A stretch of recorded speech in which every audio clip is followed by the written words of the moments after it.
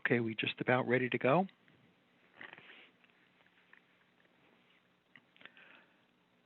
Good morning, everyone. My name is Bob Verastro, and welcome to the Aquifer Storage and Recovery Peer Panel Review Kickoff Workshop that we're having today.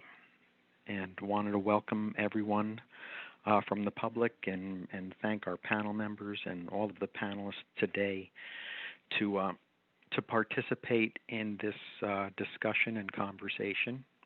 We're doing this in an effort to allow the public to participate in the development of the work that we're doing on the ASR project. This is all about the ASR program that we're actually moving forward with right now, and we certainly welcome the public to view and understand what all of the science that we're working on for the project itself.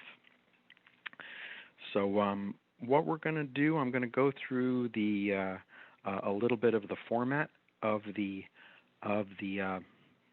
actual today's workshop, how it's going to be structured, and then we'll go into meeting the panelists and the participants that are involved in the project itself.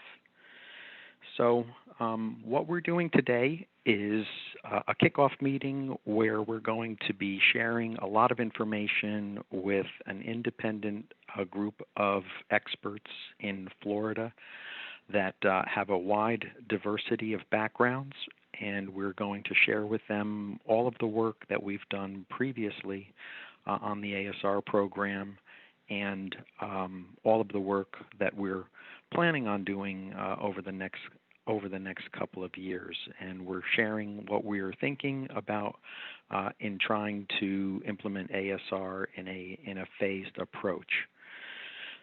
So I want to welcome everyone to the meeting, and what I thought I would do is allow the panelists a chance to introduce themselves and let everyone know who consists of our independent panel. So John, you maybe want to start off? Sure, and thank you, Bob. My name is John Arthur, and I'm the chair of the ASR peer review panel. I am a geologist working with the Florida Geological Survey, where I serve as the director and also the state geologist of Florida. The FGS is a division within the Florida Department of Environmental Protection. And I've been there about 33 years now. And today, as I mentioned to the panel earlier, it kind of feels like a reunion, because some of my, I spent a few of my years in the early 2000s working on the project development teams for the ASR component of the Everglades restoration. And our research team at the FGS did the early work on water-rock interaction in relation to ASR, and the issue of metals mobilization and how that behaves through cycle tests and changing conditions in the subsurface. And fast forward a bit, and I served on the National Academy of Sciences committee that produced the report Prospects for Managed Underground Storage of Recoverable Water. And following that, did some work with a team in Southwest Florida mapping hydrogeologic framework. And I'm fast forwarding through a lot, just pointing out relevant topics. And then spent 6 years on another, 3 consecutive committees with the academies on a review of the Edwards Act for Habitat Conservation Program. And presently I serve on the Water Science Technology Board of the National Academies. And with that, I'll turn it over to Tom Mismer. Well, I'm Tom Mismer. I'm a hydrogeologist, amongst other things. I'm probably the second oldest person here other than Sam. And I basically my current position is I'm the director of the Emerging Technologies Institute at Florida Gulf Coast University. It's a relatively new institute. I spent 35 years in the consulting world before I went to academia in 2011. and I have worked on about 20 ASR projects worldwide. I'm currently also on the Independent Science Advisory Panel for the National Water Research Institute for the Hampton Roads ASR project, which is a wastewater recharge project at a $1 billion value right now. I have published a few, articles on ASR and a book and a few other things. And, it is a reunion for me as well. I know most of the people on the panel. So with that, I think that's enough about me.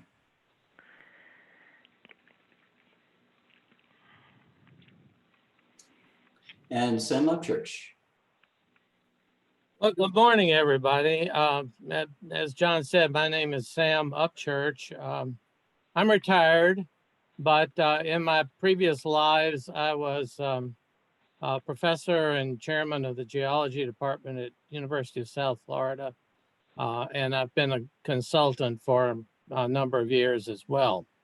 My background, I'm a geochemist and karst specialist. And I've done quite a bit of work on ASR, largely as a consultant, where I've worked on the chemistry of water, injection water and recovery water, and questions about fouling of wells and that sort of thing. I'm also an author of several books. The most recent one is a book on the karst of Florida, and looking forward to hearing all of the information that the district's going to present today. Thank you, Sam. And Reed. I have almost no geological training, so I'm hoping to learn a lot from the geologist today. I'm with the Fish and Wildlife Conservation Commission Fish and Wildlife Research Institute.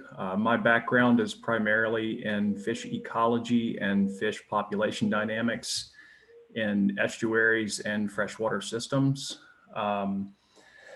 I got a master's degree in marine science from the Virginia Institute of Marine Science and have been in Florida for 16 years, working primarily on the Upper St. Johns River. Currently, I'm leading a project evaluating the phase 1 and phase 4 restoration areas of the Kissimmee River. So since I'm working on the Kissimmee River, FWRI thought I would be a good person to sit in and see if there anything we can add with respect to the impacts of these ASR wells on fish and the impact on surface waters. I guess that's about it. I look forward to learning a lot from this process. Well, thank you, Reed, and us from you as well. We need that good balance on this peer review panel. That was Reed Heil, and last but not least is searching across this list, Renee Price. Good morning, everybody. This is Renee Price. I'm a professor and former chair of the Department of Earth and Environment at Florida International University. I am a chemical hydrogeologist, and I have been conducting chemical hydrogeologic investigations in the Everglades, particularly the southern part of the Everglades, for the last 20 years. I've also conducted studies of deep well injections of wastewater in Miami-Dade County. And I was also on the National Academy's panel of their review of the Everglades Aquifer Storage and Recovery document published in 2015.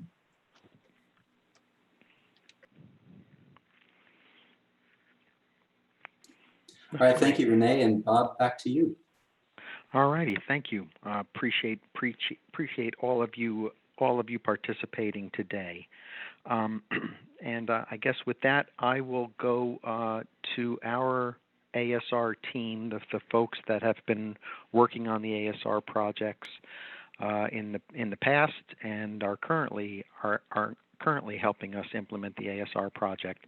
And I'm Bob Verastro, hydrogeologist. I've been with the district for 20 years, pretty much joined the district when we began this ASR program, and participated in most of the development of the program, and participated to some extent, one way or another, in all of the studies and evaluations that we've been working on for the last 20 years. So I'm kind of the last man standing in a certain sense, but I've got some continuity with trying to explain what we've done and the work that we've got going on and are coming forward. And we've got a whole great group of folks that I'd like to go around our table now and introduce the team members. So with that, Michelle, you want to start off?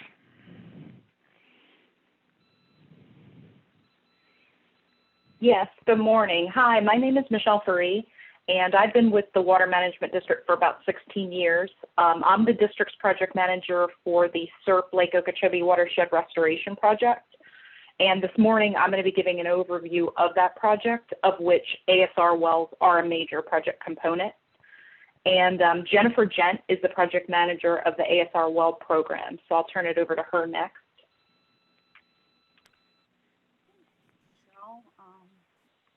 My name is Jennifer Magnus-Gent. I am a civil engineer, historically with a background in roadway construction, but about 8 years ago, I transferred over to the district to renew my passion to use my skills to help the Everglades that I grew up in. And so with that, I went into construction of a lot of the STAs and reservoirs. And for the past year, I've been drinking from a fire hose, trying to learn about ASR. My main role is to get the contracts, statement of works, and all that stuff up and running, and to manage the funds as we go out, and to try to put together my best understanding of the step approach to make sure that we are approaching everything correctly. You know, looking at the science and then taking a step back and reviewing and then moving another step forward. And I'll be going over that with you guys all tomorrow. Thank you, Michelle. Thank you, Bob. Who should we turn it over to next? Liz? Sure, I'll take over. Good morning, everyone. I'm Liz Kaneha. I am a project manager in the Everglades and Estuaries Protection Bureau at the South Florida Water Management District. And I provided assistance with the planning effort of the Lake Okeechobee Watershed Restoration Project. And I am looking forward to the ASR program we will be implementing soon. I'll turn it over to John Shaw. Thank you, Liz. Hi, this is John Shaw. I'm currently a principal hydrogeologist in the Water Supply Bureau. I spent the first 10 years of my career in the 80s at the South Florida Water Management District as a hydrogeologist, and then I went into private consulting for 25 years, where I served as a consultant to the district on some ASR projects, primarily the Hillsborough ASR pilot project, which you're going to hear about today. And then I returned to the district about 6 years ago, and I've been assisting in several of the ASR projects. So I'll turn it over to who's over next. This is Matt Alexander. I'm an engineer with the Engineering and Construction Bureau of the South Florida Water Management District. I started as a consultant with the district in 2006 during the Accelerate days, worked on STA 3.4, STA 2, STA 5.6, also in design and construction of many other features that you may be familiar with. Since 2011, I've been a full-time employee with the district, worked on many projects. I am Jennifer Gent supervisor, and I've also been working on the Lake Okeechobee watershed as part of the project development team since it was restarted. And I'm very interested to learn what the panel has to say about this project. Thank you. Over.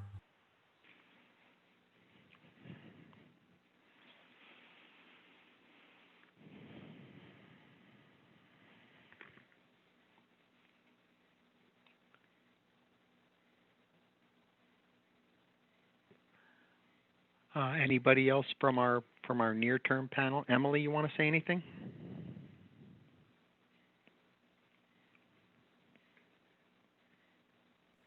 Okay, this is Emily Richardson, and I'm a hydrogeologist at the district in the Water Supply Bureau. I kind of got into ASR in the early 2000s, working on the ASR regional study, primarily in mapping the hydrostratigraphy of the Florida and in trying to understand the hydrogeology of the Florida aquifer system and how that works. And I'm going to be helping out with this project in the early stages as the ASR folks are getting their exploratory wells going. And I'm also the district's hydrogeologic data steward. So I'll be helping and advising in archival of the hydrogeologic data that comes in from this project.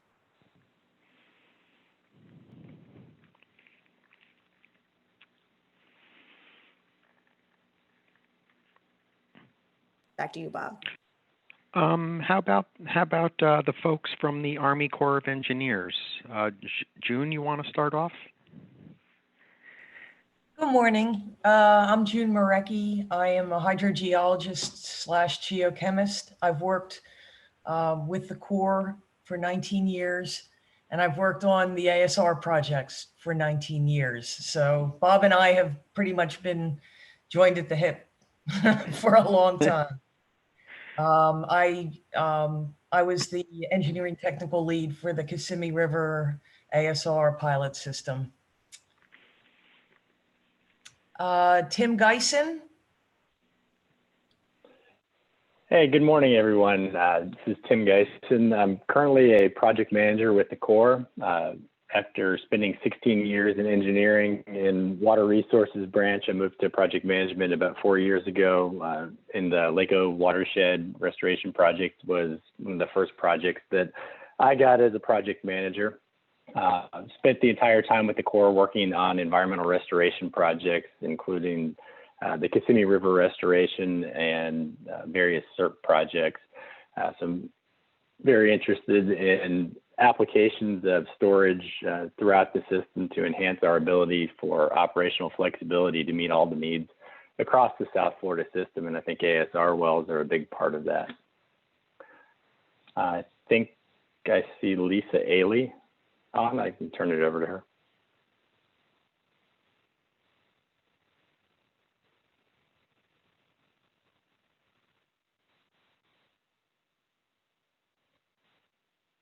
Or maybe not.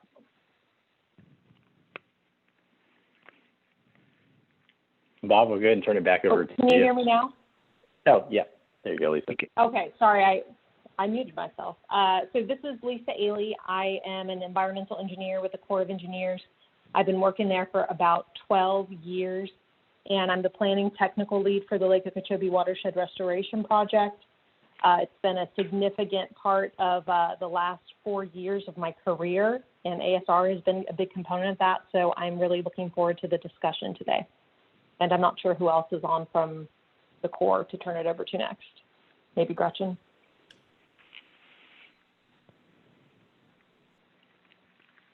I don't see anyone else on from the Corps. Robert Carroll is on.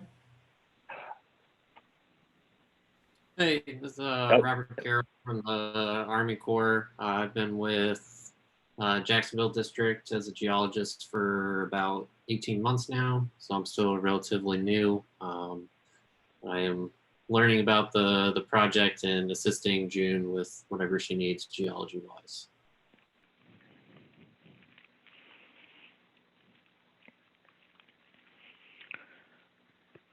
Okay, anybody else from the district or the Corps that we haven't heard from yet wants to introduce themselves? One of our other participants that we have that's going to be making a presentation later today is Dr. John Lyle with the USGS. John, do you want to introduce yourself? Sure, thanks, Bob. I'm John Lyle. I'm a microbial ecologist with the U.S. Geological Survey out of St. Petersburg, Florida. Since about 2014, I've worked with Bob in the South Florida Water Management District and June on different microbially related ASR concepts. We've worked at looking at biogeochemical processes in the subsurface that affect groundwater geochemistry at different wells in the upper Florida and APPZ.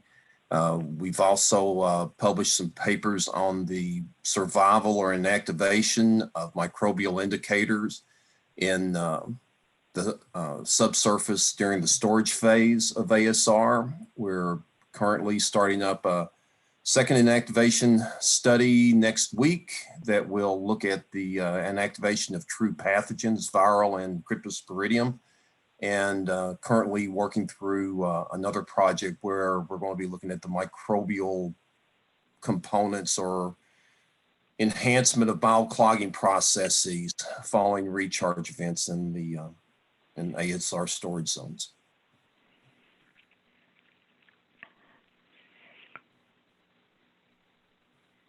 Thanks, John. Good to have you.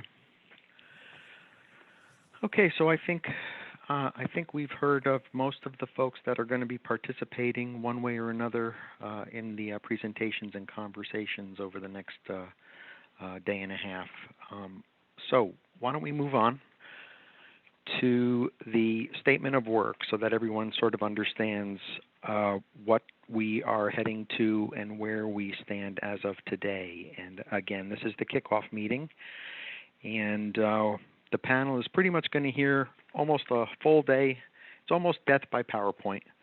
A lot of the work that we've done to date on the ASR program and what we're planning on doing over the next couple of years.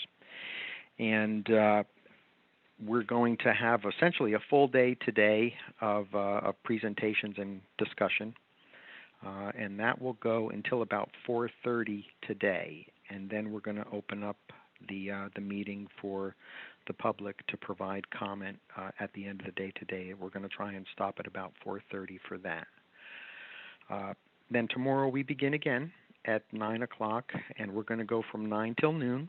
And then there will also be a public comment period at the end of the presentations and conversation tomorrow.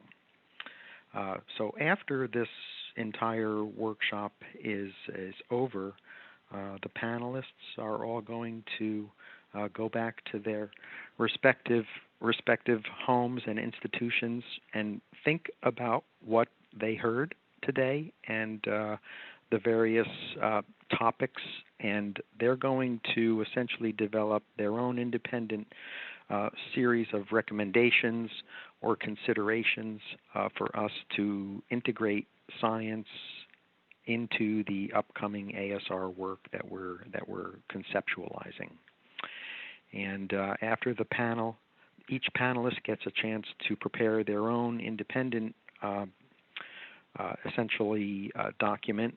They're going to be forwarded to Dr. John Arthur to consolidate and reconcile their comments and then create essentially a unified series of recommendations and considerations and input for us to then use as to develop a science plan for this new ASR program.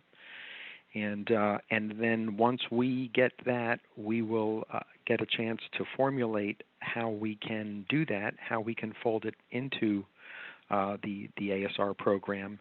And then we'll have another workshop at the end of this process where we can present to the panel what our game plan is for folding their comments and considerations and recommendations into the ASR implementation plan.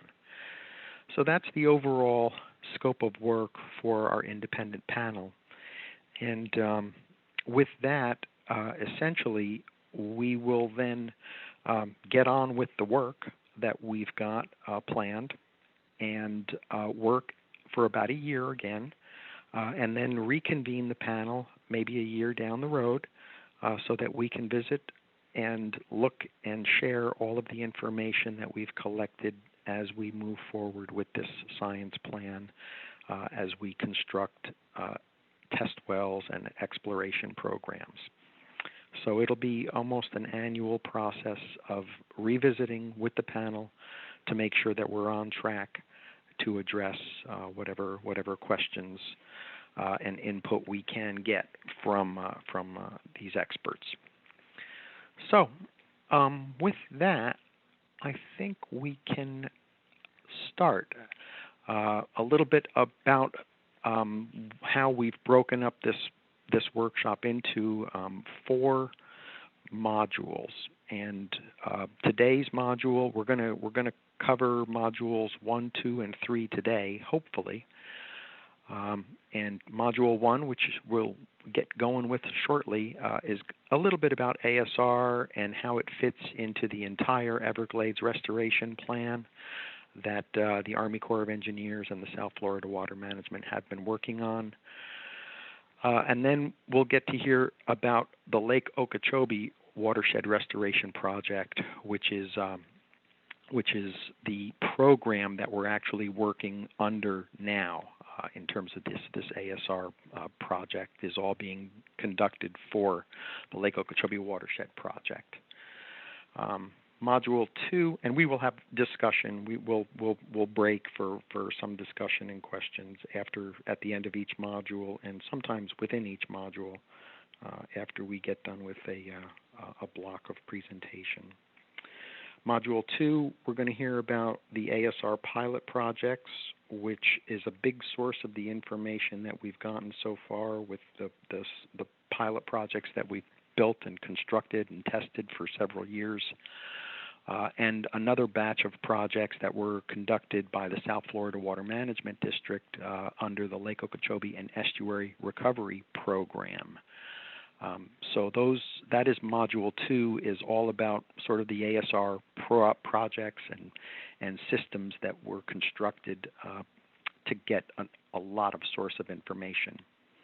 Then Module 3, which will be the afternoon of today, we'll be talking about the ASR regional study and all of the various scientific studies that were conducted to be able to support the idea of regional implementation of ASR throughout South Florida that was envisioned by or within the Everglades Restoration Program.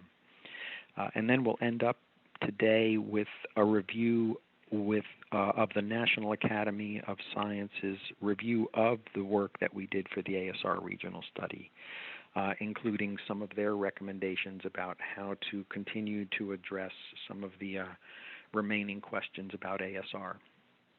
So hopefully today we'll get through modules 1, 2, and 3. And then tomorrow we will present the plan that we have for implementing ASR over the next couple of years. Our various studies and engineering work that we've got coming up, and perhaps a way that we can integrate some of the panel's recommendations into that upcoming work. And like I said, at the end of each day, there will be a chance for the public to provide some comments. So that's the overall game plan for today. And with that, I'm going to start off with talking about the entirety of the Everglades Restoration Program, and we call it the Comprehensive Everglades Restoration Plan, or CERP.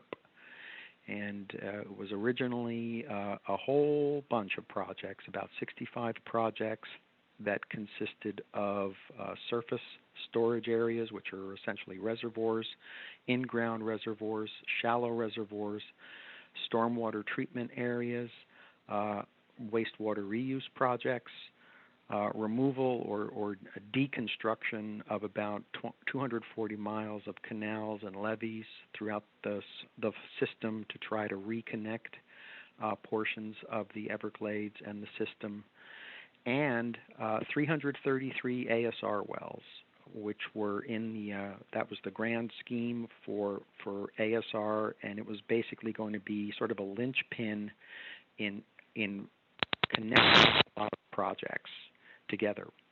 And all of this was included in the Yellow Book, which is the 1999 or series of multiple volumes of work published in 1999 by the Army Corps and the South Florida Water Management District. And within the Yellow Book, they did authorize pilot projects for ASR to essentially give us authorization to proceed with constructing and testing ASR as a concept, because it was such a large component of the entire Everglades restoration plan. So ASR in CERP.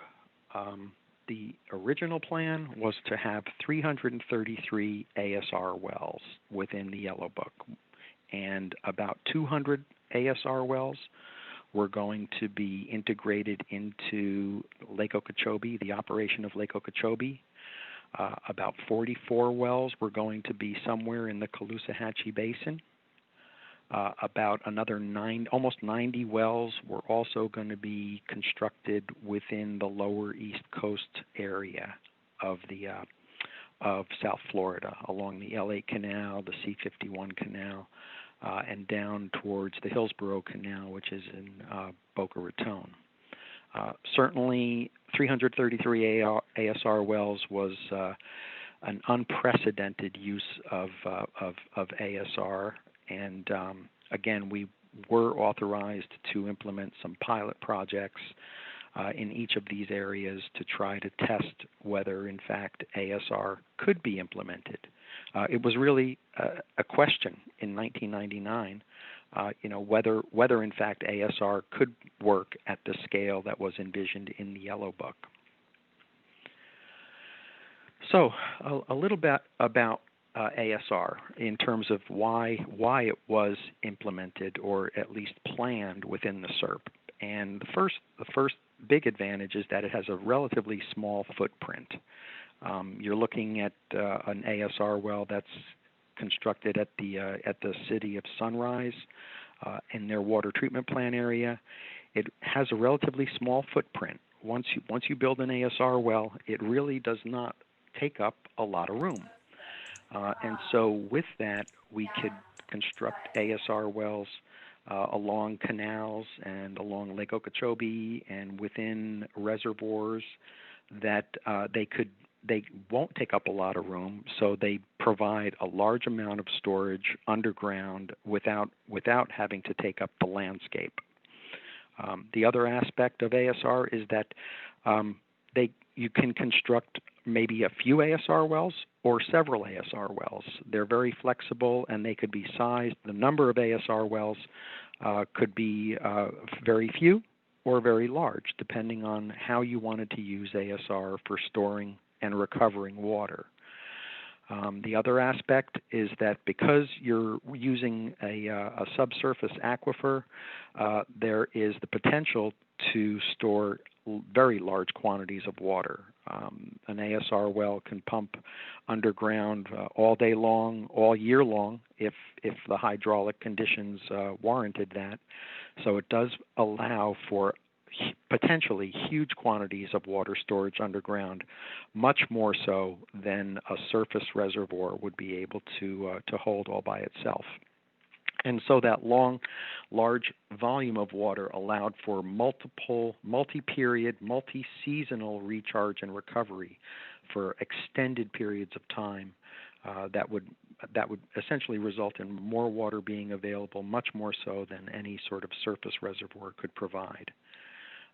But at the same time, the ASR wells can be integrated into reservoirs so that they actually make reservoirs work better, in the sense that once a reservoir becomes filled up with water, it really does have a finite quantity of water that a reservoir per se can hold, whereas an ASR well integrated with the reservoir allows for continued storage of water, retainage of water, that would otherwise have to be bypassed by the reservoir.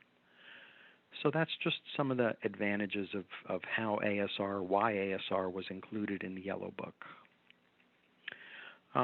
But there are also some disadvantages to ASR, and that's maybe some of the topics that we're going to talk about today.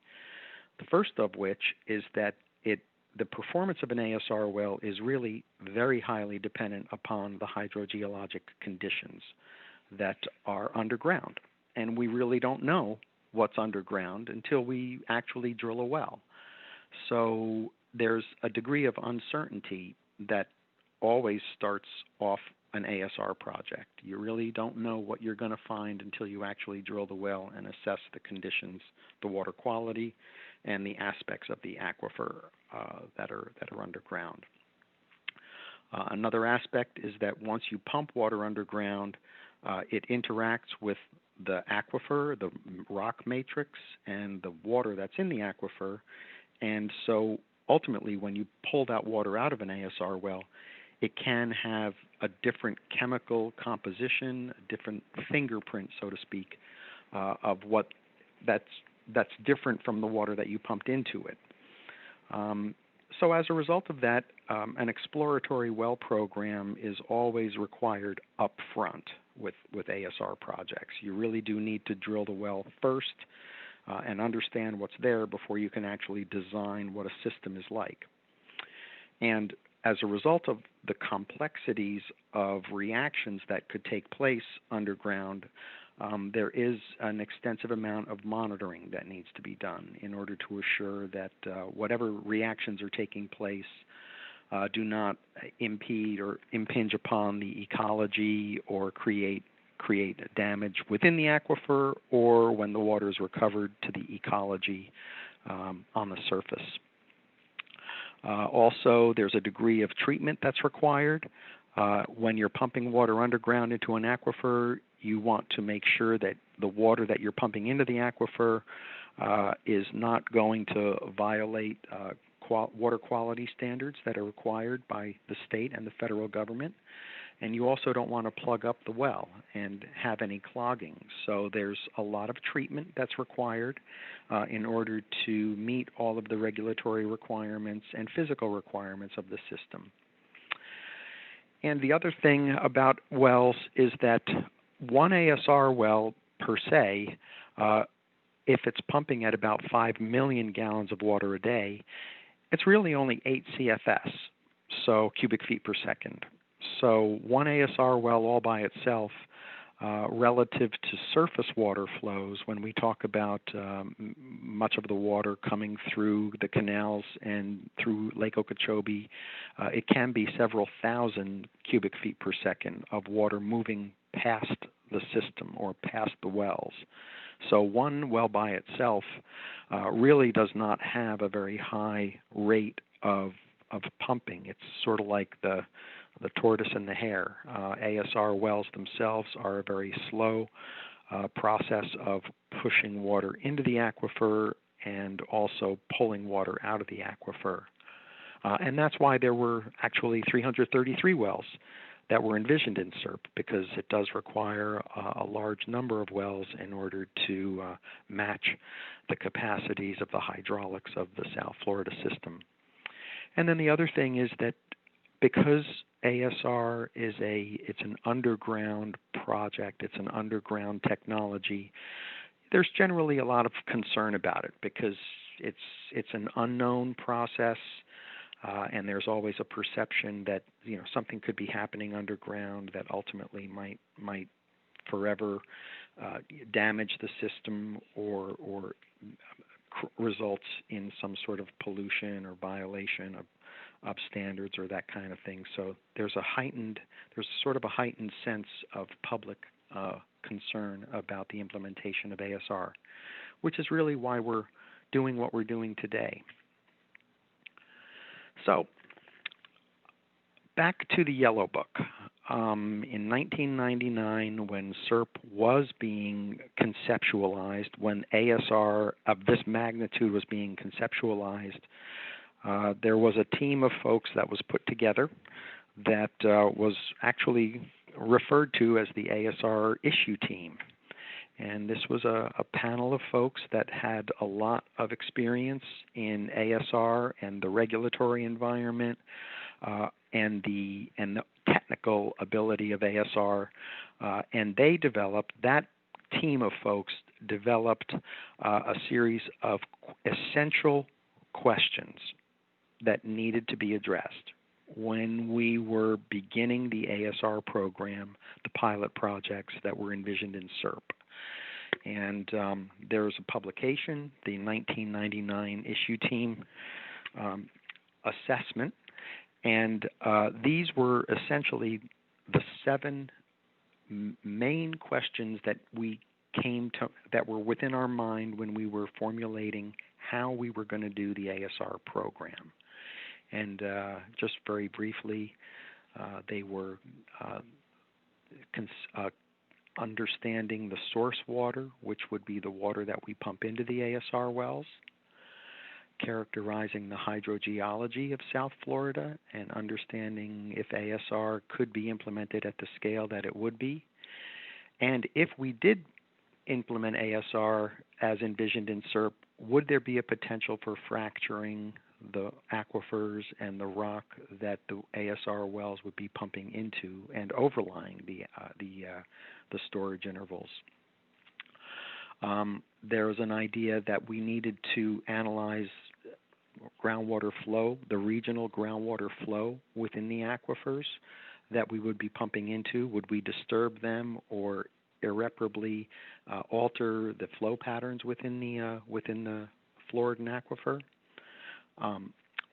We should look at water quality changes within storage during actual recharge, storage, and recovery. At the time and even currently, there's always a question about whether mercury methylation could occur within the Everglades. Would the use of ASR exacerbate any potential for mercury accumulation within the environment?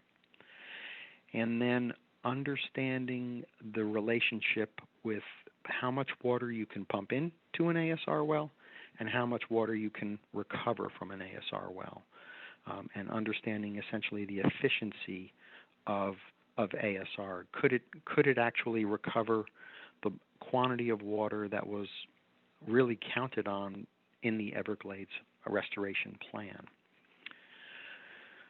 So, charged with those questions, what the Army Corps and the South Florida Water Management District team did was formulate the ASR pilot projects.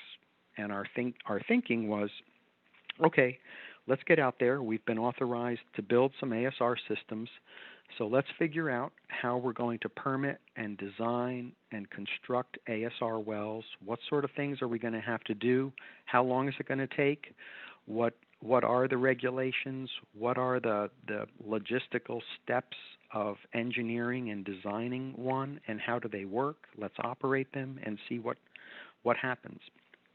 So that was our first development of the plans, were for ASR pilot projects, and we were going to evaluate the per well capacity to see if we could actually build wells that were on the order of 5 million gallons of water a day, take a look at all the geochemical reactions that could take place, understand the recovery of the water, calculate the efficiency of the wells, figure out some of the treatment processes that would need to take place in order to meet the regulatory requirements and not clog the wells, and to create monitor systems that would be able to assess what the local impacts of those wells would be, either near the wells or farther away from the wells. And all of this information would be collected to essentially try to formulate a regional idea of implementing the CERP projects. And so our first step was to go out and construct some exploratory wells at each of the areas where the CERP envisioned ASR to be implemented. And because there were so many wells that were envisioned originally around Lake Okeechobee, we constructed wells at the Kissimmee River right before it enters Lake Okeechobee, at Port Mayaca, which is on the east side of Lake Okeechobee, and at Moorhaven on the west side of Lake Okeechobee. We also constructed an exploratory well at the Berry Grove site, which is now the C-43 reservoir site. And we actually found out that when we constructed that exploratory well, the Floridan aquifer was not favorable for ASR, which is a really good reason why you build an exploratory well first, because you do want to assess what the hydrogeology is like before you go much further into implementing an ASR program. And we ultimately, we did construct an exploratory well at the Hillsborough site. Now, the reason that these two locations, Kissimmee ASR and the Hillsborough ASR, were built was that ultimately, after the exploratory well was constructed, we did figure out that we could actually build pilot systems there. So we succeeded in ultimately constructing a ASR pilot system at the Hillsborough site, which is along the Hillsborough Canal in western Boca Raton. And we also constructed a pilot system along the Kissimmee River. We call this the Kissimmee River ASR pilot project. So we started moving forward with implementing the ASR pilot program with building exploratory wells and then formulating plans to actually construct actual pilot operational systems at two locations. Now, while we were implementing those plans, the first thing that we did was publish a pilot project plan, a PMP, project implementation plan, and we allowed, we actually shared that with the National Academy of Sciences and the National Research Council, and they published a review of the plan that we had for our ASR pilot projects. And as a result of their review, what was suggested at the time is that the pilot projects are a great idea, but you need to actually go out and take a look at a system-wide approach. You need to really understand if you implement 333 ASR wells, what will be the impact on the South Florida aquifers and the ecology. And as a result of this review by the National Academy, we actually developed the ASR regional study. And we developed that document, that plan, to address those regional questions. And we shared that plan with the National Academy of Sciences. And then the Academy reviewed our regional study plan, and they thought it was all good idea. No question about it. There was a need for more region-wide analysis, and in addition to that, they definitely recommended more of a focus or an enhanced focus on the ecological ramifications of ASR implementation.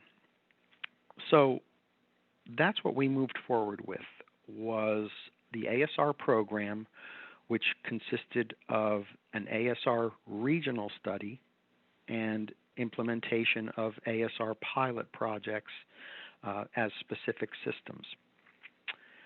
Now, this is essentially how we wound up splitting out what each of the questions from the National Academy and from the 1999 issue team recommendations were to sort of split up how we were going to take a look at each of these questions. And for source water quality characterization, we were going to have certainly the ASR pilot projects would look at that, but we would also look throughout South Florida regionally as to what the source waters were that would be available for ASR. For regional hydrology, or hydrogeology, we implemented a massive effort to characterize the hydrogeology of the Floridan aquifer system throughout South Florida. For critical pressures for rock fracturing, we did an entire series of studies on the potential for fracturing rock, looking at the regional implementation of ASR. For changes in head and flow patterns within the Floridan aquifer, we built a large regional groundwater model that was a part of the ASR regional study.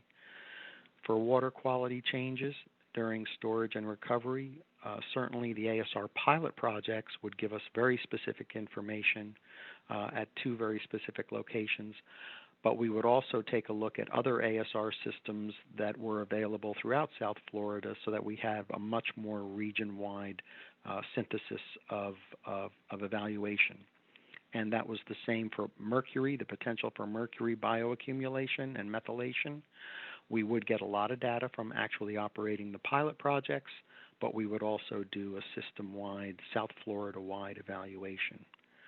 Looking at the storage interval, recovery efficiencies, and volumes, certainly the pilot projects would give us a lot of detailed information site-specifically, but we would also do an evaluation of the potential for ASR implemented throughout South Florida and what that could mean.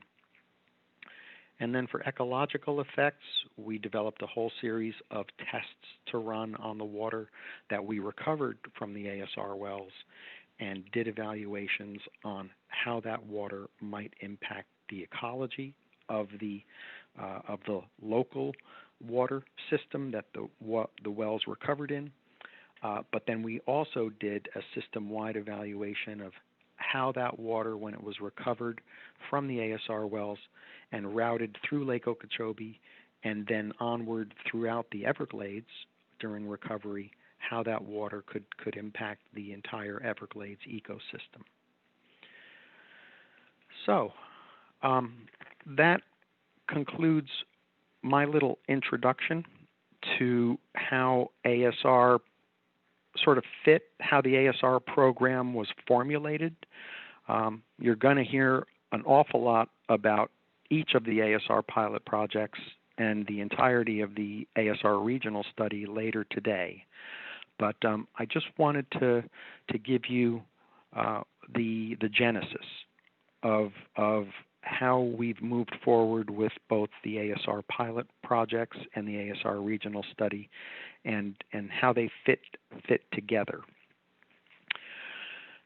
So with that, I'm going to turn the mic over to Michelle because she's going to give you a little bit of the background of the Lake Okeechobee and restoration project and how ASR fits in with this component of the Everglades restoration program. So, Michelle? Thank you, Bob. Good morning, everybody. Again, I'm the district's project manager for the CERP Lake Okeechobee Watershed Restoration Project. So the slides that follow are going to be an overview of that project. And just a reminder, as Bob mentioned in the beginning, in the final module of this workshop, we're going to be giving a detailed overview of the ASR well program as part of the Lake Okeechobee Watershed Restoration Project. So stay tuned for that presentation tomorrow morning. Okay, next slide, please, Bob. So as Bob had showed in his CERP overview slide, CERP includes storage features to the north, south, east, and west of Lake Okeechobee. And the focus of the Lake Okeechobee Watershed Restoration Project is focused on storage north of the lake in order to support the health of the lake as well as the Caloosahatchee and the St. Lucie estuaries. And it was envisioned in CERP that the storage features within the Lake Okeechobee Watershed Restoration Project would be connected to the lake or interacting with the lake, and they would work with other CERP projects, CERP and foundation projects, such as the Kissimmee River Restoration Project. So this slide shows the planning area for the project, where we looked at citing project features. The planning area is about 920,000 acres, and it includes 4 major drainage basins. Fish Eating Creek, which, Bob, I don't know if you're able to move your mouse. Fish Eating Creek is in tan. Indian Prairie is in light green. Taylor Creek Nub and Slough is shown in pink. And it also includes portions of the lower Kissimmee, S65D, which is the darker green, and then S65E, which is yellow.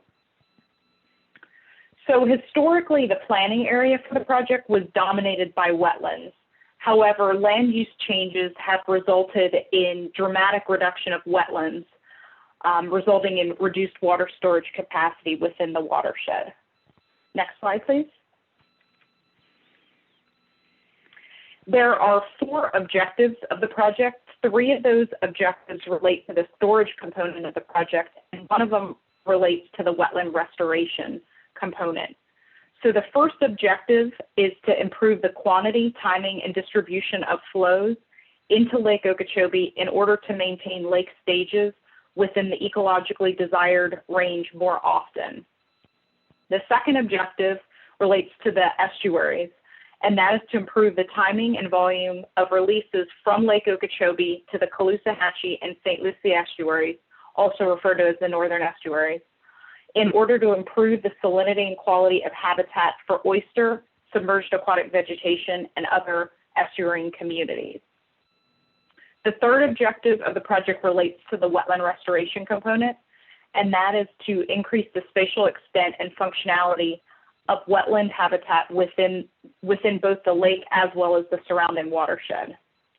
And then finally, the fourth objective is to increase the availability of water supply to existing legal users of Lake Okeechobee.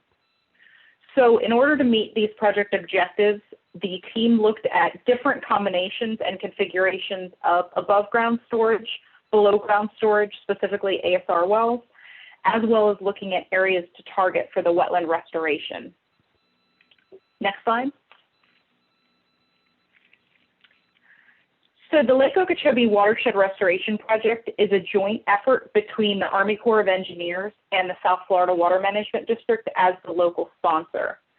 And this is the second planning effort for the project. The original planning effort, which began in the early 2000s, resulted in selection of a tentatively selected plan in February 2007.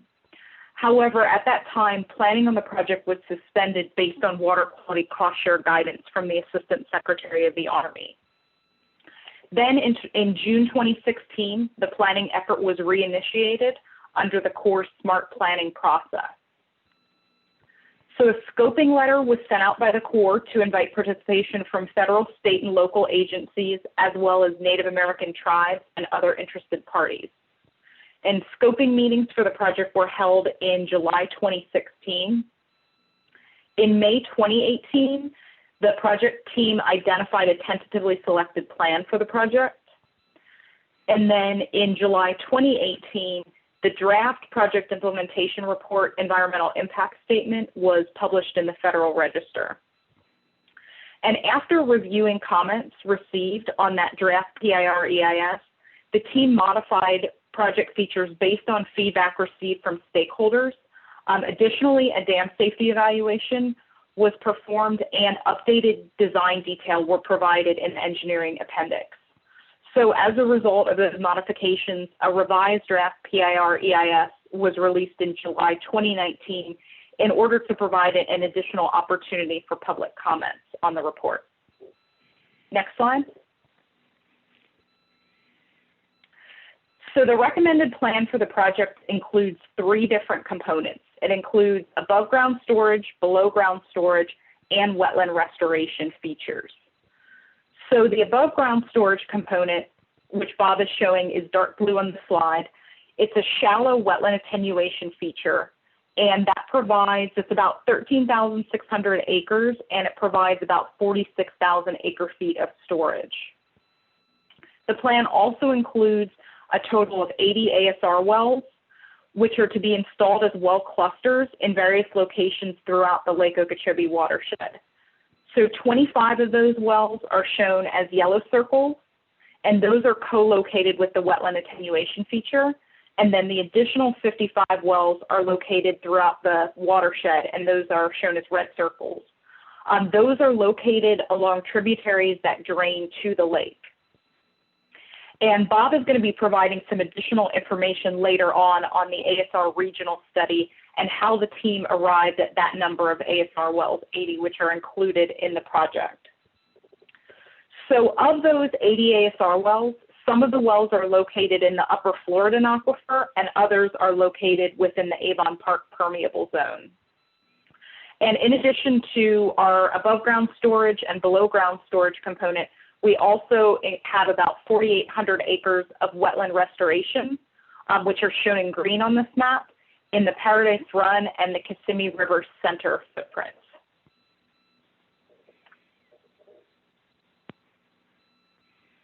Okay, next slide, please. So the purpose of the ASR wells within the Lake Okeechobee Watershed Restoration Project is to capture water during the wet season that would otherwise enter Lake Okeechobee and store it below ground in order to access it during dry periods. As Bob mentioned earlier, one of the big advantages of ASR is that they don't require land acquisition, and we're able to site them on district-owned lands or right-of-ways. So the ASR wells are sited along the lake, as you saw in the last slide, and they also have the ability to pull water from the lake. ASR wells are able to store water underground in order to help manage high lake levels, which are harmful to the ecology of the lake and can lead to releases to the Caloosahatchee and the St. Lucie estuaries. So the water stored in the ASR wells can be recovered to the lake during dry times in order to keep the lake within the ecologically preferred stage ranges. Also, ASR wells can provide fresh water to the estuaries during dry periods, and they can improve water supply reliability to existing Lake Okeechobee water users. Next slide, please. So in 2019, the Florida legislature distributed $50 million to the district for the design, engineering, and construction of specific project components designed to achieve the greatest reduction in harmful discharges to the Caloosahatchee and the St. Lucie estuaries. In addition, the district was directed to execute a pre-project partnership agreement with the Army Corps in order to preserve credit for any work completed on the project prior to authorization of the project and execution of a project partnership agreement. An additional $50 million will be provided in fiscal year 2020 to 2021. So the district and the Army Corps decided to move forward with the watershed ASR well component of that project. So as we move forward with design and construction of the ASR wells, there are remaining questions, like Bob had mentioned, regarding regional implementation of ASR. The National Research Council review of the ASR program is going to be discussed in detail in a later presentation. However, we convened the peer review panel in order to review aspects of the ASR program and to provide recommendations to the team in order to address those comments as we move forward in a phased approach with well construction. So there are a few remaining milestones within the CERP process. The first is to publish the final PIR EIS in the Federal Register.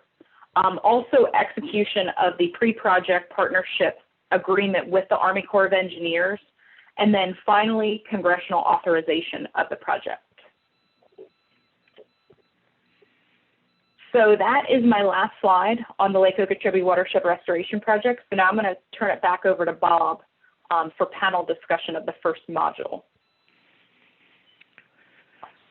Okay, so that actually, what you've seen now is what we've called Module 1, and now you sort of understand how ASR was developed and formulated within the CERP program, and then how ASR has been integrated into the Lake Okeechobee Watershed Restoration Project, and then how we got state appropriation for us to actually jumpstart the ASR program sort of ahead of the CERP process. So we've got we are now moving forward with state funding. First we got $50 million, and then we've gotten an additional $50 million committed to coming towards this program next year. And very clearly the direction is to go out and try to construct ASR systems to get some quick relief to the quality of water in Lake Okeechobee and to better manage the lake and to reduce estuary discharges if possible. So that's the direction we've been giving from the state legislature. So that is what we're moving forward with now, which is an aggressive, accelerated plan. And that was really essentially why we wanted to have the panel get involved in helping us do the science as we move forward with this accelerated plan for ASR. So with that, it's about 10 o'clock, and we're right on schedule for now. Did the panel want to ask us any questions or have any questions at this point? Yeah, Bob, this is Sam Upchurch. The National Academy Review and a number of other papers that you all provided to us talk about the issues with scaling up from the pilot projects to a fully implemented program. And I was just curious as to what were the considerations for scaling to the fully implemented program at this point. Where are you now in terms of looking at scaling up, as well as the ability to scale up, as well as the ecological and hydrological effects and so on of the program? Well, that's actually a great question, Sam. And all of that scaling factor is all part of the ASR regional discussion that we're going to have this afternoon.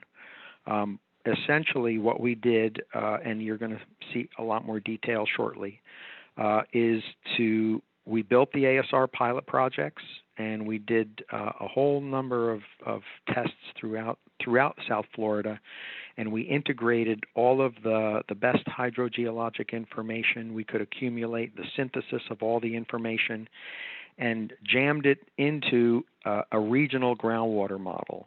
And the regional groundwater model assisted us in figuring out exactly how many wells could be implemented physically without damaging the aquifers, and to be able to not impact nearby users, to not create saltwater intrusion or upconing.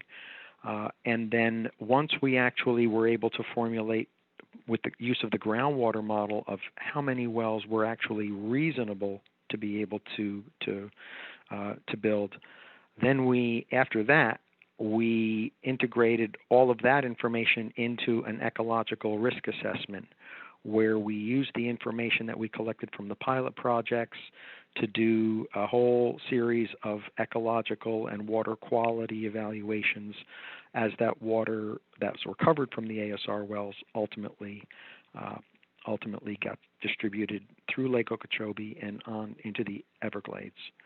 But all of that scaling factor is all part of the ASR regional study that is going to be shared with you this afternoon. Thank you. I knew I was providing you with a segue. That's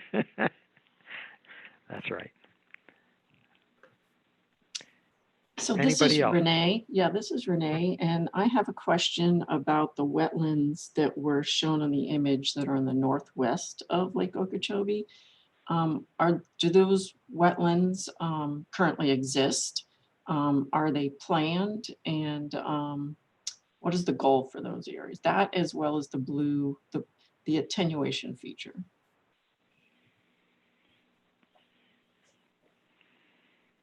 Michelle or Tim or Lisa?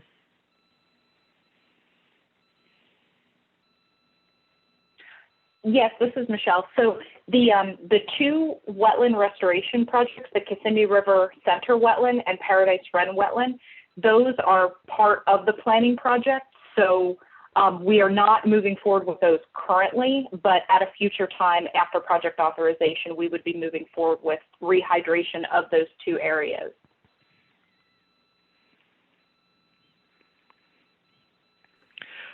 I can say that this large green feature right here is part of the area that we call the Paradise Run feature, which is essentially the former floodplain of the Kissimmee River as it flowed into Lake Okeechobee. And what that does consist of now is a series of natural oxbows and braided river channels. They are all abandoned, but it's essentially an area that's very, very lightly used right now, and it is former floodplain area. So it is, and mixed with wetlands also. In fact, this area is also a former wetland area that has become somewhat impacted, but there is the plan for rehydrating it with systems that will allow that the former wetlands to be able to be reactivated and regenerated. Renee, your question about this feature here, this is what we call a wetland attenuation feature. I think right now it's essentially a shallow impoundment of water. I think it's got an average depth of something on the order of 4 feet of water would be contained within that wetland attenuation feature. And it's a water storage feature, but it's relatively shallow. I think maximum depth would be something like 4 feet. If any of the engineers are listening in, they can correct me. But it does integrate the existing topography that's there. It's not going to be flattened per se. The entire landscape is going to remain there, but it will be impounded by a series of levees that surround the system. Thank you. It's Sam again. The 2 restoration areas, the wetland restoration areas that you have in green there, are you restoring the river channel in those, or are they off channel? I know upstream from the Kissimmee River center wetland, at any rate, the river is being actively restored to include the oxbows and so on. Right. This area, I can answer that, team, if you want me to. These are definitely off channel. Those green areas are south of where the actual Kissimmee River restoration project is taking place.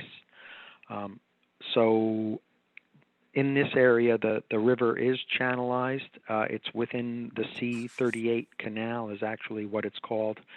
And these are wetland features where there will be active pump stations that are pump water from the channel into the wetland restoration feature itself to rehydrate it. But to be direct, Sam, that they are off channel. They are off channel restoration areas.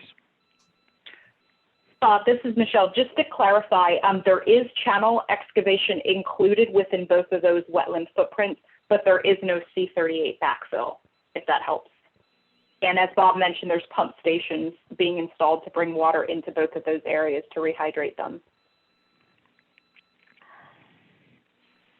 Yeah, that's great. Could those areas be used as water to store the recovered ASR water temporarily for testing before being released into Lake Okeechobee? That's a great question. You're going to see, actually later this morning, you're going to see the ASR project that we're envisioning to take place in this cluster right here is going to be a series of ASR wells that are going to be able to take water off channel. And if we want to, we can recover water back to the channel itself so that it can go into Lake Okeechobee. But we also have the potential to be able to actually have the water recovered to go to flow through the system. those are still design elements that we're going to get to, Renee. But you're going to see a little bit of the of that Paradise Run area and what we're looking at doing for ASR in that former floodplain area. Bob, this is Tom Missimer. I have a question. In the scale-up, process, has the district and the Corps considered trying to enter the parts of the upper Florida aquifer designated for ASR into the designated aquifer program of BPA, which takes it out from the USDW and creates the ability to create water quality standards independent of that program, thereby providing some regulatory relief for in-aquifer chemical reactions? That's a great question, Tom. We have not, frankly, looked into that aquifer designation yet. We still want to, I think, construct some of the very first clusters of wells in each of those areas so that we can really have an understanding of how big those well clusters can be. So what we've got planned right now is that we would like to do some exploratory wells here to understand how large an ASR cluster can be here. We've got a plan to construct some exploratory wells here to understand how big this cluster could be. And by the way, these circles are very conceptual. As we were saying with the unknown aspects of hydrogeology, we really don't know how many wells we can construct in any one cluster. So once we get a chance to actually build the exploratory wells in each of these locations, then we will be able to formulate exactly how large an impact the actual wells can be pumped into the aquifer, and how it might fit into designating the aquifer as a for the specific purpose. But we have not initiated that conversation yet with the regulatory agencies.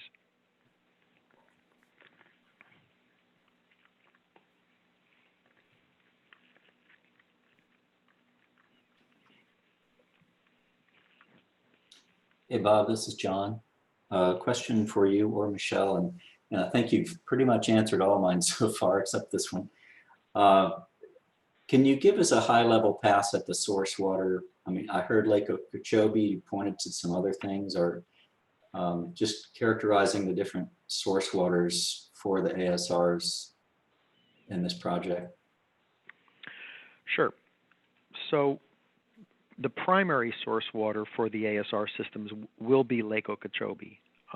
What we are trying to do is make sure that we can pull water from Lake Okeechobee and also recover water to Lake Okeechobee.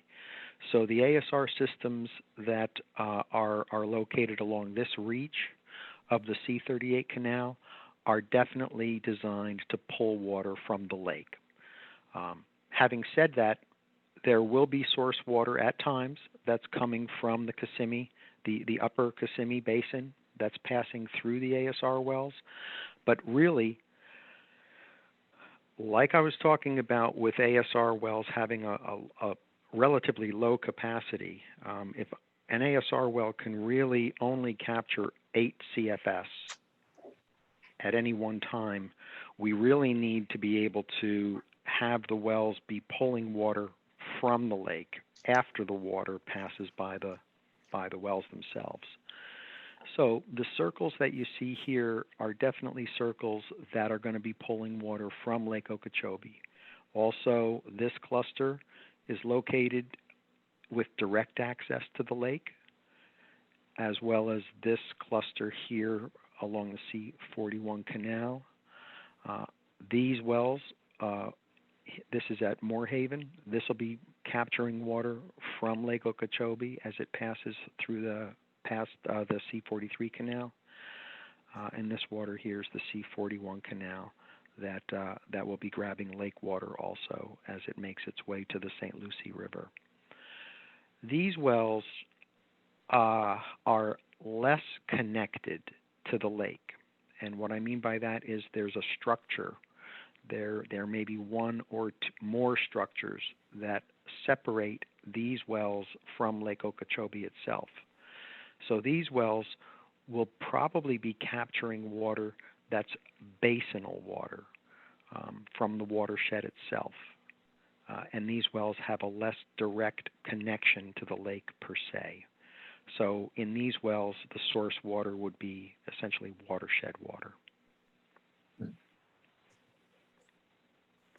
Okay, thanks, Bob. Mm-hmm.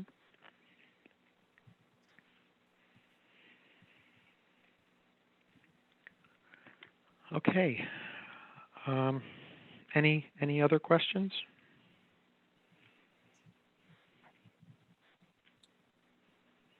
Yeah, one more, right. Bob. Sure. And I may be getting ahead since I know there's another presentation on this later, but in terms of source water and just thinking about the other mechanisms for putting that into the ground, there's wetland pretreatment, there's bank filtration. Are those on the menu at this point for some of these sites? Absolutely. Yeah, and you will be hearing a little bit more about that. We are undergoing design evaluations right now about treatment processes that may be available to us. We have looked at bank filtration at one of the projects at an ASR system that we built with the Seminole tribe here at the C41 canal. The issue with bank filtration, at least in the area proximal to Lake Okeechobee, is that the sediments within the surficial aquifer system, they're muddy. They have a low permeability. It's the watershed that has a lot of silt and clays within the surficial sediments. So when we have done geotechnical evaluations of the surficial sediments to try to evaluate bank filtration, what we've found is that because of the low permeability of the near lake sediments, we really have a hard time getting a lot of flow volume through the bank filtration process. We're certainly open to it. We'd love to be able to integrate wetland treatment, stormwater treatment kind of processes to each one of these things, but it is available. Because we do have wetlands in this area of the C38 canal, but a lot of these other locations, we would be constructing ASR wells along a right-of-way of a canal that doesn't really have a lot of available land to be able to spread the water out for surface water treatment. Thanks.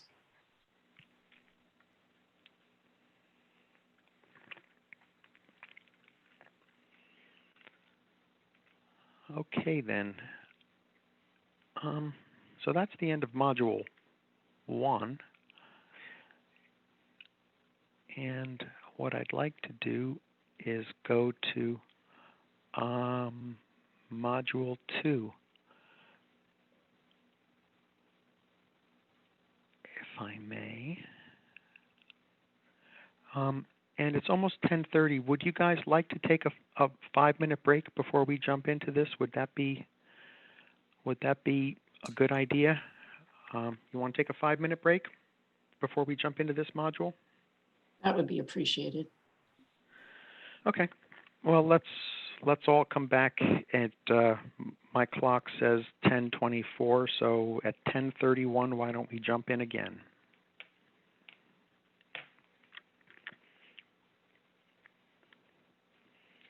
So let's take a break now, and I'll talk to you in 5 minutes.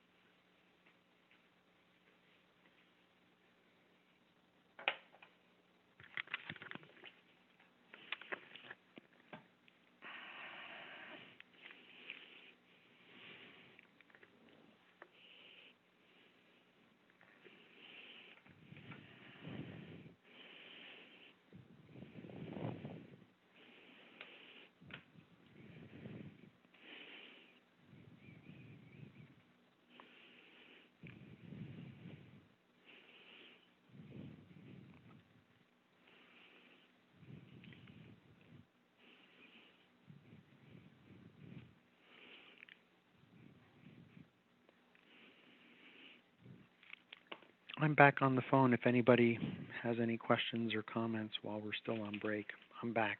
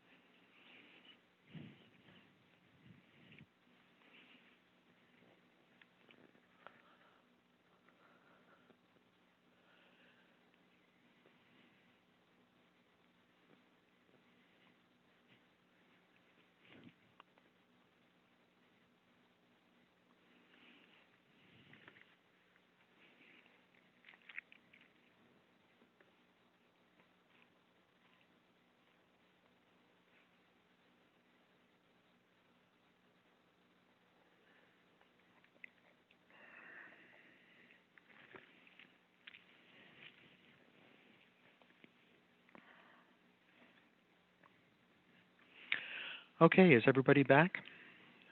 Want to dig in again?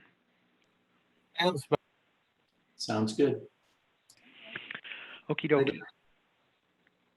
So what we're going to dig into now is really a little bit more detail on the actual ASR systems that we've constructed, the pilot projects as a result of the CERP ASR program, and also some of the other ASR projects that the South Florida Water Management has implemented as part of the Lake Okeechobee and Estuary Recovery Program.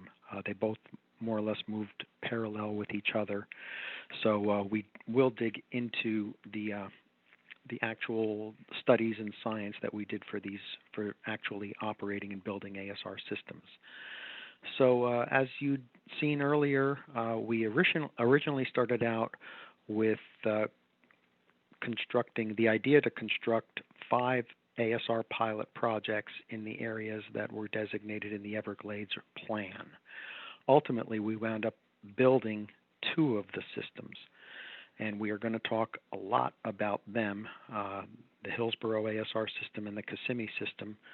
But what I do want to mention, since this project, the Lake Okeechobee Watershed Restoration Project, is focused primarily on the area of Lake Okeechobee, we're really going to emphasize the work that we've done proximal to the lake.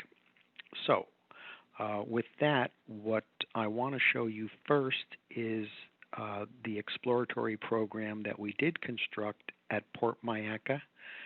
Then I'm going to jump over to Moorhaven and just give you a little bit of a glimpse as to what the exploratory programs found at these 2 locations. And the exploratory programs, of course, are for us to assess the local site geology and stratigraphy of the Floridan aquifer primarily, and to assess the attributes of the storage zone in terms of the degree of confinement that overlie and underline the storage intervals, the transmissivity of the storage intervals, storage coefficient, leakance, lithology of the storage intervals, and the actual testing of whether wells could be pumped at a relatively high rate.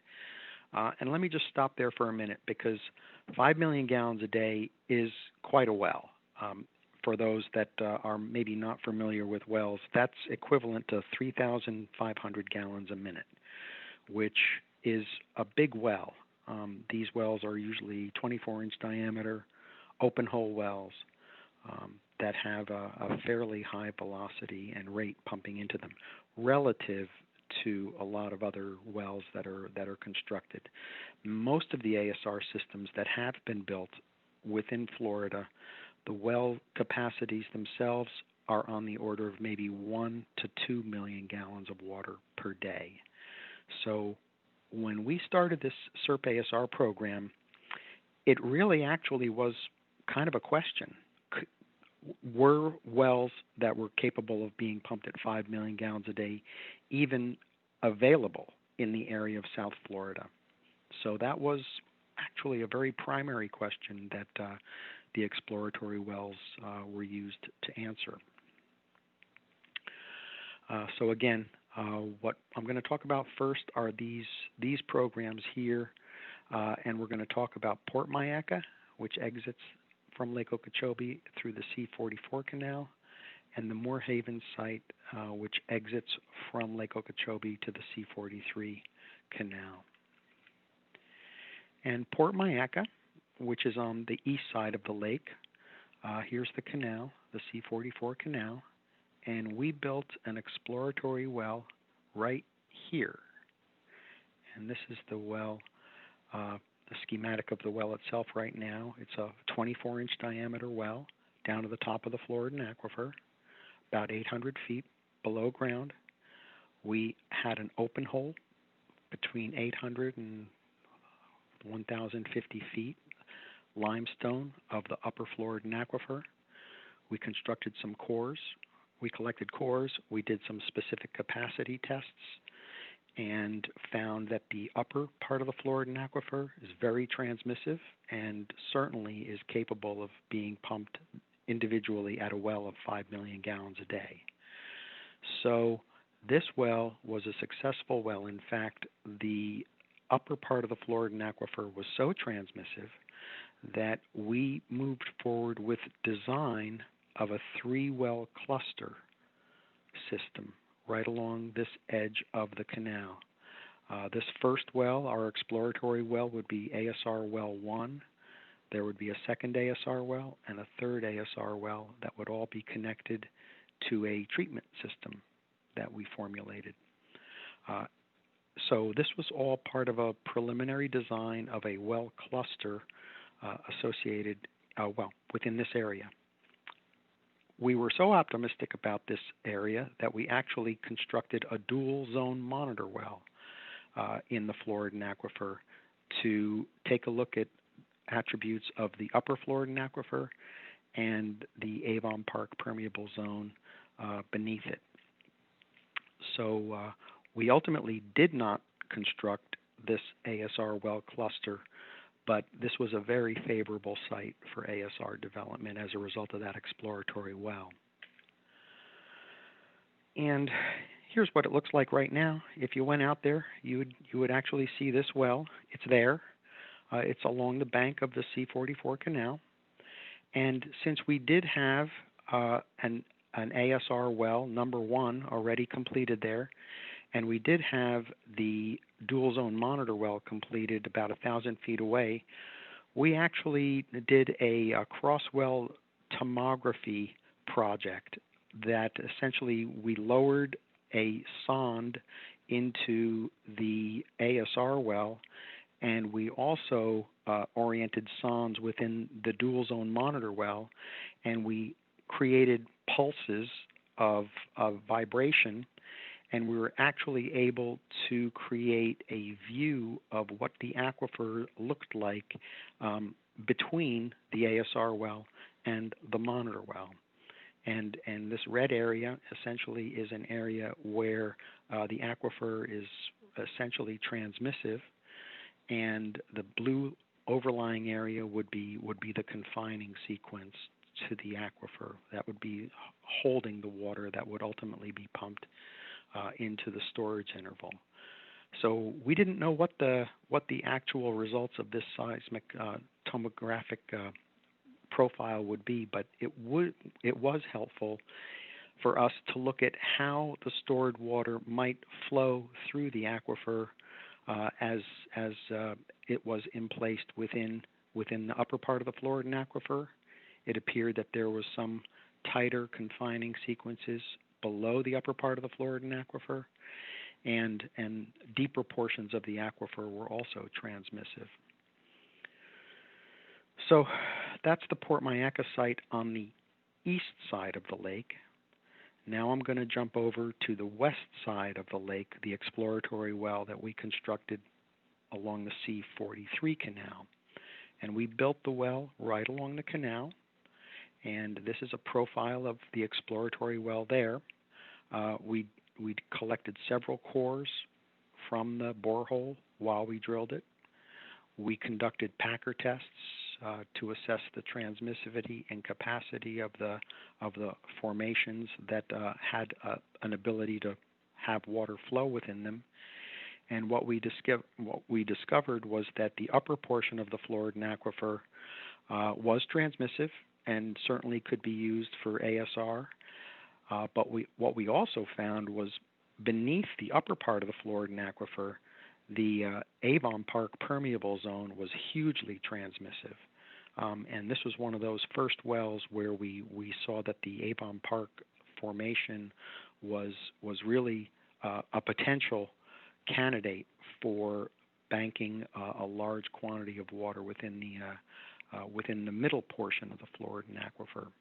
So this test on the west side of the lake was also a very successful test, confirming that on both sides of the lake, we've basically been able to bracket that the upper part of the Floridan aquifer is available for ASR, and the Avon Park permeable zone is certainly a good-looking target for this location. And this is what that well looks like right now.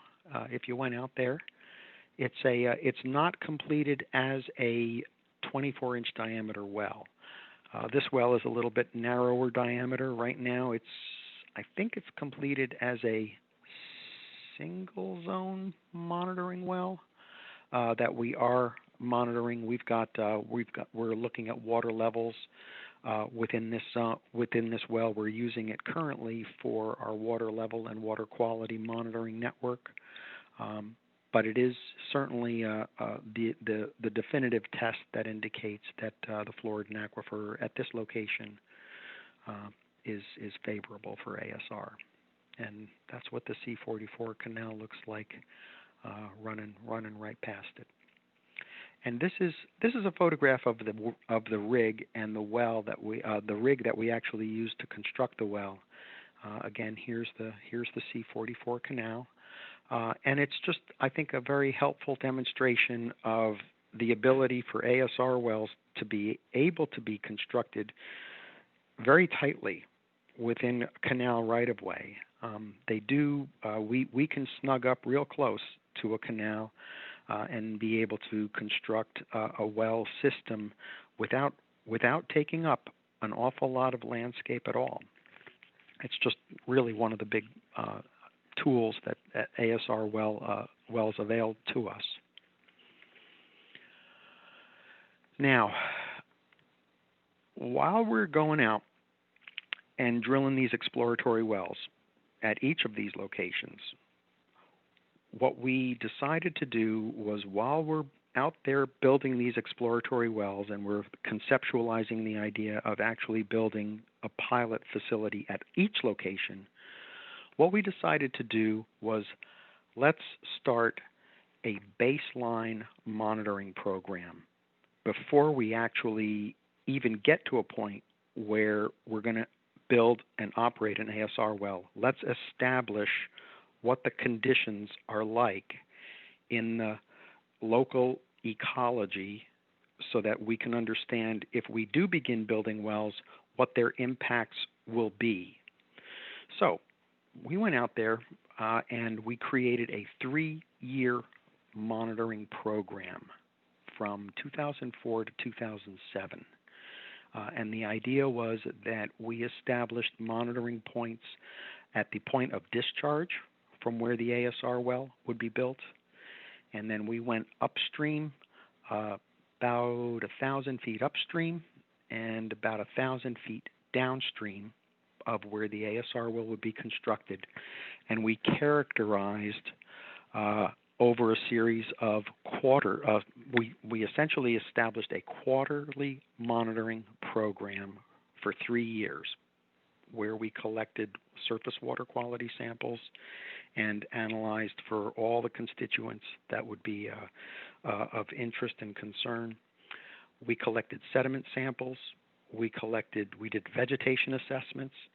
We collected microinvertebrate samples, fish community profiling and reproduction.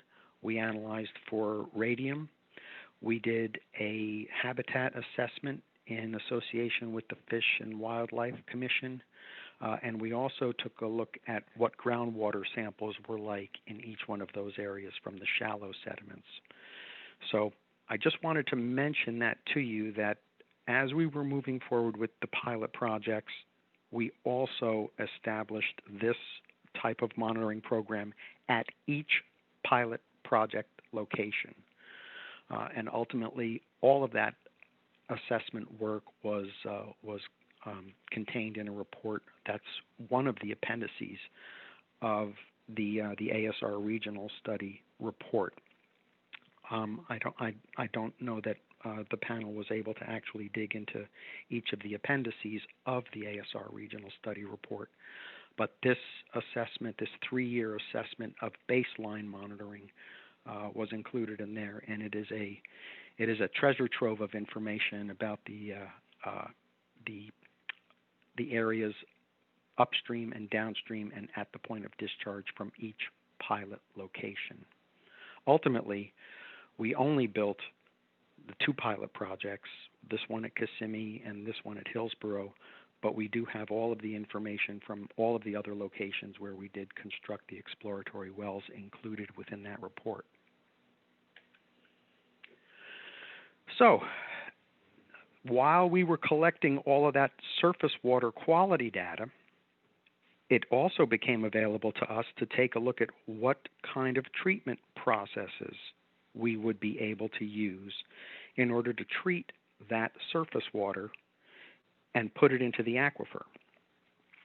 So we wound up creating an assessment, a water quality treatment design study, where we looked at a whole series of different processes that might be available to us to treat the water.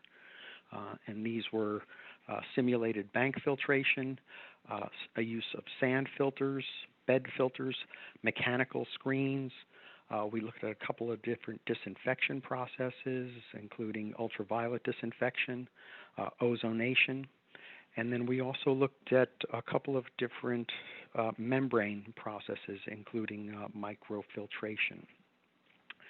And what we did was we went out to the Port Mayaca area, and we actually invited a bunch of vendors to come out there and hook up their pilot treatment systems. And we ran their pilot treatment systems using this multiplicity of different combinations of treatment trains to look at what was the most efficient way for us to meet the standards to be able to put the water into the wells themselves. And what we decided to do was a couple of different things, actually. We decided that at the Kissimmee ASR system, we would use a media filter, essentially a sand filter, coupled with ultraviolet disinfection. And at the Hillsborough ASR system, we used a series of mechanical screens to filter the water. Then after the screens, we would pass the water through a ultraviolet disinfection system to be able to pump into the water at Hillsborough. So all of this went on once we decided that we had a baseline of information and we decided on the treatment process, then we went to get permits for the ASR systems. And with that information in hand, we filed permit applications with the DEP for an underground injection control permit, which is essentially how ASR wells are permitted to be able to put water into an aquifer to recharge an aquifer. Then when we recover water from ASR systems, we have to get a National Pollutant Discharge Elimination System, an NPDES permit. So we also filed that application also with the DEP. In order to use the water for the ASR systems, in order to essentially take the water from the Lake Okeechobee or from the Hillsborough Canal, we had to apply to the South Florida Water Management District and the DEP to get a water use permit for that allocation of water that would be used for the testing of the pilot projects. Then the pilot projects, since they were being conducted under the Everglades Restoration Plan, there's actually a permit that's specific to CERP projects that needed to be filed, and that's what we call a CERPRA permit. And so that permit essentially authorized the operation of the pilot projects to be able to be used and to collect data in support of the CERP program. Now, in addition to those permits, in order to be able to put the water into the Floridan aquifer, we looked at what the water quality was like in the source water, in the lake and the canals, and that water met by use of the disinfection and filtration process. That water would meet all drinking water standards that are primary drinking water standards, but there were certain secondary drinking water standards that they're not human health related. They're aesthetic aspects of the surface water. For instance, the surface water is highly colored. It has high color. It has an odor. It has a high iron concentration, and those sorts of things. They're aesthetic drinking water parameters, and they're secondary standards. And what we figured out was that if we were going to take water from a canal or from Lake Okeechobee and put it into an aquifer, and then recover that water and put it right back into a canal or a lake, was it really necessary for us to treat the water for those secondary standards? If the water was going to have high color or high odor or high iron, did we really need to treat for those parameters since they're not primary drinking water standards? And so with that in mind, we applied for water quality criteria exemptions, which are allowed within the rule, the state rule, that exempted us from having to treat those secondary standards. And I think at the Kissimmee site, I think we filed for water quality criteria exemptions for color, and maybe it was aluminum. Maybe June, you can correct me. It might have been for aluminum, and I think at the Hillsborough it was also for color and might have been for iron. But anyway, those were also, they needed to be applied for through the permitting process, and they were actually attached to the UIC permits that we got. So once we got the permits to be able to build and operate the ASR systems, we actually got to cycle testing the wells. Now, the cycle testing program is all about putting water into the wells, operating the system, operating the treatment systems, and then recovering the water from the wells and seeing how efficient they are, what degree of monitoring would need to take place, what maintenance would need to be required for actually keeping the systems up and running, to identify those water quality changes during storage and recharge and recovery, to evaluate the effectiveness of the treatment process. We were given assurances that the treatment processes would be sufficient for meeting all of the regulatory requirements, but we wanted to use the cycle testing to evaluate that. The cycle testing data also helped us decide what were the water level changes and water quality changes, so that if we were going to expand the systems and add additional wells, how close those wells could be to each other, an overall expansion and design program of a multi-well system. And also as part of that, looking at the actual wellhead pressures in order to address the question about potentially fracturing the rock. That was one of those items that had been specified by the ASR issue team. And then, of course, when we recovered the water from the ASR systems, what would be the effect on the ecology and the biological responses to the water that we recovered from the ASR systems? So we had a full plate of things that we were planning on getting by use of the actual operation of the pilot systems. So the one I'm going to talk about first is the CERP ASR pilot project, which again was located along the Hillsborough Canal in western Boca Raton in Palm Beach County. And we selected a mechanical filtration process coupled with ultraviolet disinfection. You see here a picture of the intake structure on the canal. There's the pump that actually pushed the water through a series of mechanical screens and then onto the ASR well. I'll show you a better picture shortly. Ultimately, when we pumped water in, we used 4 test cycles that pumped water into and out of the ASR system. The initial recovery efficiency went from 20% to 40%, and ultimately we saw 60% at a later during the 4th cycle.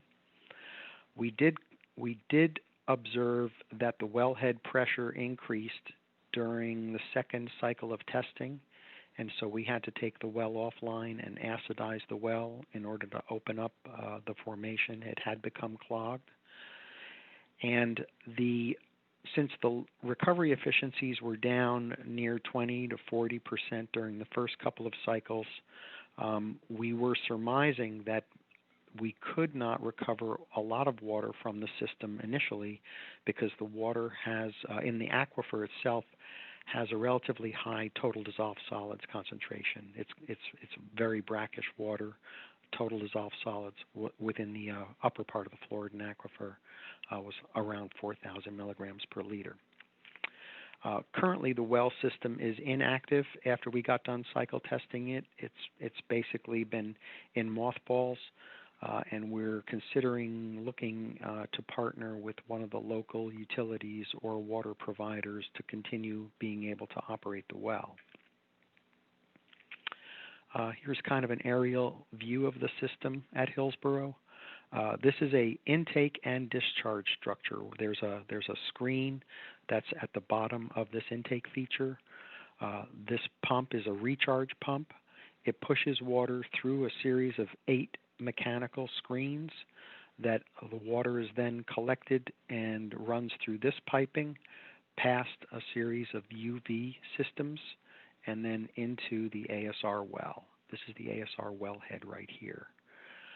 And then when we recover water from the ASR well, this pump is the recovery pump that pushes water from the well itself back through all of this piping, back through the filtration process, and back to the canal by an outfall structure, which is on this side of the intake and discharge structure. So that's just the view of the Hillsborough ASR system. It's really pretty simple. And if I were to give you dimensions of it, I would show you, hold on, let me get my highlighter, my laser here. If I were to give you dimensions from the edge of the canal to this pad right here, it's maybe 100 feet. That's about it, 100 feet. and from this dimension, it's maybe 200 feet, something like that. So it's really an example of a very compact ASR facility. It's a one well system itself, but it's a perfect example of the kind of a system where that could be constructed right along the edge of a canal. And these are some pictures of it close up. This is what the intake screen looks like. It's about 10 feet below the water level, and it's a 100 micron coarse screen. It keeps the fish out and the turtles and the alligators and leaves and big stuff. And then from there, these screens, these mechanical self-cleaning screens, are 80 micron size screens that filter the water down. They're self-cleaning, self-backwashing, that clean the water before it moves into the piping here. These are what the UV systems look like. They're a series of cross-channel bulbs. Each one of these contain 12 ultraviolet lights that disinfect the water. And then from here, they go into the well itself. So if I were to take you out there, that's what you'd be seeing. And this building here actually contains all of the transformers and all of the electrical components that are required in order to run all of those things, as well as the monitoring systems. This is a little bit about the hydrogeology at Hillsborough. The ASR well is a 24-inch diameter well completed with an open hole from almost 1,000 feet down to 1,200 feet, about 200 feet of open borehole within the limestone of the Floridan aquifer. It's got a transmissivity of 21,000 feet squared per day. The well is capable of pumping from 1,000 to 3,000 gallons a minute.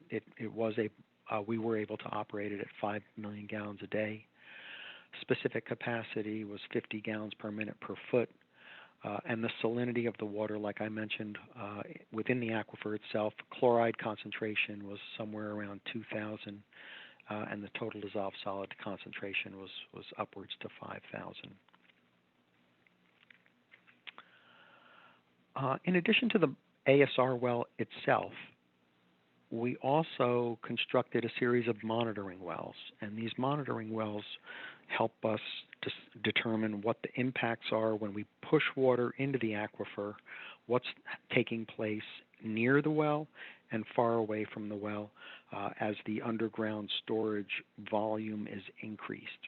So we constructed a series of monitoring wells.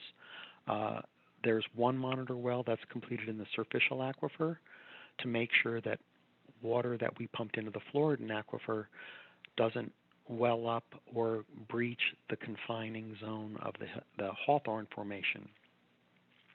We also constructed a series of monitor wells about 300 feet from the ASR well within the Floridan aquifer, and we also constructed a monitor well about 1,000 feet away from the aquifer itself, from the ASR well itself. And here's a very crude cross-section of what those wells look like. The ASR well is completed in the upper part of the Floridan aquifer, and we had a near well monitoring well about 300 feet away, and we had a far zone monitor well within the storage interval about 1,000 feet away. And then we completed a storage zone or a superficial aquifer well to make sure that the water that we pump into the storage zone doesn't come up through the intermediate confining unit. And we also constructed 2 monitoring zones below the storage interval, and they were used to determine when we were pumping the ASR well, was there a chance that water from deeper portions of the aquifer could be coming up and being upconed into the aquifer, the actual storage zone itself. So that's the monitoring schematic that we used to look at the Hillsborough ASR. Because we had monitor wells at this site, we were also able to run a tomographic survey So just like at the Port Mayaca facility, we ran a tomography survey between the ASR well and the monitor well that was 1,000 feet away. And just visually, you can see how this site was different from the Port Mayaca facility. On the upper part of the Floridan aquifer, you could see that there was a highly transmissive zone right on top of the storage interval. And this is a geophysical log series, but this is where the storage interval was from this well, again from about 1,000 feet to 1,200 feet down. There was a slightly transmissive interval on the lower part of the open borehole, and again we saw below the upper part of the Floridan aquifer, we saw a very highly transmissive Avon Park permeable zone as a result of this tomographic survey. And this is a little bit about the cycle testing results, and this is a very common graphic when we look at the quantity of water that's pumped into the well and pumped out of the well during cycle testing. And these are the first 3 cycles that we conducted on the well from January 2010 through 2012. And this axis is actually the volume of water that we pumped in. So during cycle number 1, we pumped in a quantity of about 150 million gallons of water into the ASR well. We let it sit for about a month in storage, where we essentially just let the water bake within the aquifer. And then we recovered all of that water at the end of cycle 1. So that's one complete test cycle: recharge, storage, and then recovery of that water. And after doing that initial test, we actually wound up pulling back all the water that we pumped in. During test cycle 2, we pumped in almost 400 million gallons of water. And when we recovered that water, we held ourselves to the surface water standard for conductivity. And after about just 24% of this water that we pumped in, when we pumped about 21% of that water, we hit the conductivity standard for surface water standards. So using that as a metric, that test cycle only had a recovery efficiency of about 21%. It was after that cycle that we actually had to acidize the well. We did observe some plugging, and about a year later, we conducted the 3rd test cycle on the well. And we started off pumping about 100 million gallons. We let the well sit for a little bit, pumped in about 200 million gallons, let the water sit for about 3 months, and after that cycle, recovery efficiency jumped up to 40%. And what we surmise was happening is that the water that we'd originally pumped in during this earlier cycle was there. It was forming a bubble, a zone of mixed salinity, so that when this test cycle took place, that water that was remaining in the aquifer after this cycle was actually helping us form a stored water volume within the aquifer. We ultimately completed a 4th cycle on the well a couple of years later, and we on that 4th cycle we did something interesting. We pumped in about 100 million gallons of water into the well, and when we recovered water from the well, we actually decided to not pump the well.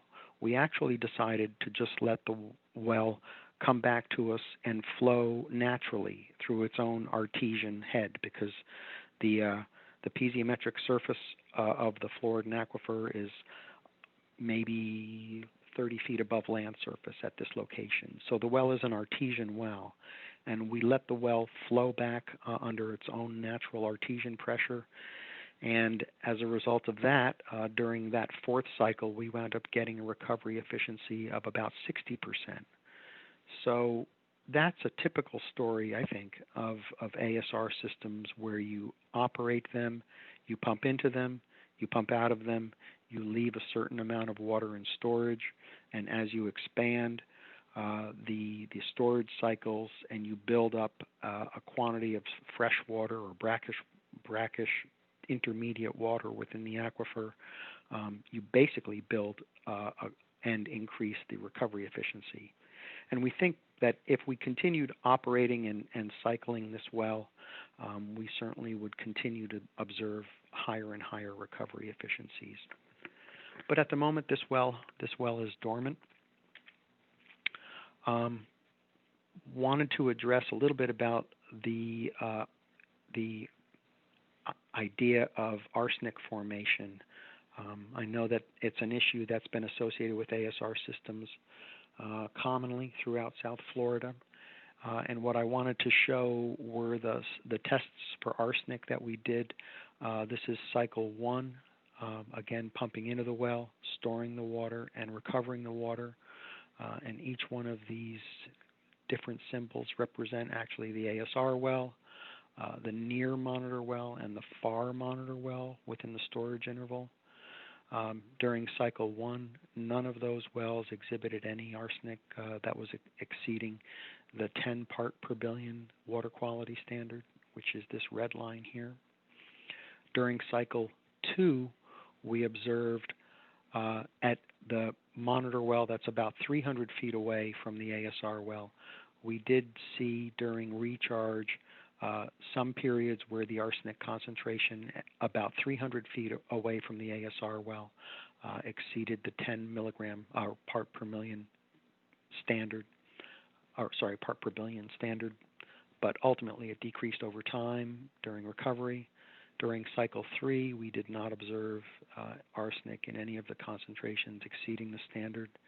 And then in that time break between the end of the 3rd cycle and operation of the 4th cycle, when we pumped into the ASR well, we let the water sit, and during recovery, the first few samples of water recovered from the ASR well were above the drinking water standard for arsenic, but subsequently declined below the standard.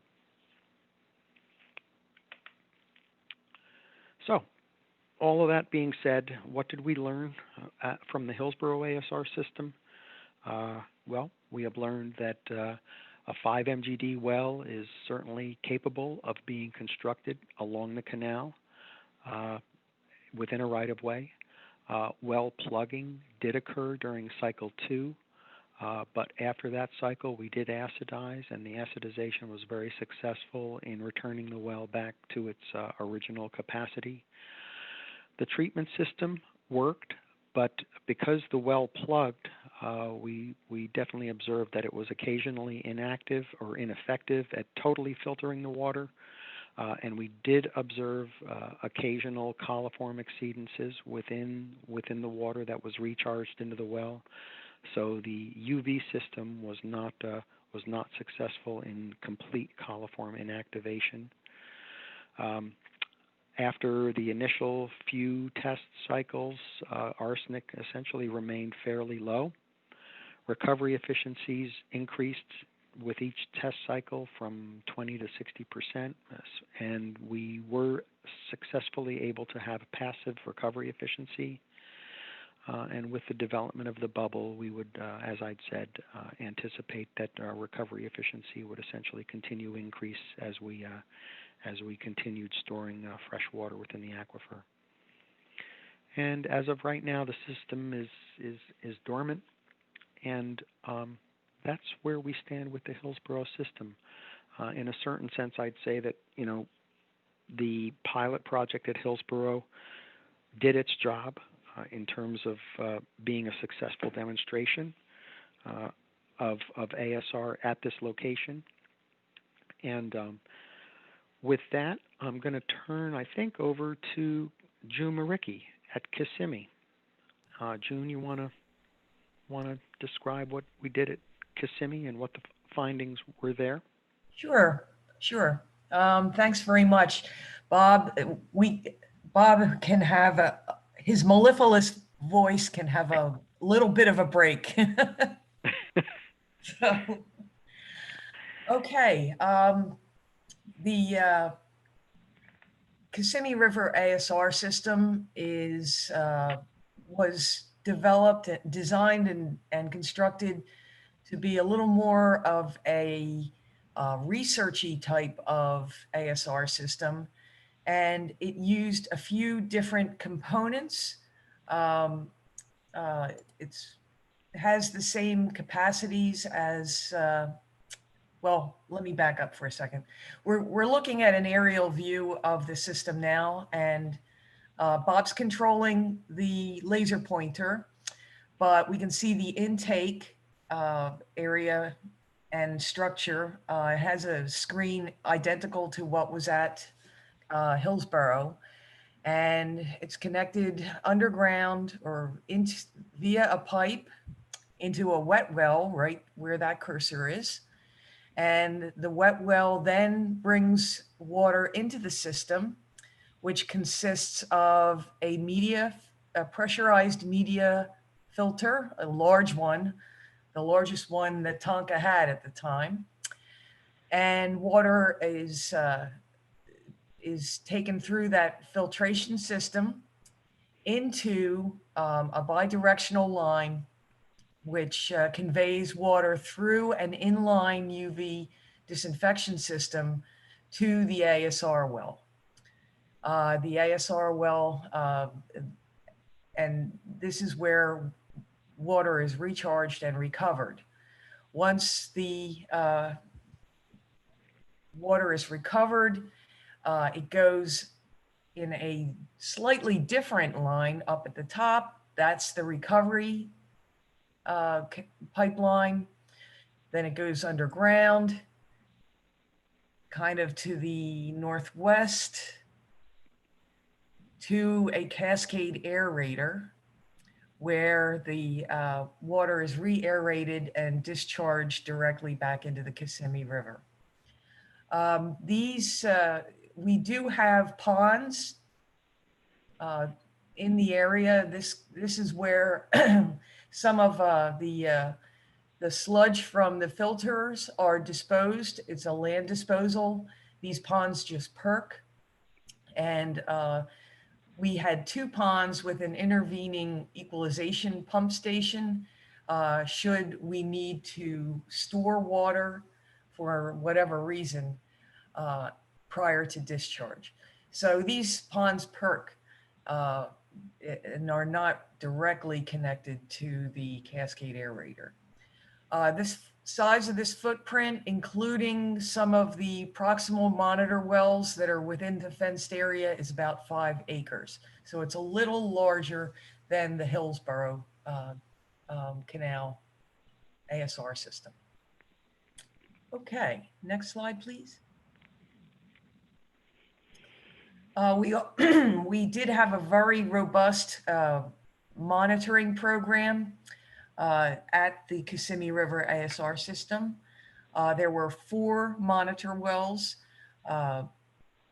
In the first 2 cycles, we had the ASR well and then 2 storage zone monitor wells at 350 feet and a dual zone monitor well at 1,100 feet away from the ASR system. After cycle 3, I believe, yes, or during cycle 3, we also were able to construct 2 more distal monitor wells, a storage zone monitor well on the other side of the Kissimmee River at 2,350 feet away from the ASR well, and then a really distal well at 4,200 feet away from the storage zone monitor well. These are all open to the upper Floridan aquifer, with the exception of the 1,100-foot storage zone monitor well, which had, it's a dual zone and was open also to the Avon Park permeable zone. The storage zone at Kissimmee River is a little shallower, from 560 feet to 880 feet below land surface. It is artesian. The potentiometric surface here is about 35 feet, actually 35 feet above land surface. So it's pretty amazing when they put that column up to find the potentiometric surface elevation. So we did have a pretty robust monitoring program with the distal and proximal monitor wells. Next slide, please. Similar to Hillsborough, this is a large diameter ASR well, 24 inches.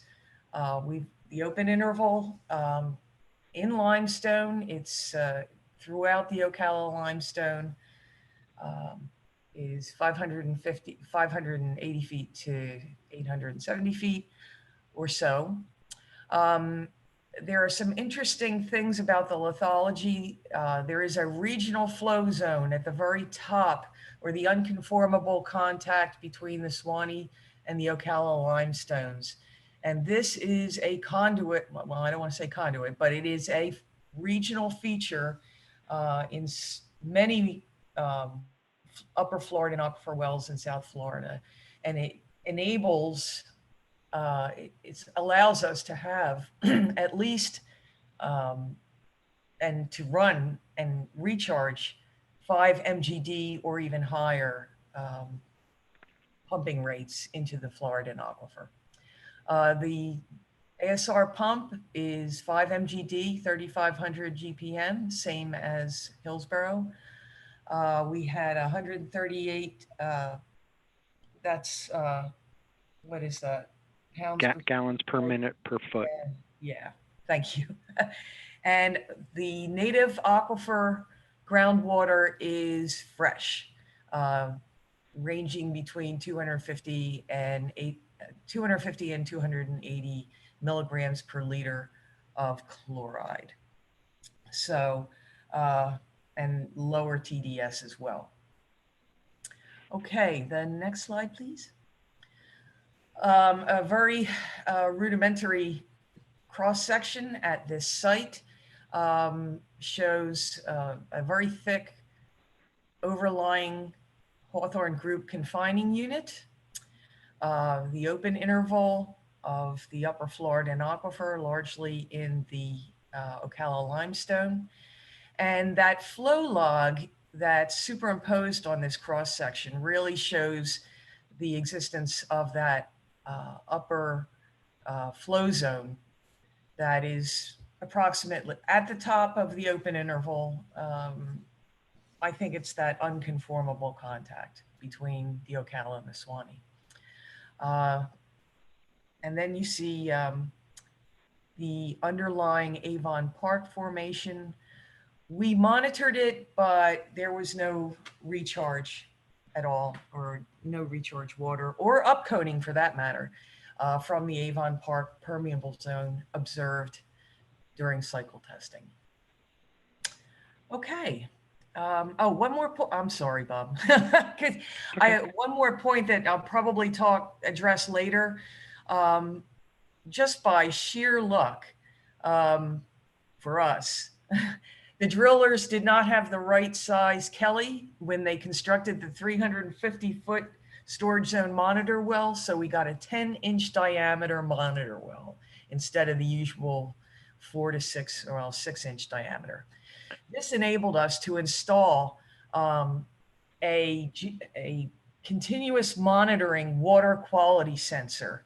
It's an oceanographic sensor actually in the flow zone, the top of that, the upper Floridan area, that would continuously record specific conductance, ORP, pH, temperature. And these data became very interesting when we started to look at how water moves through the storage zone and also the geochemical changes that occur. Okay, thanks. The next slide shows our cycle testing program. And one of the differences between the cycle testing program here and at Hillsborough is because we're in such a fresh aquifer, we can demonstrate nearly 100% recovery from the aquifer. We're recharging, so it's a little bit like cheating, but not really. We recharge fresh water into a fairly fresh aquifer, and that results in very high recovery efficiencies. Our cycle testing program consisted of 4 recharge recovery cycles of increasing volume, such that, and so that we had complete recovery at the end of each test. Our 4th cycle was 1 billion gallons in and almost 1 billion gallons out. And at the time was the largest volume single well ASR test in the state of Florida. I think there are a number of larger wells, larger tests that are active now. Okay, we had during this cycle testing program, we were fortunate to have a very robust groundwater quality analysis program, which is just great for a geochemist. And so we have a large water quality data set that I still have to mine, frankly, from the cycle testing program. Okay. All right. There were, throughout the ASR programs, there were some very large groundwater flow modeling efforts.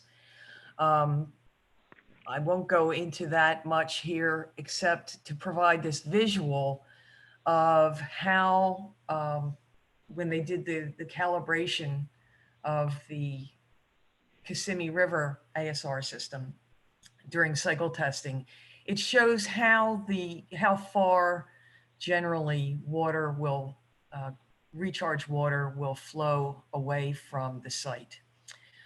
There is some evidence of the differential flow in different directions, anisotropy, but those were not really considered in this. This is just the pilot site the pilot site results.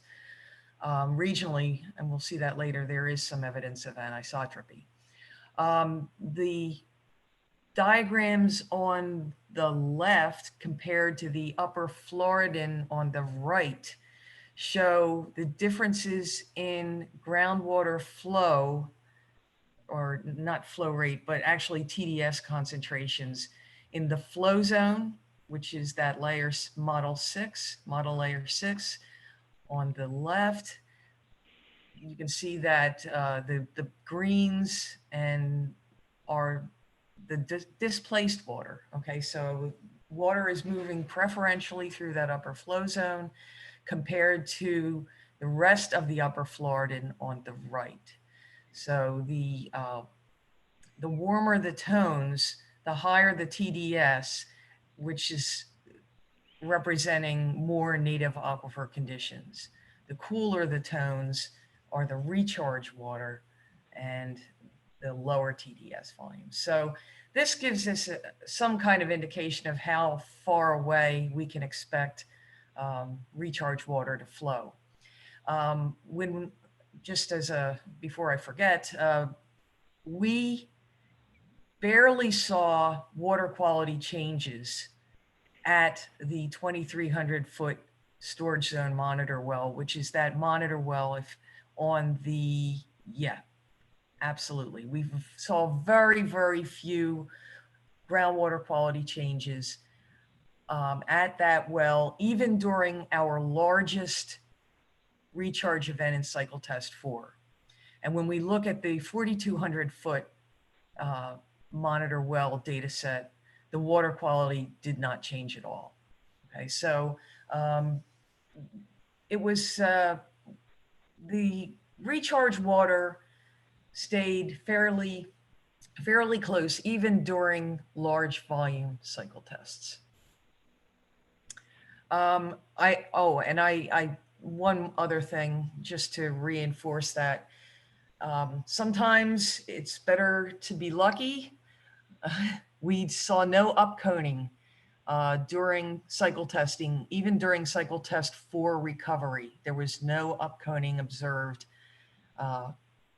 in the recovered water. And what upconing is when underlying brackish water from the APPZ is conveyed, pumped, drawn up into the ASR well as the ASR well is recovering.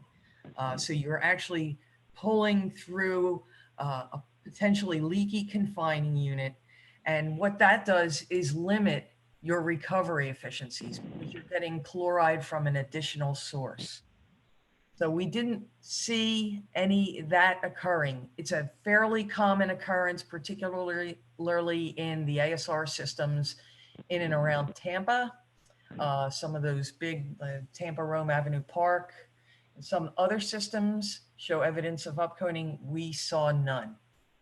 So, okay. Next slide. Okay, yeah. What I'm trying to do is really just hit the high points of our results at Kissimmee River. And one of our Achilles heel at Kissimmee River was the inability of the ASR system to inactivate coliforms. It's highly colored water. The color sometimes under the worst of conditions is 300 platinum cobalt units, very highly colored. And it's difficult for the UV wavelengths to transmit through that highly colored water.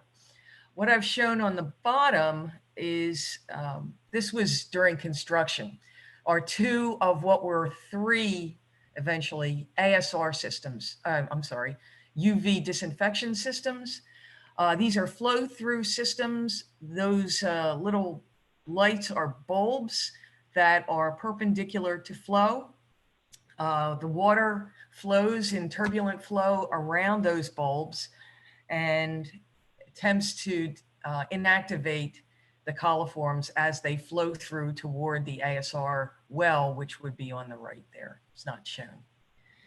Now, our data set, this is one of a very large coliform data set. We have hundreds of coliform analyses during all 4 cycle tests.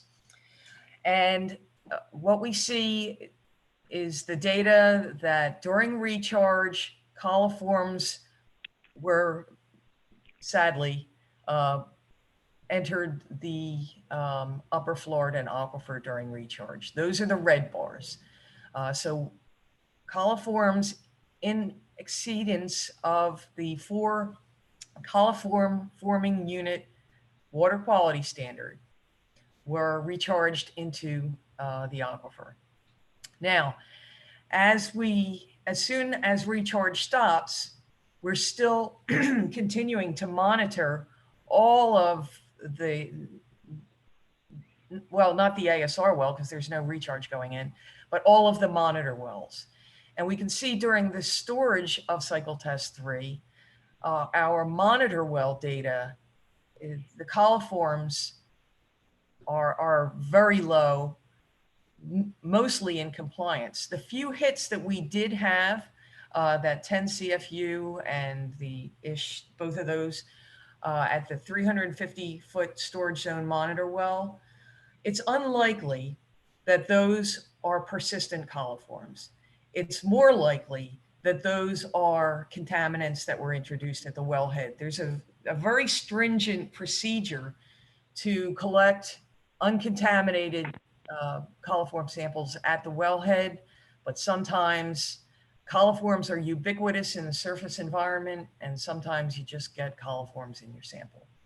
Then during recovery, again, we're sampling all the monitor wells and the ASR well and everything. There were very few evidences of coliforms in the recovered water. This data set, it's anecdotal because we're monitoring at the wellheads rather than, some of the work that John Lyle and Bob have done. You'll hear more about that later, where they actually look at mechanisms of coliform inactivation. This is kind of a field data set that suggests that coliforms are inactivated in the aquifer fairly quickly after recharge ceases. Now, you would not expect coliforms to persist in coliforms like the surface environment. The subsurface environment of the Floridan aquifer is hostile to microbes that are not adapted to it. And there's a whole lot more to be discussed about that. So it appears that the coliforms are inactivated in the aquifer. Okay, next slide.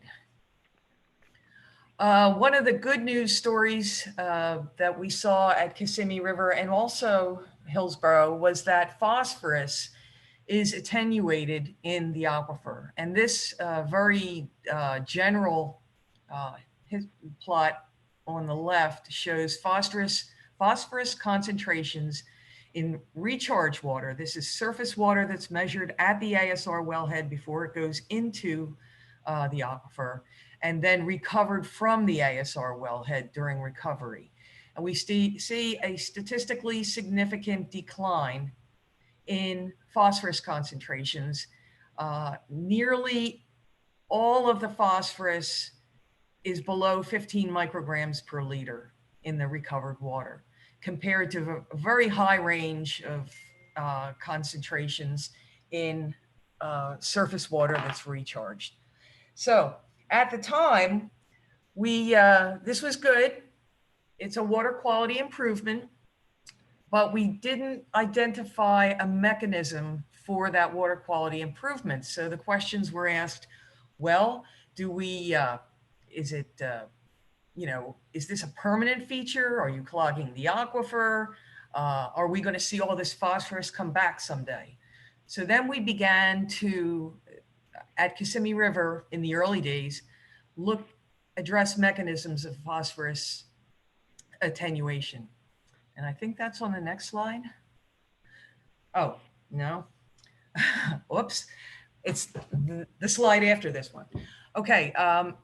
Well, okay. Yeah, I think I'm going on too long, so we can stay at this particular slide. The mechanisms of phosphorus attenuation could be precipitation of phosphorus minerals like hydroxyapatite. It could be sorbed and possibly desorbed from the limestone. Dr. Price has looked into that in Biscayne. It could be diluted, or it could be biological uptake. Now, the precipitation of hydroxyapatite is unlikely, primarily because hydroxyapatite is it doesn't precipitate like a salt. It precipitates like, it's a multi-stage reaction, and it requires a template on which to precipitate, which is why it's in bones and fossil shells and things like that. So it's unlikely from kinetics and mechanistic standpoints that we get hydroxyapatite precipitation.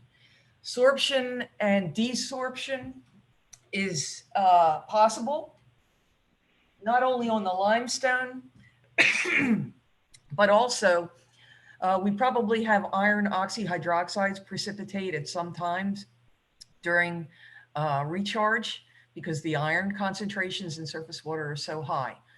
Iron oxides are a very effective chelator of phosphorus and arsenic for that matter. The thing about sorption and desorption is we don't see desorption during 4 cycle tests. So it's more likely that this phosphorus attenuation occurs because of some other process. Dilution is still possible, but we concluded just anecdotally here that it was likely biological uptake by the native microorganisms that were stimulated in the upper Florida aquifer. And Bob and John Lyle have taken that ball and ran with it. So that'll be discussed later. Next slide, please. Okay, one of the big, this was a great geochemical experiment. With the large cycle test data set that we acquired, we could look at all kinds of geochemical reactions that may or may not occur in the upper Florida aquifer during cycle testing. Most important of these, well, you can see the list on your left. All of these probably occur, and I won't get into all the details of all the reactions because we just don't have enough time for that. But I'll hit the highlights, mostly in arsenic, of the geochemical reactions that we observed and characterized at Kissimmee. That'll be the next slide. Okay.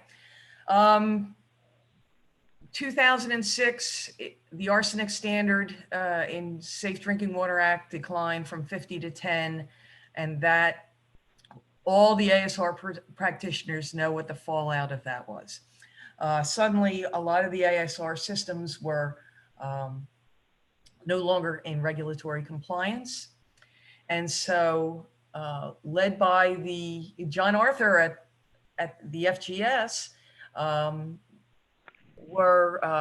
began to investigate mechanisms of arsenic mobilization in the upper Florida aquifer in a wide variety of studies. The source of the arsenic is pyrite, which commonly occurs in marine limestones. It probably co-precipitates in these sulfide-rich sediments when they were unconsolidated marine sediments, and then during diagenesis, it crystallizes into the cubic pyrite that we see on the left. Now, you also see some of these white dots, and those are actually biominerals. These are iron sulfide framboids that are precipitated by in situ microorganisms. When pyrite precipitates, it's kind of a sink for trace metals. Arsenic is one, molybdenum is another one, could even co-precipitate phosphorus. It's a sink for metals so that when pyrite is oxidized, it releases those metals. And that's what happens when oxygenated recharged water enters the Florida aquifer, exposes those pyrites and framboids to dissolved oxygen, leading in oxidation and trace metal release. I think we all know that story. At least the ASR practitioners are all aware of this. So I think the next slide is the cycle test data. Oh, no. I mentioned that sensor in the 350-foot storage zone monitor well. The plot on the left is continuous record of the redox potential at a depth of 600 feet in the aquifer. The dots are samples at the wellhead, and the trace is the redox indicator or the redox ORP values in the probe. And you can see that as soon as the pumps are turned off and recharge ceases, that redox condition plummets from an oxic condition to a extremely reducing, sulfate reducing, if not methanogenic type redox condition in the aquifer. And another interesting comparison is the samples at depth versus the samples at the wellhead. Okay, the samples at the wellhead are still within the realm of sulfate reducing conditions, but they're not nearly the stinkiness of the in situ measurements. And I speculate that this is probably a pressure phenomena in which dissolved hydrogen sulfide exists as a hydrated sphere at depth, and then when you bring it up to the surface, it speciates a little differently. So another feature of this is look how quickly the dissolved oxygen, and hence that ability to attenuate or to oxidize pyrite, diminishes immediately after the pumps are turned off. It has a half-life of about 24 hours. So if you turn the pump off on Friday, the system quickly turns from oxic to suboxic to sulfate reducing by Monday. Well, certainly by the next week. So this has fascinating implications for the native microbial community, which in a nutshell, you have just put a lot of iron, a lot of dissolved organic carbon, some phosphorus into our nutrient-starved aquifer. And that's part of the story that we developed to show how arsenic was mobilized at this site and also attenuated. Okay. How am I on time, Bob? I think. Let's see what's next here. Why don't we jump to the conclusions for now, just to try and stay on track. Okay. I'm sorry. I wax rhapsodic about this site. I can't help myself. Okay. What did we learn at the Kissimmee River ASR system? That we could do large volume cycle tests in an ASR system located in the interior of Florida. Prior to this and the Lake Okeechobee ASR pilot sites, nearly all of the functioning ASR systems were near the coast. We did demonstrate that arsenic can be attenuated in the aquifer due to an evolving geochemical redox condition. And the net result was the recharge or the recovered water at Kissimmee River ASR system did not show any, it was entirely in compliance, not only with the surface water quality criteria, which for arsenic, which is 50 micrograms per liter, but also with the Safe Drinking Water Act criteria. So we demonstrated that arsenic can be attenuated in the aquifer naturally. We really need to up our game when it comes to UV disinfection to confer compliance for the coliform criterion. And there are a lot of other technical studies that we did that I didn't show, I'm not showing here. Talk a little bit about it in the regional study. A geotechnical study showing that and hydrologic data, that the integrity of the overlying Hawthorne group was not impinged. We saw no hydraulic response, and subsequently in the geotechnical study, we saw no potential for hydrofracturing. The USGS contributed a study showing that mercury methylation did not occur within the upper Floridan aquifer, even under sulfate reducing conditions. This was an early worry that could have shut an ASR system down. Mercury methylation was in the aquifer, did not occur. And similar to Hillsborough, we were required to acidize the ASR well to improve its specific capacity. and that should be considered a routine O&M task. So I think that's my last slide.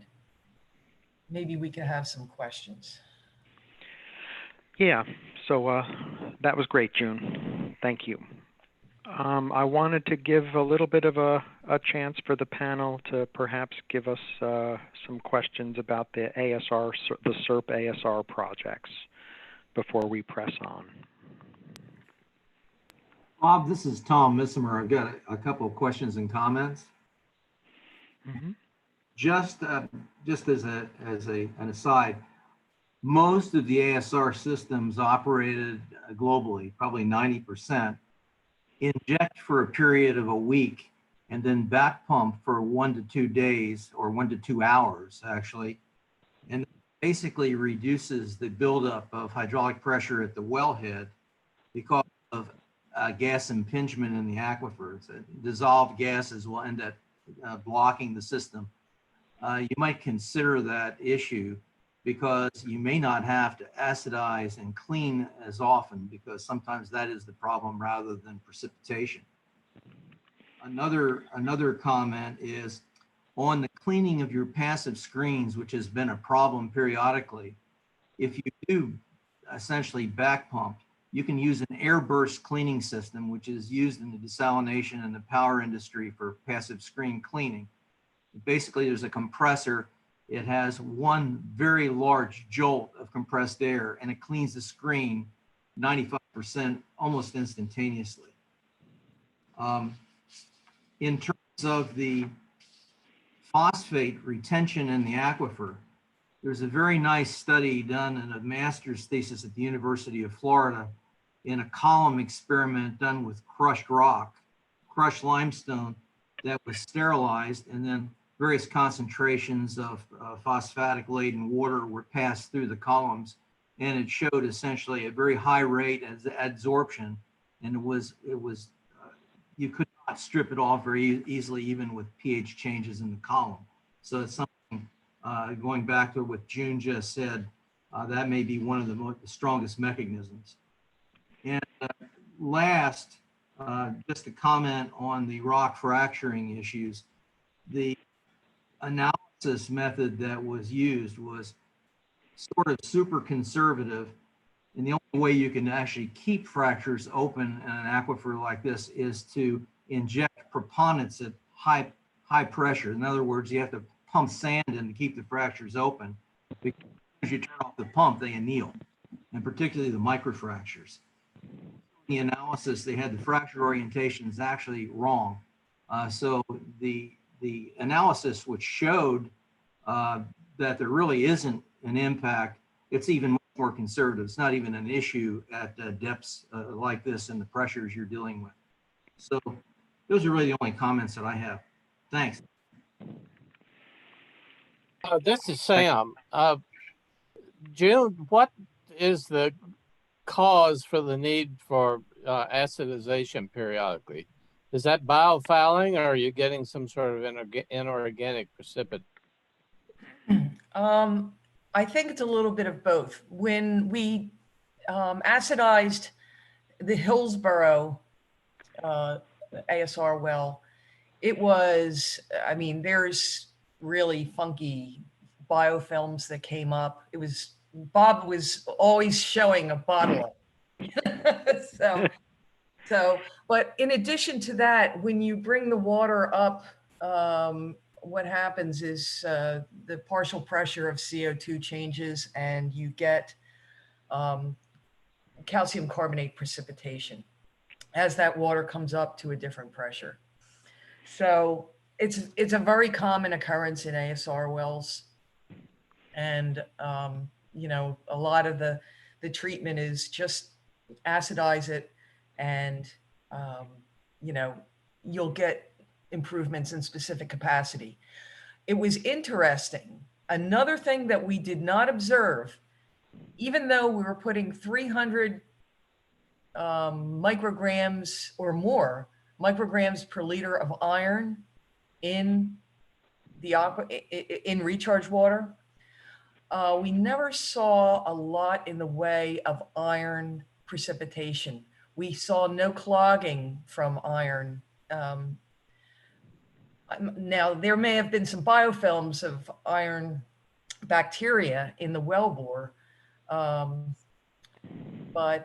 I think it's primarily reduced specific capacity results from precipitation of calcium carbonate. If I remember correctly, in one of your papers, by the way, they're quite excellent. You concluded that arsenic was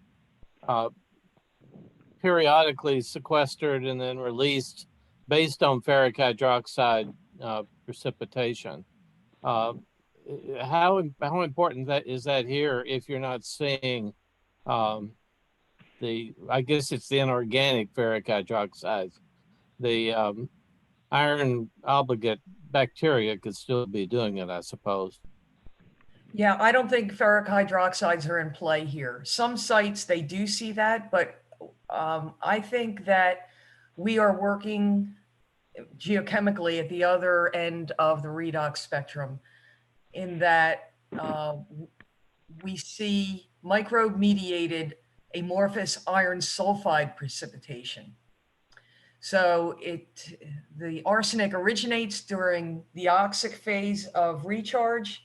Oxygen goes away, native microorganisms are stimulated, and they're sulfate reducers, among others, probably methanogens too.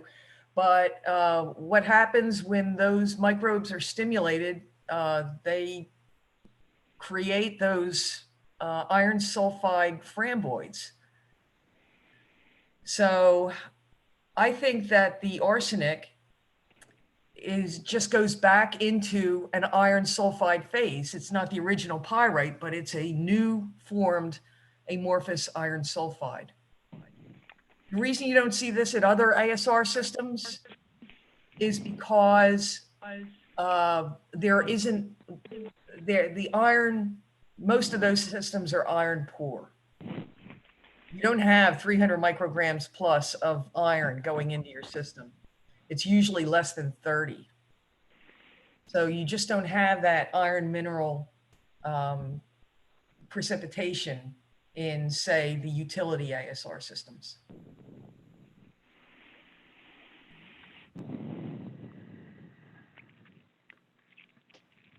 June, this is Renee. I'd like to commend you on that very detailed investigation you did into constituents of concern at that time, particularly arsenic, phosphorus, mercury, coliforms, iron. My understanding, though, now is that the main constituent of concern in Lake Okeechobee, leading to the algae blooms and then its release of that water to the coastline, is nitrogen.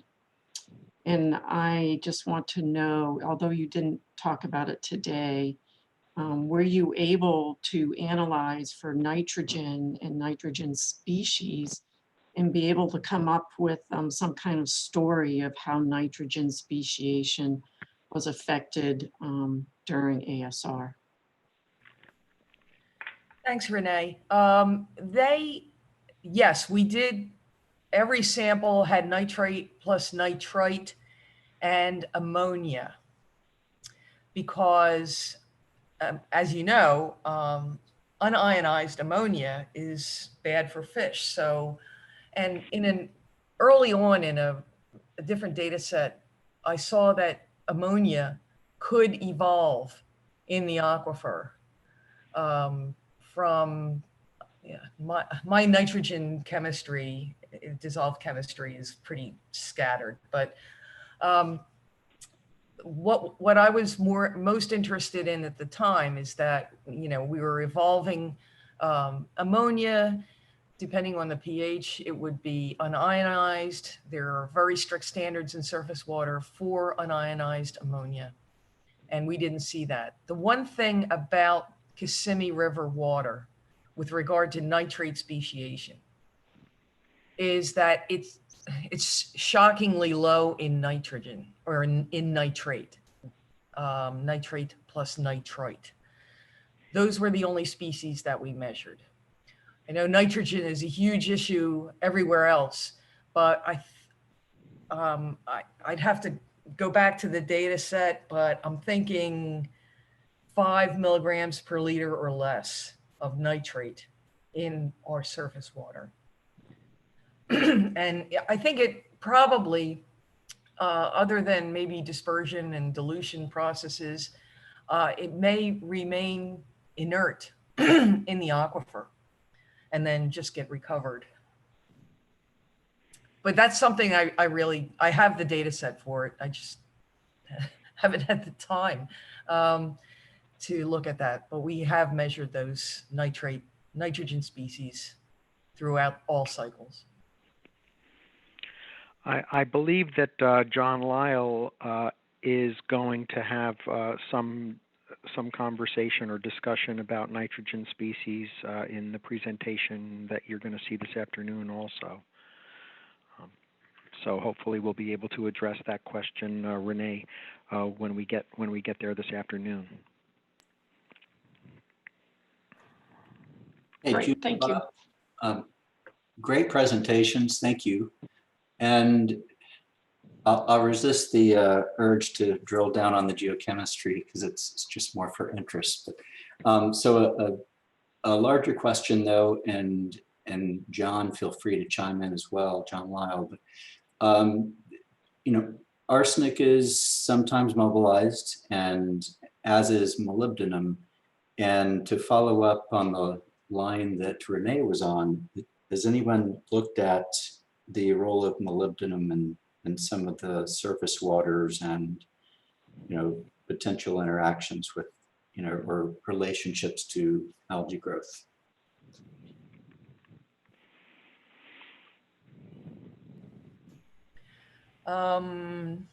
I have not. I believe we have molybdenum in the data set. But I'd have to let a biogeochemist address that question.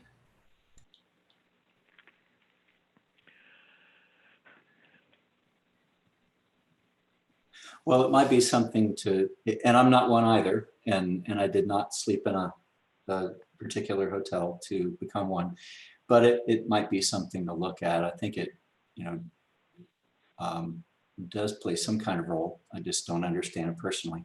And then another question is the passive recovery, the artesian recovery versus the and its relationship to storage volume in terms of percent recovery. I'm asking that backwards, but do you get, or Bob, do you get a sense of which plays a larger role in terms of overall recovery efficiency? Is it build up with storage volume, or does passive recovery play a larger role than we previously expected? Well, that's a great question, John. I mean, I had a suspicion about that actually at the time before I came to the South Florida Water Management District. I worked at Montgomery Watson, and we had constructed an ASR system at the city of Fort Lauderdale at their 5-ash water treatment plant. And during the first several cycles that we performed on that well, we pumped into the well at about 1 million gallons a day, and we recovered water at about 1 million gallons a day for the first several cycles. Subsequent to that, and we got recovery efficiencies that were always on the order of about 20% recovery efficiency. And that was in part because of the salinity of the native water quality was a lot like at the Hillsborough ASR system, where the total dissolved solids concentration was on the order of 4,000 or 5,000 milligrams per liter, a fairly saline storage interval.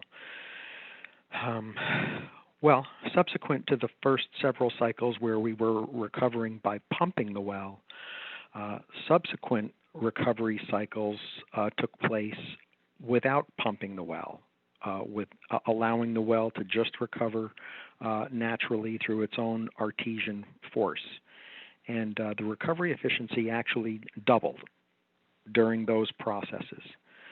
So it was there that that germ of an idea kind of came to my mind, that I thought that what was happening, at least what I've envisioned, is that there is a degree of, during storage, that fresh water that gets pumped into the storage interval, it rises within the storage zone under buoyancy stratification, and that fresh water sort of begins floating along the roof of the aquifer, so that when you allow the water to just recover, you open up the wellhead and allow the well to recover naturally, what happens is that that water that's right underneath the well casing, that fresh water that's floated to the top of the aquifer, that's the first water that comes into the well.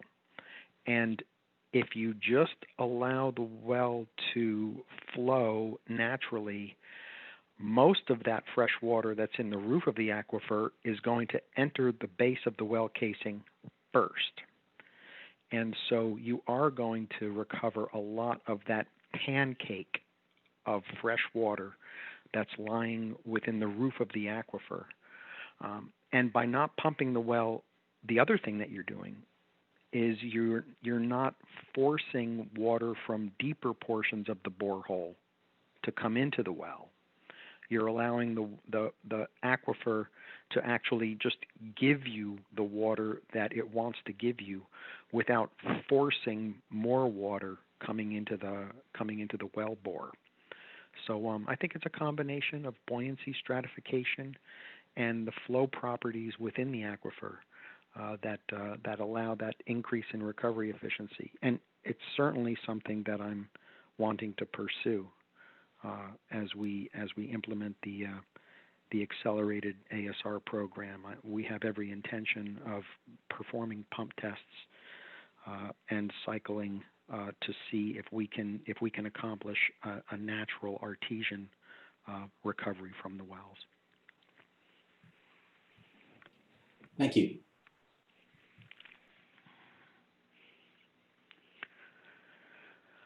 Okay. Well, if we want to press on, we're kind of dipping into our lunch hour right now.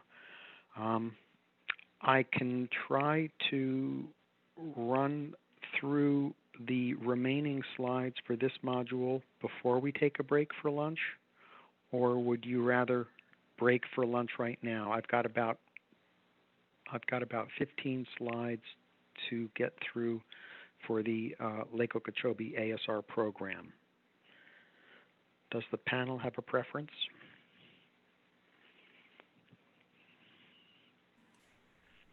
Bob, this is Tom. Maybe we could take a break for lunch and catch it right at the beginning. Okay. That's fine with me. That's fine with me. I know we've gone a little bit over, but our agenda has us coming back at 1 o'clock. So if that's acceptable with the panel, then why don't we just stick to our schedule for now and come back at 1 o'clock? Sound like a plan? Good for me. I'm fine with Okay. that. Okay. So then why don't everybody take a break, and we will press on in the afternoon at 1 o'clock. All right, thanks. Okay, and we'll leave the Zoom meeting will remain open as it is right now. So I think it's okay to just walk away from your screens, and we'll just be able to resume at 1 o'clock.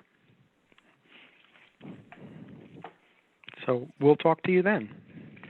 Thanks, Bob. All righty.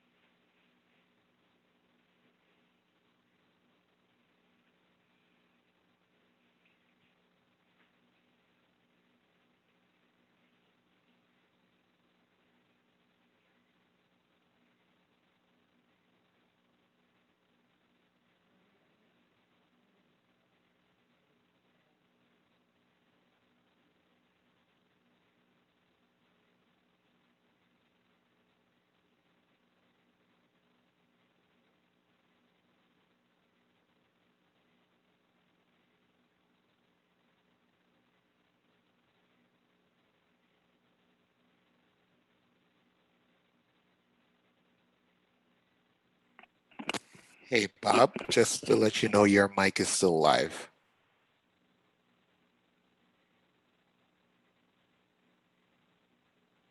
Okay, I'll mute you.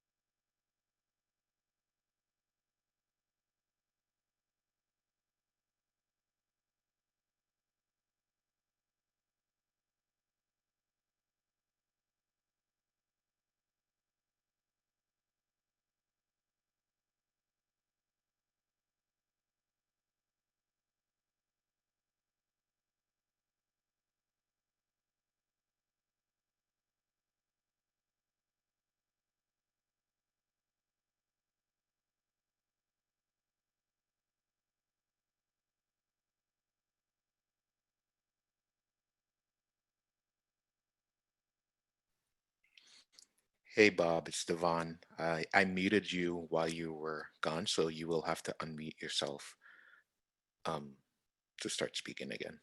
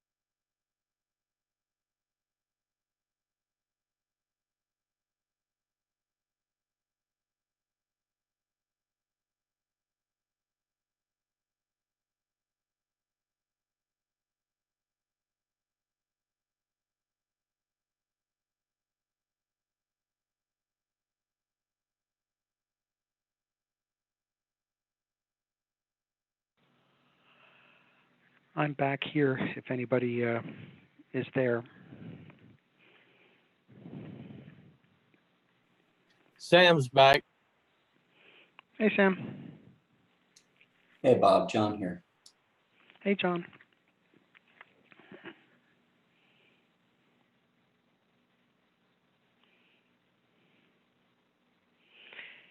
Hey, Bob, this is Tom. I'm here. Hey, Tom.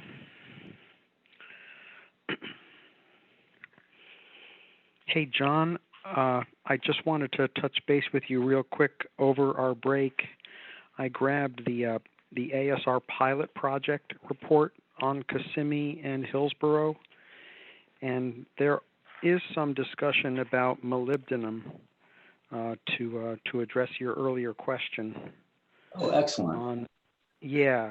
On page, if you go to the, I'm certainly not now, but if you do go to the page in the ASR pilot project report, it starts on page 9-192. Okay, I'll have a look. Yeah. Wonderful, thank you. Okay. Yeah, I brought that up because ran across a paper a while back about cores in the Baltic Sea or something and micronutrients related to molybdenum.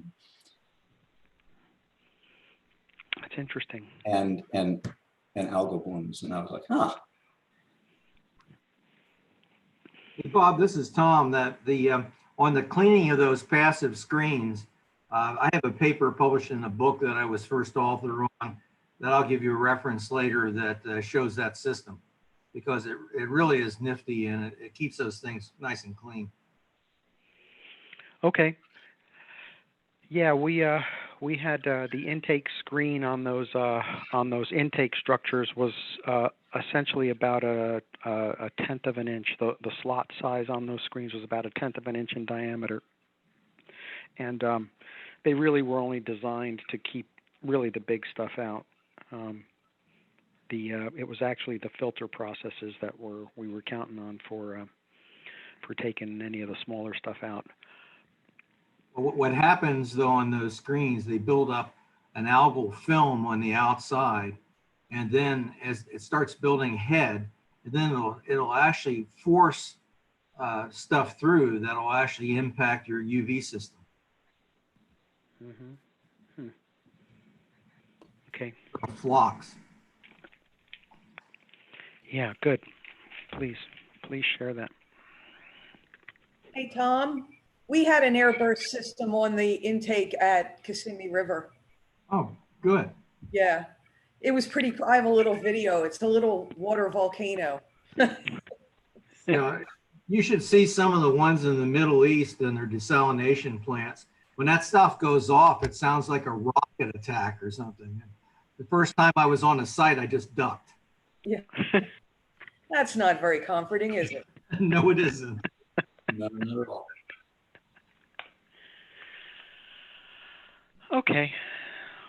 Well, let's give everyone another minute or two. I have not heard Renee or Reed check in yet, so.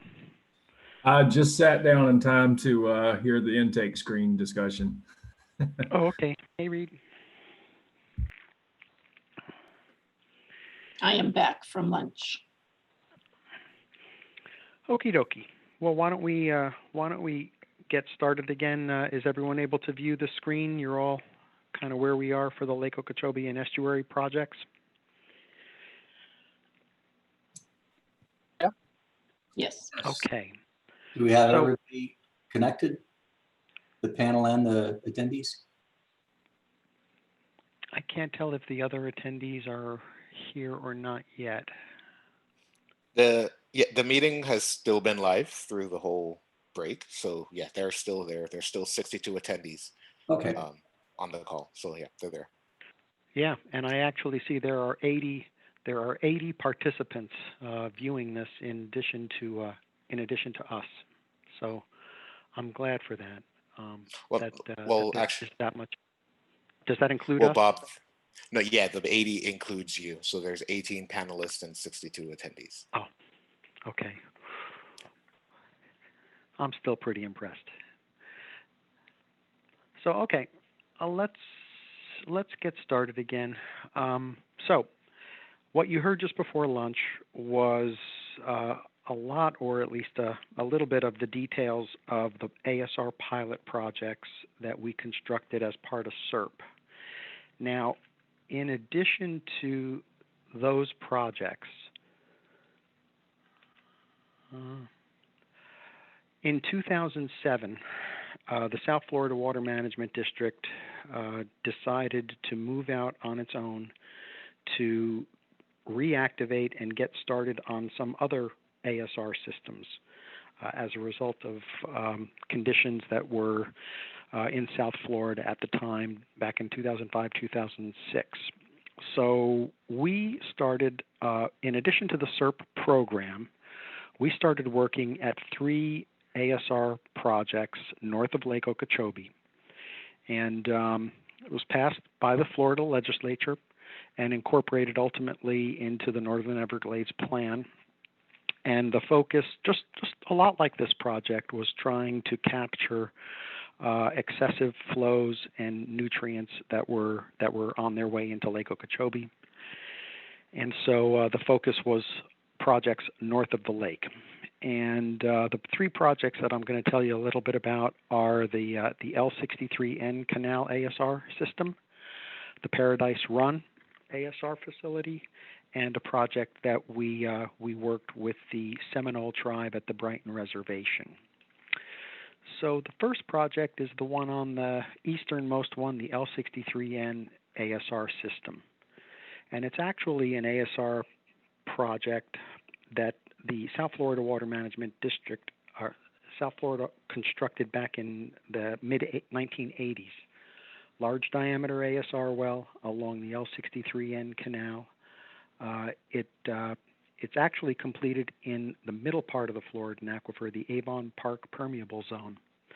And the map on the left is the location of the ASR system there on the L63N canal. And what is significant about that is that this particular basin that flows into Lake Okeechobee through this canal system only contributes about 4% of the water flow volume into Lake Okeechobee. But that 4% water actually contributes almost 30% of the nutrients that flow into Lake Okeechobee. It is high phosphorus concentration water that's in this canal. The most recent sampling that we've conducted as part of the CERP system, or our annual monitoring, indicates that phosphorus concentrations are typically on the order of 500 to 600 parts per billion of phosphorus that come by this ASR system.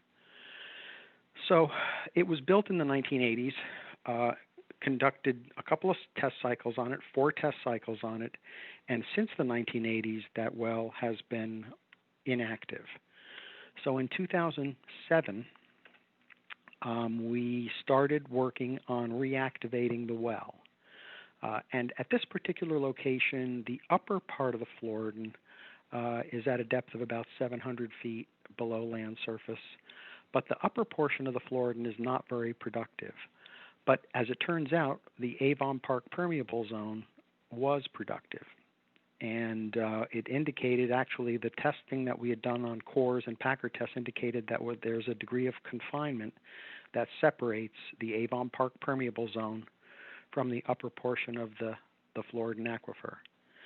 Now, this zone does have total dissolved solids of on the order of 4,000 to 5,000 milligrams per liter. It's a modestly saline zone, but it also has very high transmissivity. This well actually originally was capable of pumping up to 10 million gallons per day of water. Very, very high capacity well. And what is significant also about this well is, as I said, it is completed in the middle portion of the Floridan Aquifer in the Avon Park Permeable Zone. And this cross-section here shows the thickness and depth of this Avon Park Permeable Zone well. This is the Lake Okeechobee well on this cross-section here.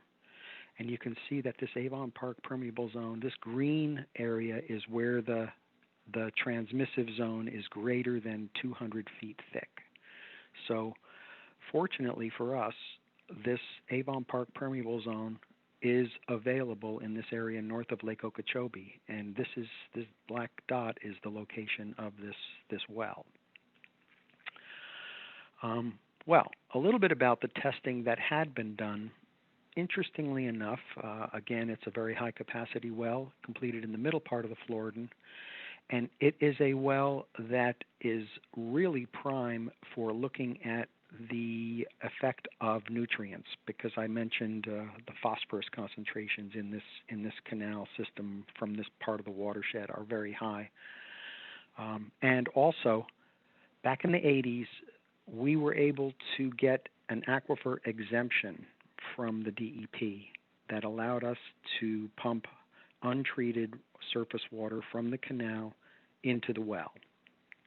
And so in addition to looking or being able to look at nutrient removal or reduction during storage, this well, since it does have an aquifer exemption, does allow us to take a look hard at the possibility of coliform inactivation, because the aquifer exemption allows us to not have to disinfect the water before going into the well. Interestingly enough, when the well was operated in the 80s, it utilized a passive recovery, just using the artesian pressure from the formation. And during the 4 cycles, it's currently inactive, but during the 4 cycles, there were relatively brief cycles, a 5-day of recharge, 1 day of storage, 10 days of recovery, and there was no disinfection applied during those cycles, but there was disinfection, a chlorine disinfection system on cycle 4. And recovery efficiencies on that well were pretty low. Again, very, very, very low, small volumes of recharge, but we did observe coliform inactivation during these 3 cycles of recharge, storage, and recovery. So what we did there was and that since the well had been dormant for a couple of decades, we did a mechanical integrity test on the well, and we found out back then in 2007 that the formation was still there, the well was still open, and we went into the design of actually designing a new pumping and treatment system to be able to reinstall onto the well itself and get it back and up operating. And unfortunately, the funding on the program stopped at that point in time. So we did move forward with designing an ASR system to reactivate that well, but it was halted in midstream. Now the good news is that you're going to hear tomorrow that we are back on working on that well and in the process of trying to reactivate it again. We also got involved with the Seminole tribe at the Brighton Reservation, and we began partnering with them on trying to complete an ASR project at the Brighton Reservation. And the project is actually located where the C-41 canal comes into the ASR, comes into the Brighton Reservation, and an exploratory well was constructed in 2007. I think Tom Mismer, you might have been involved in that one early on. Then what we did after the findings of the exploratory well is we moved forward with trying to design a multi-well cluster at this location. And the results of the exploratory well were that the upper part of the Floridan Aquifer, the top of the Floridan Aquifer, is somewhere just a little bit deeper than 600 feet. The upper Floridan is productive, although there was a very highly productive Avon Park permeable zone identified below that. And the well was completed with as a relatively narrow diameter well. It's about 9.5 inches ID on the casing. So as an ASR well itself, it's probably got a little bit too narrow a diameter to be a high capacity well, but it certainly is available for monitoring purposes. And actually, the tribe recovered water from the well, from the Floridan Aquifer during a dry period because the water is so fresh in that location that it actually could be discharged right to their canal adjacent to the well.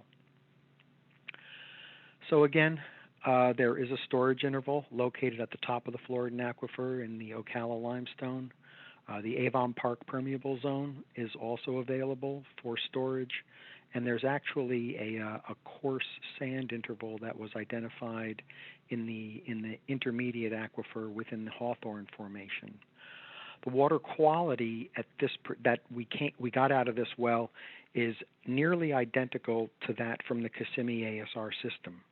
So you heard June talking earlier today how the salinity in the Floridan Aquifer at the Kissimmee ASR site enabled us to have extremely high recovery efficiencies at the Kissimmee site, and that same water quality is here at the Seminole Brighton Reservation. So all indications are that this would be a favorable place for ASR. And having stacked ASR locations, completing wells in both the upper part of the Floridan and wells in the Avon Park permeable zone. So based on the findings of that investigation, we moved forward with the tribe on looking at a design and completing a multi-well cluster at that location. And we were intrigued about the possibility of doing a bank filtration process, right? We wanted to take a look at the ability of the sediments adjacent to the canal to see if we could get flow through those shallow sediments to be able to facilitate both disinfection and, filtration and disinfection. So we initiated a project where we constructed a whole series of monitoring wells adjacent to the C41 canal, completed in the upper portions of the aquifer and deeper sections of the aquifer, and conducted a series of pump tests on these wells to try and pull water from the aquifer, from the canal, into these wells that could be used for recovery of that water for the ASR system there. And unfortunately, the findings were that the superficial sediments are just way too tight. They're clay, they've got fine-grained material in them that do not allow enough water to really pass through them at a rate that would feed an ASR well where we would want to pump at 1 million or 2 million gallons a day. So ultimately, as a result of this geotechnical investigation, we had to opt for actually using probably the same kind of system that we did use at Kissimmee, where we would opt for a media screen filter and disinfection system. So it was a little disappointing, but we did go through the process of trying to evaluate bank filtration during this project. Nonetheless, that well is still there. The Floridan aquifer is certainly there, and it is available for an ASR system if the tribe ever decides to move forward with the project. But just like the L63N ASR system, after we had gotten done with this geotechnical investigation, the funding for the project wound up running out. So we're left with the well. But that's where the project stands right now. And the third project on this lower initiative was we were charged with looking at a place where we could construct a 10-well ASR cluster. And what we did was we looked at the universe of locations in the South Florida Water Management District where the district owned a large enough parcel of land so that conceivably we could construct a 10-well ASR cluster. And all of the circles that you're looking at on this map are those localities where we had large pieces of district land. All the green polygons that you see are areas where the district owned enough land so that we could envision ASR clusters, at least a 10-well ASR cluster in these areas. And after going through a very rigorous siting competition between all of these sites, we looked at all sorts of engineering aspects, the water quality, the hydraulics of the system. Did we have room to be able to build wells? Ultimately, the site that we selected was here at Paradise Run. Now you're looking at the area, and Renee, this kind of gets back to your earlier question about floodplain and being able to route water through a surface system. What you're looking at on the left is this is the Kissimmee River that's flowing into Lake Okeechobee. And actually, the Kissimmee ASR system is located right about here. And this is an area that began to attract our interest because clearly it is the former flow pattern of the Kissimmee River. You can actually see it cross over this canal, and it wound its way through this area here, all the way through here. This entire floodplain was bypassed during the construction of the C38 canal. And we kind of started thinking, what if we built an ASR system, a 10-well ASR cluster in this area here, we can pull water from the C-38 canal, which is connected to Lake Okeechobee, pull water in, build a series of ASR wells along here, and recover water back to this floodplain and rehydrate the floodplain with ASR recovered water. So this is a slightly different view looking to the west, but here is the C-38 canal heading into Lake Okeechobee. We actually built an exploratory well right here. I'm going to show it to you in a minute. And what we envisioned was actually trying to reconnect this portion of the river, the old river, which would be right here, and have it wander through these a series of wetlands that we would construct that would actually enable us to have a pre-treatment system to be able to feed the ASR wells if we wanted to pull water from these wetlands, or we could pull water from the lake, because this part of the canal is directly connected to Lake Okeechobee. So this area was really an area that we could do truly an environmental ASR system, where we would facilitate an environmental restoration of this former floodplain area by pulling water through ASR wells and recovering the water to be able to rehydrate this portion of the floodplain.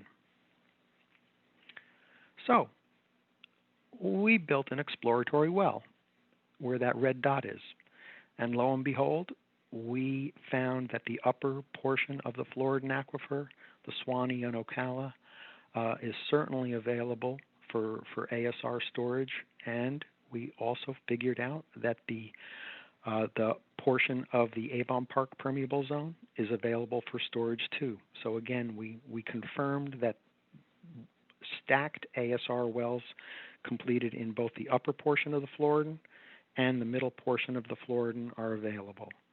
And this water quality is very nearly identical to the water quality that we observed at the Kissimmee ASR system. The water that's in the upper Floridan is very nearly fresh, and we would certainly anticipate very high recovery efficiencies from a well completed in this area. In fact, we've gone so far now with our design consultant to actually do some of the preliminary design of the 10-well cluster at this location. And this red dot is where the well is right now. The well that we've built, it's currently completed as a dual zone monitor well, but we now have a plan to begin constructing the first series of ASR wells and monitoring wells that would begin facilitating an ASR cluster in this area of Paradise Run. So we are initiating work on developing an ASR cluster here. So that's the quick summary of the 3 ASR projects that South Florida Water Management District worked on while we were doing the CERP ASR pilot projects.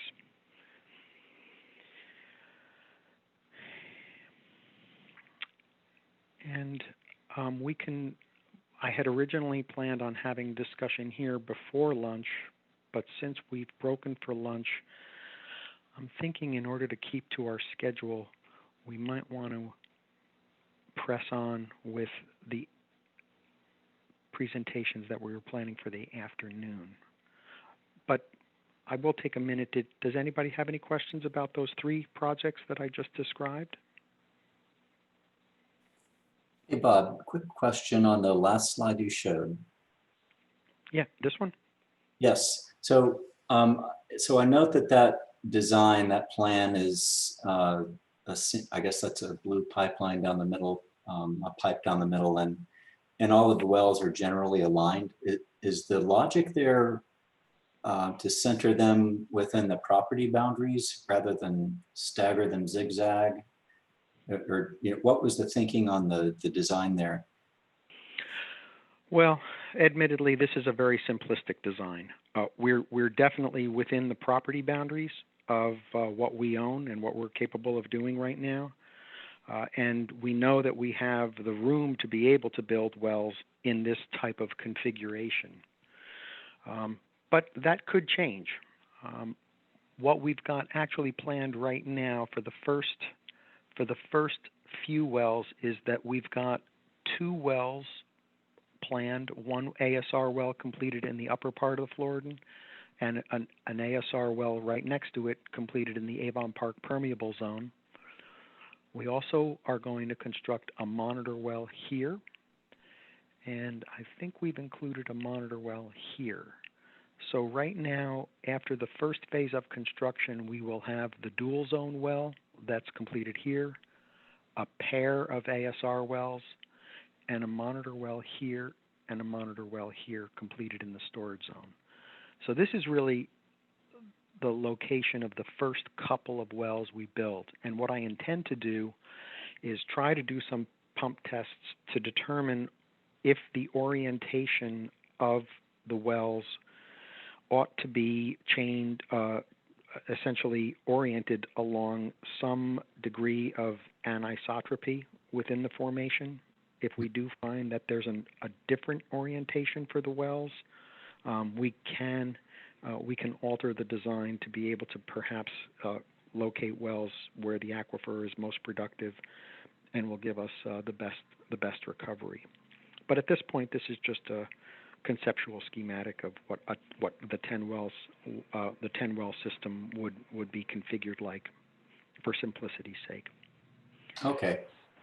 Yeah, there might be some advantages to explore operational strategies, turning on wells 1, 3, 5, and 7 versus 2, 4, 6, in terms of recharge recovery to optimize the entire field as an overall recovery efficiency. And of course, that gets even more complex and perhaps advantageous if it were not all wells in a row, but some kind of checkerboard setup. Yeah, that's really a good thought. It's interesting because with ASR wells, especially ASR wells in multi-well clusters, it gets to the subject of how close do you want an ASR well to be next to the next ASR well. On one hand, when you're developing a bubble of water within the aquifer, do you actually want the ASR wells to be close enough to each other so that the bubbles can converge? And that is one design philosophy to have. At the other end of the spectrum, you have to keep the ASR wells far enough apart so that during injection, the injection pressure within the formation does not interfere with between one well and the next well. So you have to keep some spacing of wells so that they don't impact each other from a injection pressure point of view. But on the other hand, you would like the wells close enough so that the bubbles might converge and give you a higher recovery. So all of those things are on the table, John. Okay. Well, this is Tom Missimer. Just a quick comment.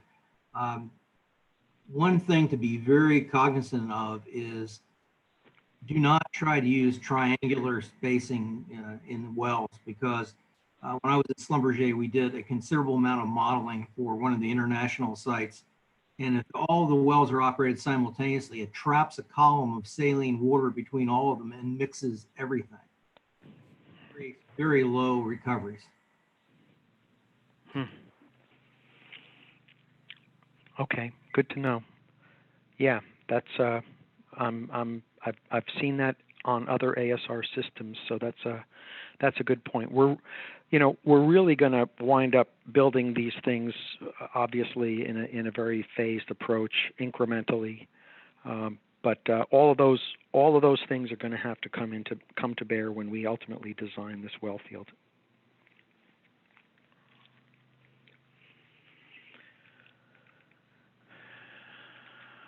Okay.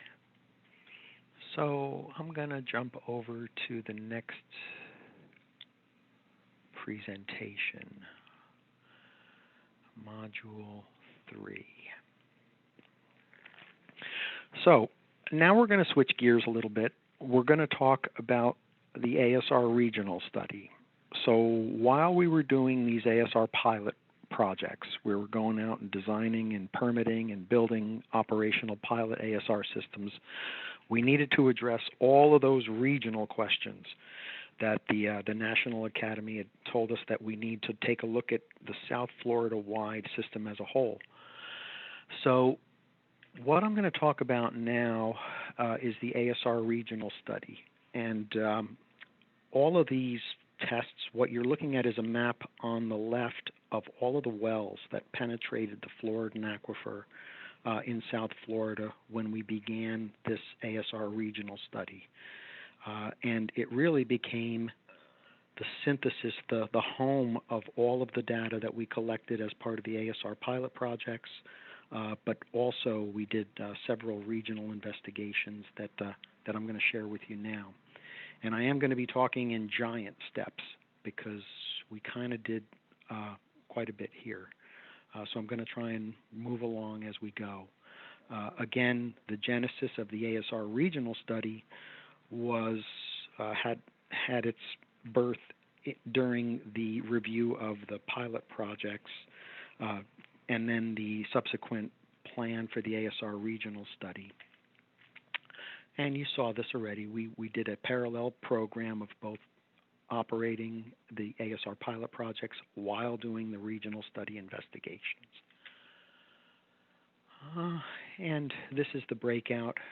Again, you saw all this earlier about how the pilot projects and the ASR regional study, some of which there would be a lot of overlap between what we found in the ASR pilot projects to the studies that we did for the ASR regional study.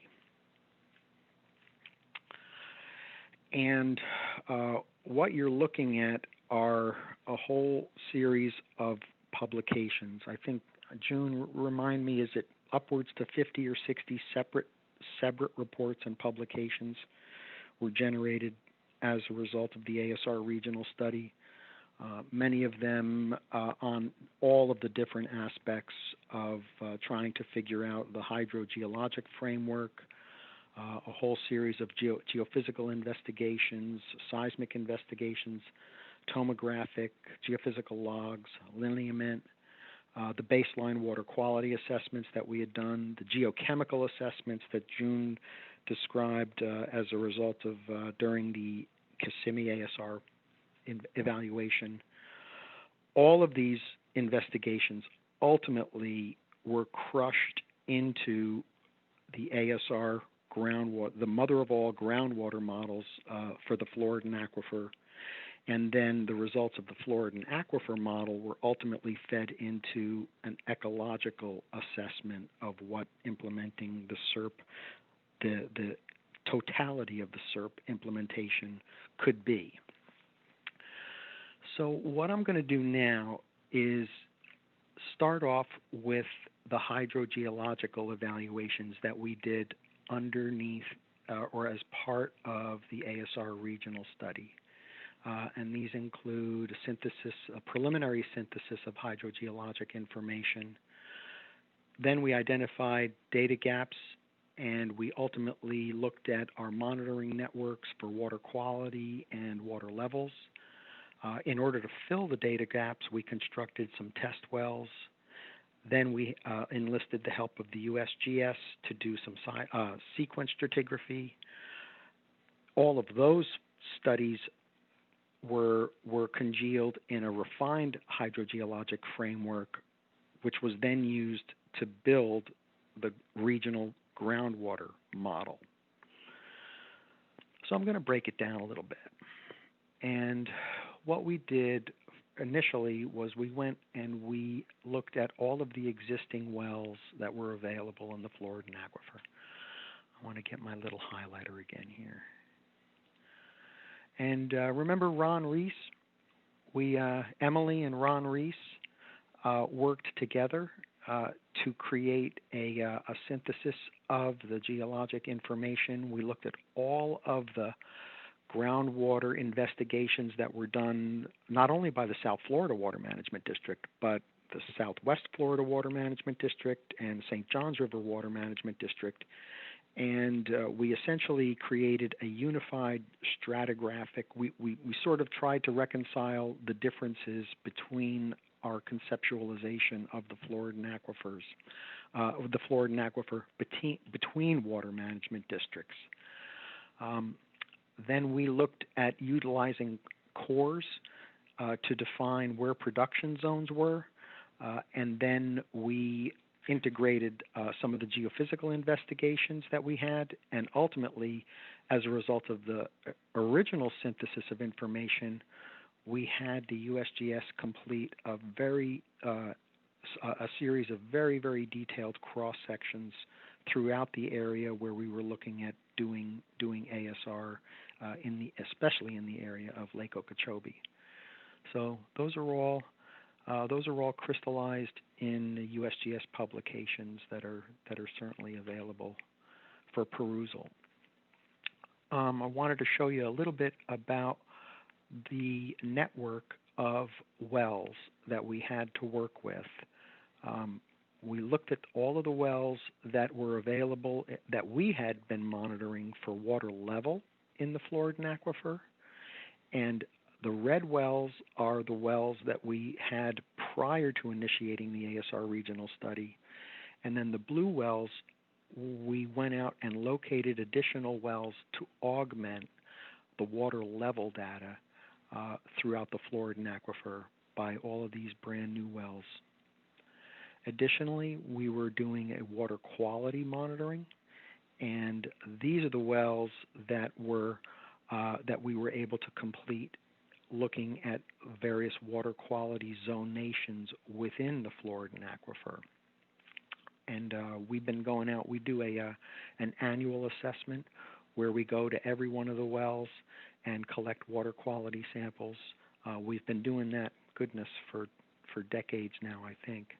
We have a very, very long series of water level and water quality data from the Floridan aquifer that the South Florida Water Management District has been collecting as a function of our regional monitoring networks anyway. So what we kind of identified when we were looking at the water quality data that we had and the water level data that we had there were holes in the information where we really did not have very good information. They were areas where there were no wells, one way or another, or very few wells to really give us some confidence on how we understood the geology of the Floridan aquifer was. So in response to that, we went out and we actually built a whole bunch of new wells. And these black dots are locations of wells that we built for the ASR pilot projects, but they're also wells that we built to augment our understanding of the geology of the Floridan aquifer. And these wells are test wells, exploratory wells. We were able to do aquifer performance tests on a lot of these wells, some tests that were that had never been done on the wells, or there had been very little information. When we needed to build a new well, we built a new well. A lot of these were completed as multi-zone monitoring wells in order to infill any of the data gaps that we felt were particularly important. And these wells were all constructed and tested as part of the ASR regional study in developing our synthesis of the stratigraphy and water quality zonation of the Floridan aquifer.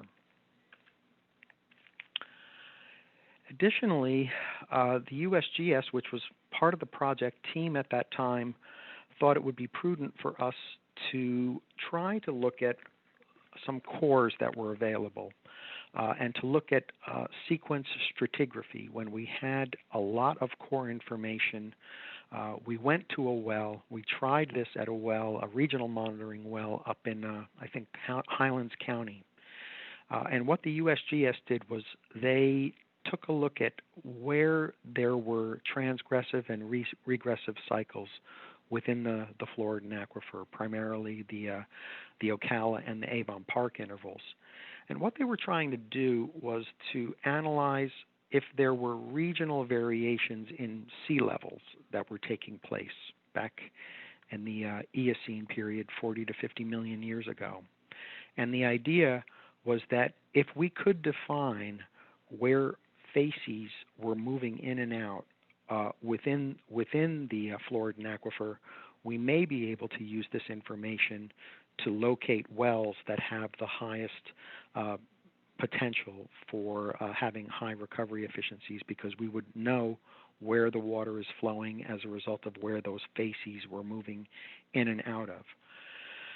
So the USGS published this work, and it's really sort of been sitting on a shelf because what we really need to do in order to fulfill the concept of this is we need to have multiple wells where we have very detailed core information so that we can really start to piece together ancient strands of sea levels and really be able to map transgressive and regressive cycles that were taking place within the Floridan aquifer, so that we can better predict, create a regional predictive tool as to where the best wells could be located. So in addition to those hydrogeologically oriented studies, we also wanted to take a look at what was taking place in between the wells, right? I mean, the wells themselves are just points on a map, and we tried to sort of fill in some of those areas in between wells with some geophysical studies. So I already showed you the tomography that we did at the Hillsborough ASR site and the Port Mayaca site. So we did do some tomographic studies. We also looked at lineaments. We did some borehole fracture trace analysis. I'll show you a little bit of all these. At the time that we were doing these projects, Water Resource Solutions was installing a brand new Floridan aquifer well field at the city of Clewiston. And we tried to do a pump test with the specific intent of trying to map anisotropy within the Floridan aquifer, at least at that location. We also did some geotechnical work trying to anticipate what rock fracturing might occur. And we also did a marine seismic survey of Lake Okeechobee. So I'm going to give you the high-level information about these things. You've already seen some of these slides. This is the cross-well tomography that we did. This is the profile that we did at the Port Mayaca facility. And this is the tomographic survey that we did at the Hillsborough ASR system. And you could see, we would locate, we would have a source in one well that we would move up and down and send out vibrations, and then we would receive those vibrations in another well, and it actually gives us sort of a profile of what the stratigraphy is like, where the water bearing zones are in between the zones. So ultimately, and we can see that these two sites are kind of different. We're really sort of very much looking forward to ultimately looking at when we do get the Port Mayaca cluster up and running, if this tomography analysis will help us in figuring out where we can complete zones that are most favorable to ASR. But we've at least done two of them at the Hillsborough system, where we do have a lot of information, because we did all of those cycle tests at Hillsborough. And when we do build more multi-well systems, I would suggest that we continue trying to do these tomographic type surveys to give us a glimpse as to what's happening between wells. Okay, the Army Corps of Engineers moved forward with taking a look at lineaments And of course, the idea behind surface lineaments is that they are a surface expression of linear features that may be a reflection of deeper structural trends within the geology of the area. And what they did was they compiled all of the lineament studies that had been done previously and kind of created a weighting system of rank in terms of lineaments that have a high degree of confidence, a medium degree of confidence, and a low degree of confidence. And essentially were able to start to develop residual maps that showed where the most prevalent lineaments run. And this was an interesting investigation because it sort of showed that there was overall a trend of a northwesterly, southeasterly trend of many of the lineaments, and there was also a northeast, southwesterly trend of lineaments that seem to be making themselves apparent here. And the usefulness of this investigation was that as our groundwater modelers were beginning to construct the groundwater model, they began to look at ways that the groundwater model grid ought to be oriented in order for us to utilize this information to perhaps take a look at what anisotropic trends could be within the aquifer itself. And one of the more interesting lineaments that's always been conjectured here is the boundary of Lake Okeechobee is sort of located right along a sort of a northeasterly, southwesterly lineament or series of lineaments that run on this side of the lake. And I would say that this is a particularly interesting series of lineaments because there is definitely what I would call a flexure within the aquifer that takes place right along this boundary of Lake Okeechobee. If you look at the water quality trends, there is definitely fresh water here in this northern portion of the lake that we've talked about with all the wells that we have built. And as you progress south, there is definitely a higher trend of salinity that appears to be or could be related to a deep flexure along this trend. Okay, borehole fracture trend analysis. So what we did here, Emily had a very innovative idea, was to take a look at wells that had been drilled through the Floridan aquifer, and as the wells are drilled, as the bit drills down into the formation, it doesn't drill a perfectly cylindrical hole. What happens is that the borehole, as it's being drilled, as the bit passes through the rock, there are portions of the borehole that break out and become expanded along planes of weakness or planes of fragility. So the idea was to take a look at these wells where borehole images and caliper logs and imager logs were available, and take a look at the orientation of where the boreholes were fractured and broke out. And lo and behold, what we found was that when you added up all of the fractures and the trend, because all of these logs that we looked at were actually, they were oriented logs. They were able to be oriented essentially correct to, the North Pole. And so we were able to orient all of the fractures, but it turns out that when we actually looked at where boreholes were flowing water, that there was a trend of the way these fractures were associated with borehole flow within the Floridan aquifer. And there appeared to be a very linear trend to the northwest and the southeast, and sort of a secondary trend from the northeast to the southwest.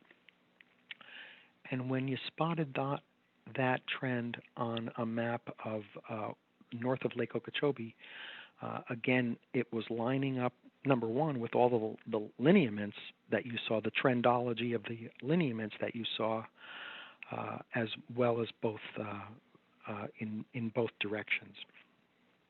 And again, this analysis was helpful to the groundwater modelers because as they were configuring the way the grid for the groundwater model ought to be oriented, this kind of analysis was helpful for them to, as they discretized the model, to try and anticipate that there might be some pattern to the flow within the aquifer. And then we worked with our friend Lloyd Horvath at Water Resource Solutions. We got involved with this well field. That's a brand new well field, or at the time, it was a brand new well field for the city of Clewiston. And they constructed a 4-well field within the Floridan aquifer, and they were going to do a pump test utilizing the pumped well and a series of additional production wells that were also constructed as part of the project. And they were doing all of the traditional analyses for aquifer pump test evaluations, transmissivity, storage coefficient, leakance. But there's also a method whereby they could modify a hand-tush process, a hand-tush equation, to calculate the trends of heterogeneity within the aquifer. And what this analysis actually showed was that there was a slightly different orientation to the angles of anisotropy as a result of these 4 wells. And we kind of left this analysis alone at the time. It certainly would have been more informative had more wells been available for analysis of this type during pump tests. And I'm sharing it with you because as we construct multiple wells during this first phase of the new implementation plan, this is another one of those evaluations that I'd like to try to see if we can understand where the most favorable trends of the aquifer will be for us to site well clusters and well fields to obtain optimal efficiency. And then the actual directly trying to answer the questions about the potential for fracturing the rock. And Chris Brown at the Army Corps of Engineers and Nick Geibel were sort of the lead investigators in this aspect of the study. What we wanted to do was understand what would be those limiting pressures when we pump into these ASR wells and we see injection pressure when we're pressurizing the aquifer, when we're pumping into it. Could we be pressurizing the aquifer to a point where we fracture, we actually damage the formation itself or the overlying formations? And what we did there was we collected a whole bunch of cores from a bunch of the wells that you've already seen on many of these maps, and we took those cores and we put them in a rock crusher, essentially, to see how strong those rocks are, right? I mean, when you do those kind of tests, and they're actually very common geotechnical tests to determine the actual strength of a rock. What is the pressure by which that rock could break? And they looked at a whole bunch of different kinds of pressures and forces that could break the rock: shear pressure, tensile stress, and microfracture development. And ultimately, they threw a lot of different analyses at it and came up with a very, very conservative number. And they essentially, their recommendation at the end of the day was to keep wellhead pressures below 100 psi, 100 pounds per square inch, in order to maintain a safe injection pressure for each well.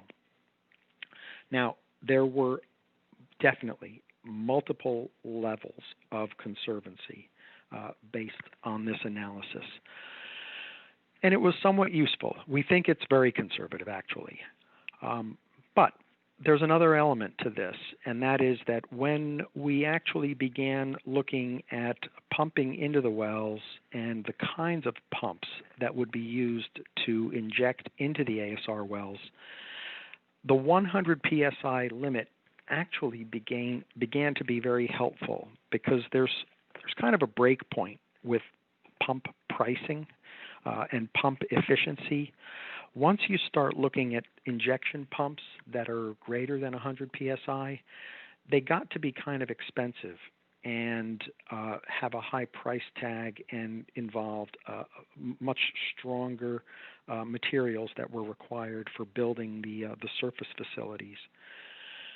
So when we got to that point, we kind of said, okay, well, why don't we just move forward with using 100 psi as a safe limit for designing the wells and designing the surface facilities, and we will use the 100 psi limit when we develop the groundwater model, and we did have a groundwater model that did integrate well pressures, and we kind of used this 100 psi limit as a factor for us to try and evaluate what would happen when we did pump in to conceivably what could have been 333 ASR wells.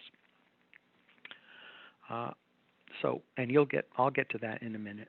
But ultimately, their analysis did also indicate, thankfully, that by keeping this one-head pressure, 100 psi pressure on wellheads, that the likelihood of propagating pressures, fracture pressures into the overlying units would be very unlikely. And finally, the marine seismic survey that we did at Lake Okeechobee. This was a very unique aspect of the project, where one of the biggest areas of uncertainty in terms of the Floridan aquifer was we had a huge data gap underneath Lake Okeechobee. Is the Floridan aquifer present underneath Lake Okeechobee? Was it there? Was it continuous? And so what we decided to do was a marine seismic survey to fill in the blanks of what the stratigraphy was like underneath Lake Okeechobee. So we ran a series of marine seismic lines underneath the lake. And what we did was we made sure that we were able to connect to some of the wells. Here was the Port Mayaca well. So we had a good tie-in to the lithologic information at Port Mayaca, and we had the exploratory well at the Kissimmee ASR system. So we were able to tie the seismic information to actual well depths and well lithology. And you're seeing some of these seismic lines that actually ran through north-south Lake Okeechobee here. And you're looking at the top of the Floridan aquifer is down here, the Swanee Formation. And it really surprised us, because a lot of times we envision that the Floridan aquifer is a layer cake.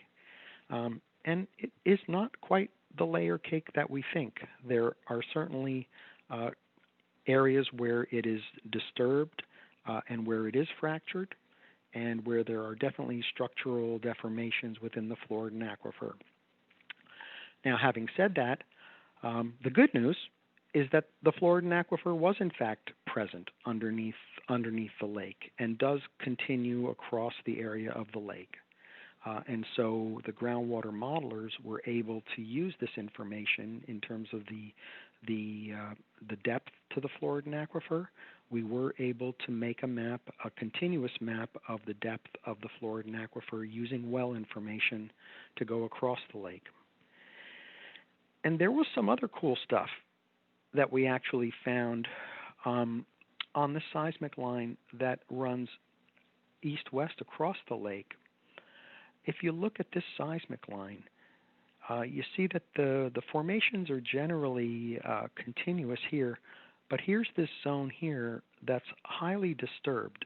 In fact, it really is quite seismically almost transparent.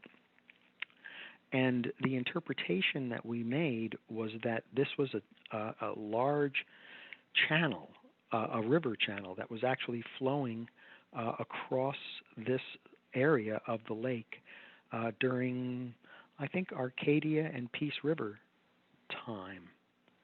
And that was a very interesting finding.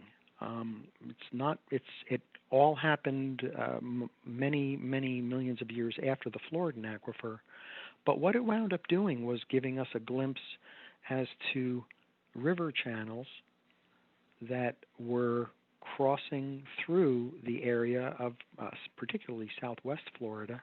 This is that seismic line where we saw it at, and it helped create something of a new understanding of the geology that was taking place at the Arcadia time.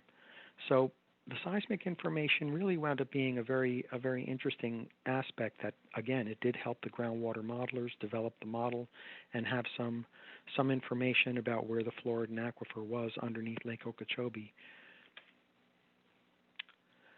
So all of this stuff was taking place while we were building the ASR pilot projects.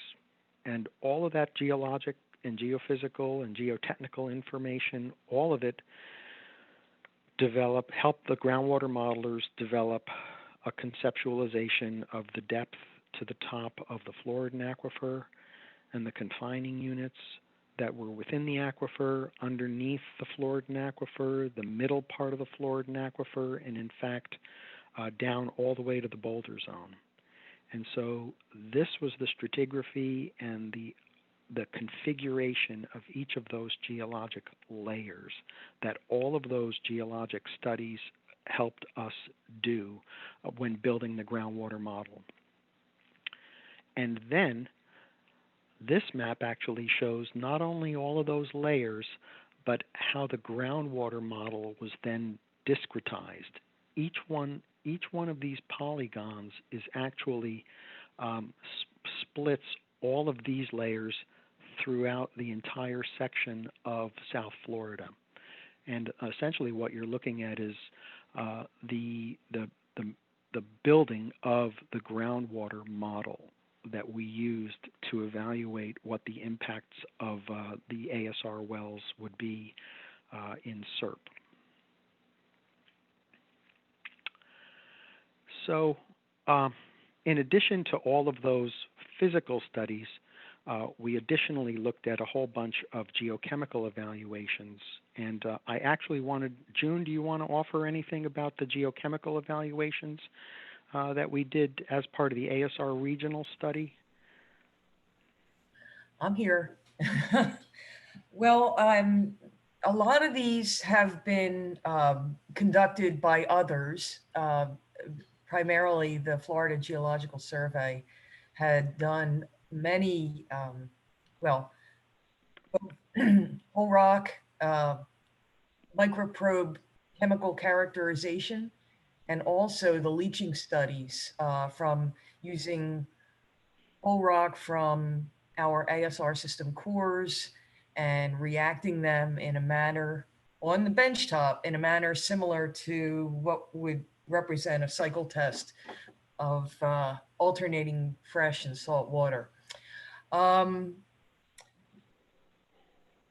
The other ones, I think that you've already addressed the methyl mercury evaluation. We did with respect to the USGS report by David Krabenhoff. We measured methyl mercury weekly during cycle tests 1 through 3, and monthly on 4. So we have a large suite of methyl mercury concentrations and mercury concentrations. And also it was part of our NPDES permit requirement in the Kissimmee River. So we have a pretty good idea that mercury methylation does not occur in the context of, or in the aquifer, the Floridan aquifer system. Methyl mercury does occur in the surface water of the Kissimmee River, probably bound to dissolved organic carbon or colloids. And, but it was not discharged into the river during recovery. If you wanted to go into the Bradenton DEOC system, that was another one of those. That was a collaborative project with you and the Southwest Water Management District. Yeah, I think I have a slide on that. Okay, and we've already discussed some of the recovered water geochemistry. So there's more to be done. It's a huge data set, so working on it. But thanks.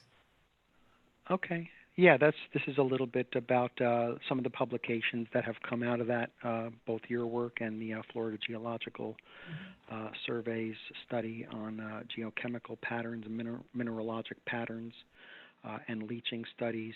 I think some of them are included as appendices in the ASR Regional Study Report. The only other project that I actually wanted to highlight was, well, here's the mercury methylation study. Was it Krabenhoff that did this, June? I can't remember if he was involved in this one.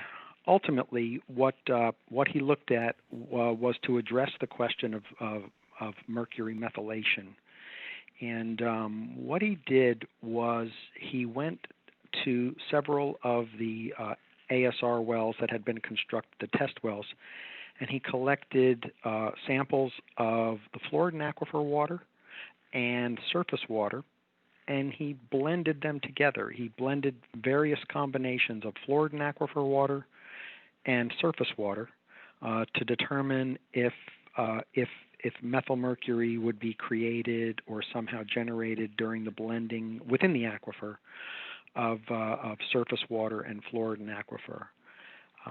And essentially, as a result of these initial studies, they indicated that the ASR recovered water would very likely not create a load of methylmercury at all. Now, what the studies did indicate is that the Floridan aquifer water does have an elevated concentration of sulfate, and that could affect methylmercury generation.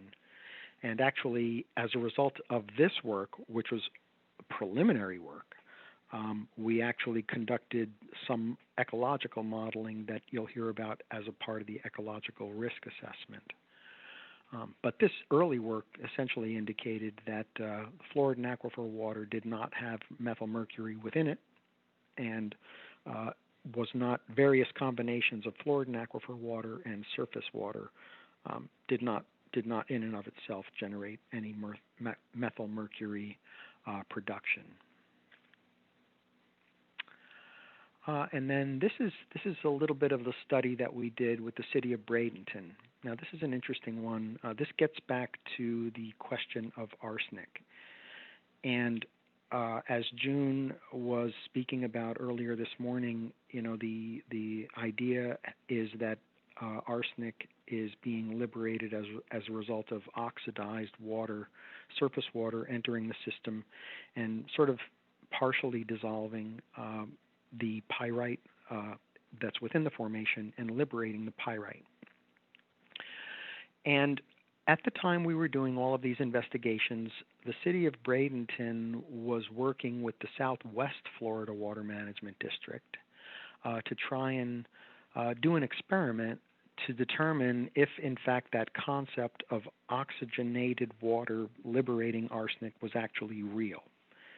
And this is an ASR system that the city had constructed in the Swanee limestone. They had an ASR well and a monitoring well they had conducted many test cycles on this ASR system, and this is a plot of arsenic concentration, the recovered water arsenic concentration over a typical cycle, and they were seeing some extremely high concentrations of arsenic. So what they decided to do was to test the concept of if we took oxygen, if we removed oxygen from the water that we inject, will we stop liberating arsenic? And so they approached us. Would we be willing to partially fund this experiment? And we did. I think we might have contributed $100,000 or $125,000, along with Southwest and the city of Bradenton. And they went and constructed an a deoxygenation unit on the water that they recharged into the aquifer. And after trials and tribulations of actually getting this deoxygenation unit up and running, when they wound up doing the very next test cycle, this is the concentration of arsenic that they recovered during all of their subsequent cycles, really. And the bottom line is that this was a very significant evaluation because it essentially proved the idea that oxygen was the culprit for liberating arsenic. And by operating this deoxygenation unit, the arsenic problem kind of goes away. So in and of itself, it was very helpful because what it means is there is a solution to the arsenic liberation problem. The technology does exist for us to not have to liberate arsenic. Now, having said that, it's pretty expensive. I think the cost estimate ultimately that was evaluated was about $1 million per million gallons of water capacity. So the unit that they constructed was very expensive. It is high technology. It's a membrane system that actually sucks oxygen, dissolved oxygen, out of the water. But again, it was a very useful experiment in and of that it proved that arsenic liberation can be terminated. So with that, why don't we take a minute and allow the panel to give us some questions, comments, thoughts?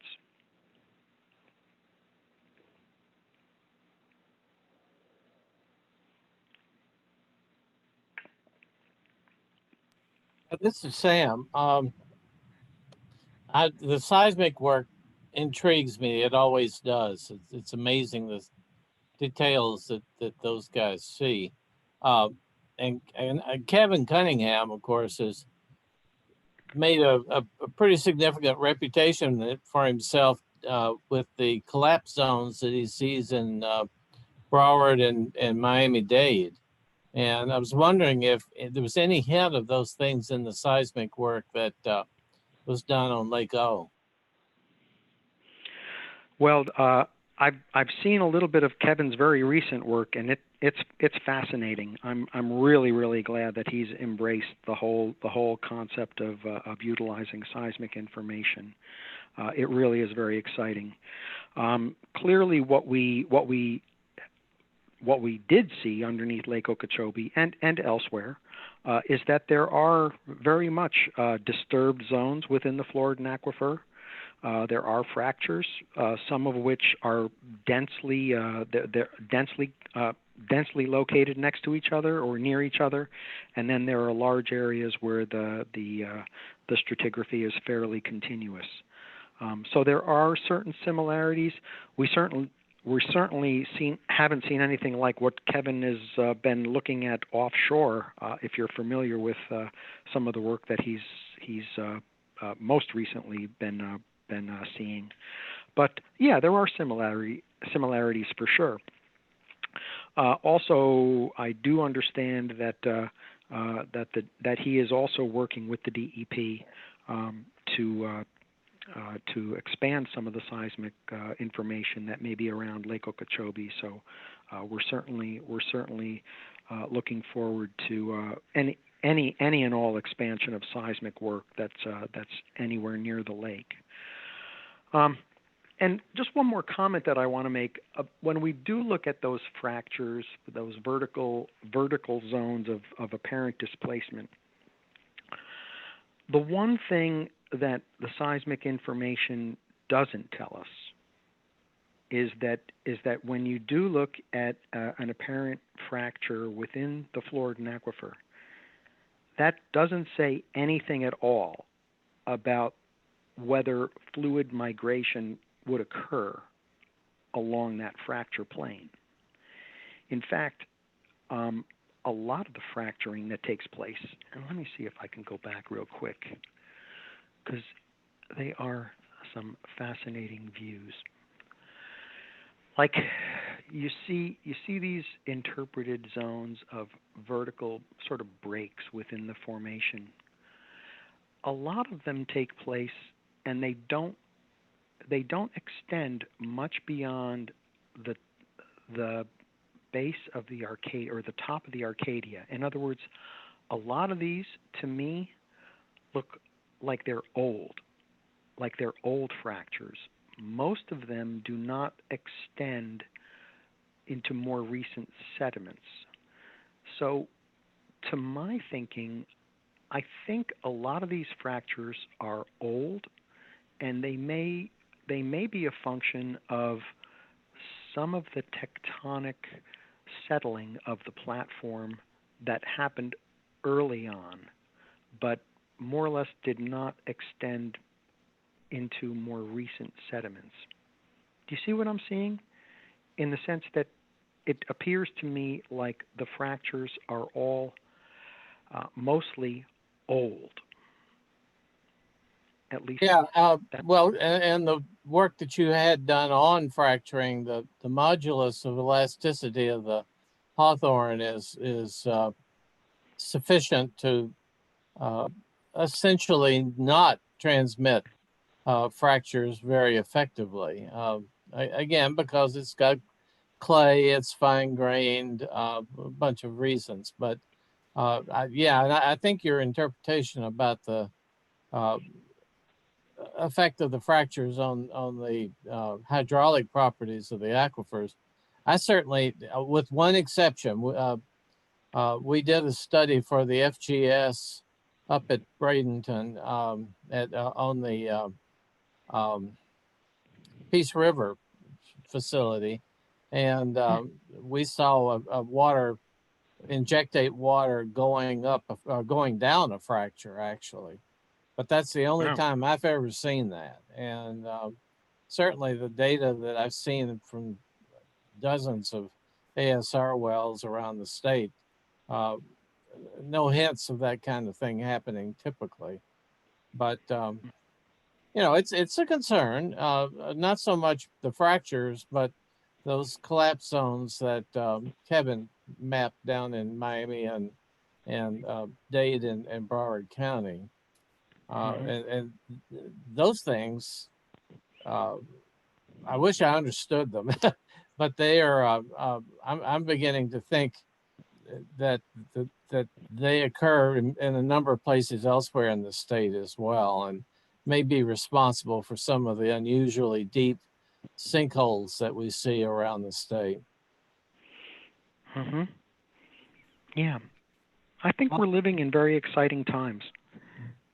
Bob, this is Tom Missimer. Just a comment on the geometries of those things. There's a completely different interpretation than Kevin's for those features. And that is that's thin skin compressional deformation coming off from the south. And Bob Maliva and I published that, a number of years ago in Transactions of the Gulf Coast Geological.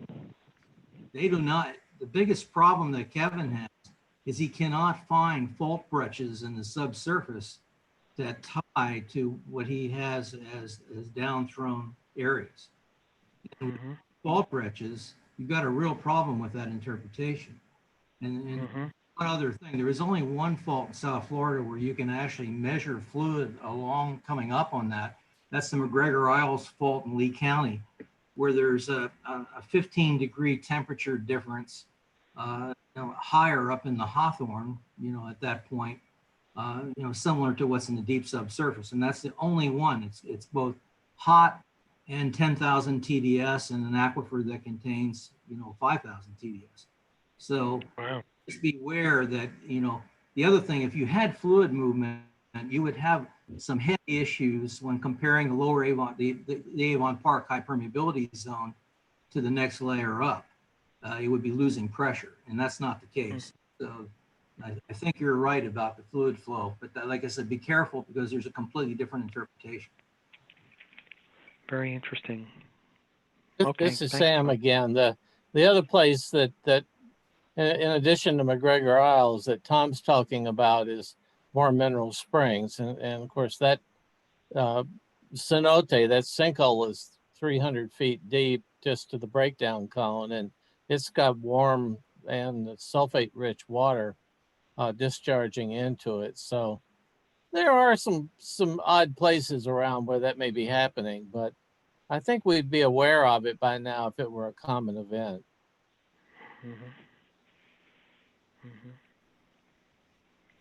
I'd like to bring up a slightly different geophysical technique that hasn't been shown so far.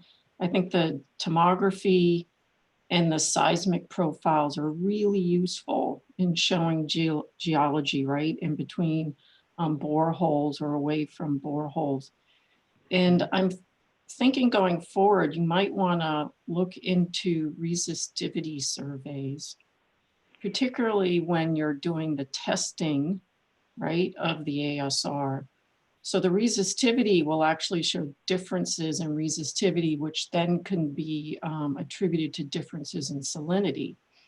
And you might be able to see the actual extent of the fresh water that's being pumped in there and how it moves away with these resistivity surveys.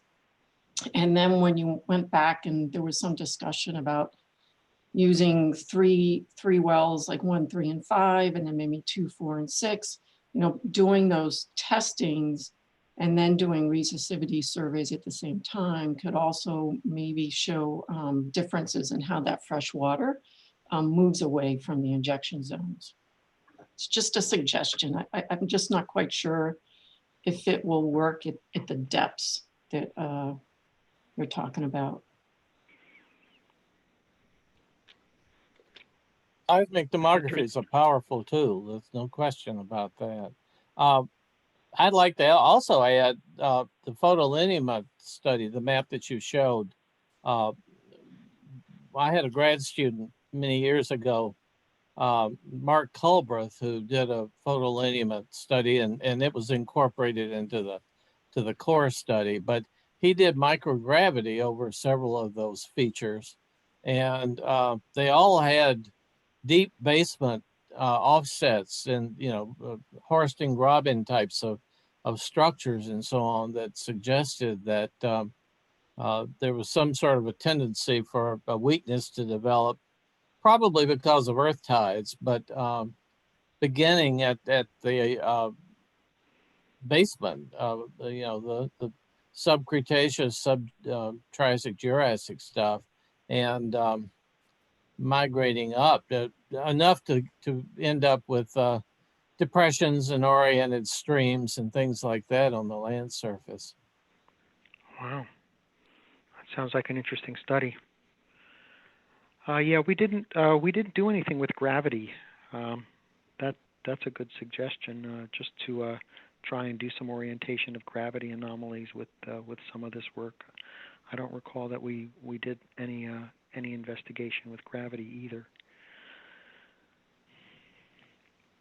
But yeah, Renee, I think your thoughts about a surface resistivity survey would be interesting, especially if we could tune the resistivity survey to be able to tell us what's happening at depth on the surface.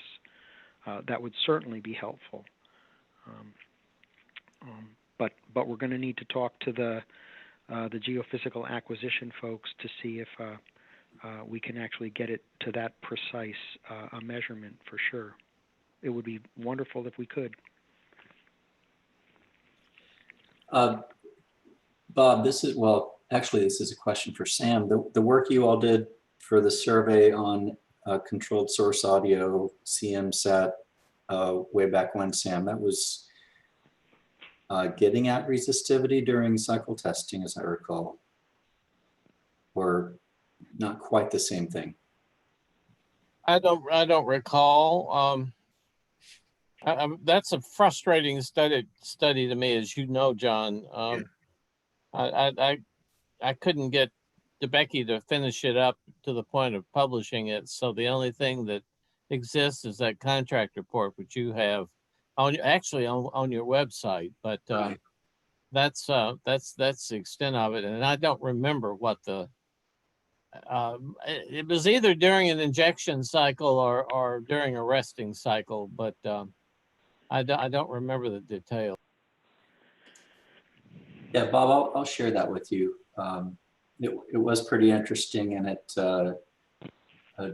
addresses a bit of what Renee was talking about. And of course, and just looking at seawater intrusion along coastal zones, I know that different water management districts in different states have used resistivity for that purpose as well. So I echo her comment. This is Sam again. That actually, the premise of that study was that one could use time domain resistivity to track the plume, the bubble, if you will, of water if there's a salinity and contrast between the native water and the injectate, and that worked. And the beauty of time domain is that you can set up a monitoring network and revisit it every 5 years or every whatever. You know, it can be a permanent installation that you just go back and resample from time to time. Right. Good stuff. Yeah, I'd be interested in taking a look at that for sure.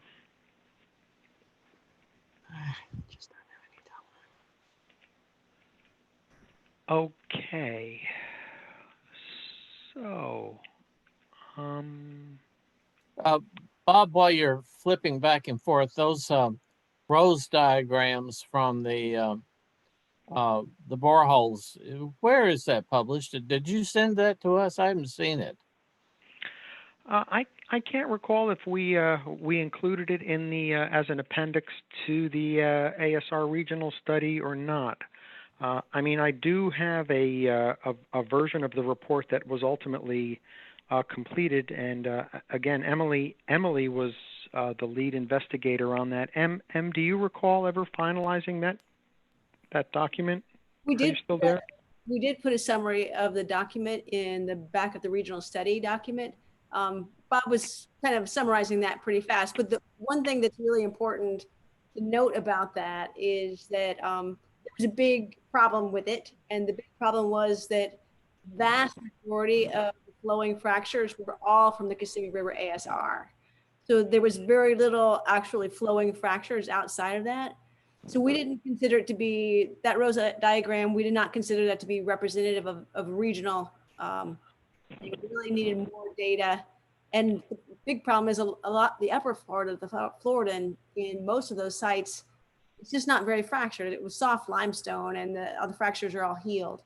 So I think the study, if we had the data in the APPZ, would be a lot more interesting. Really cool work. I'd love to see the report if it's available. Hey Sam, I'm looking at the ASR regional study report right here, and I suspect that document is in Appendix B of the ASR regional study report. So if you can get access to Appendix B, I think you'll be able to read on the methodology that was used for that. Great, thank you. For some reason I missed it. I thought I'd read it. Obviously I have. Well, I think that appendix might be a like a compendium of multiple different studies, so it's probably sandwiched in somewhere in there. Okay, well, we've been going at it for a little bit. You guys want to take a 5-minute breather? Would that be helpful? It's 2:30 on the dot right now. You want to take 5? Sounds good. Okay, let's take 5, and my clock says 2:30, so why don't we reconvene at 2:35?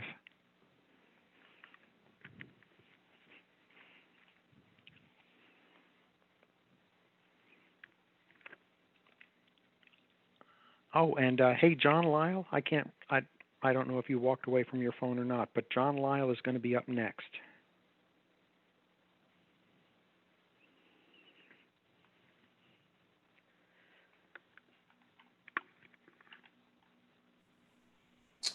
Okay, got it. Thanks, Bob.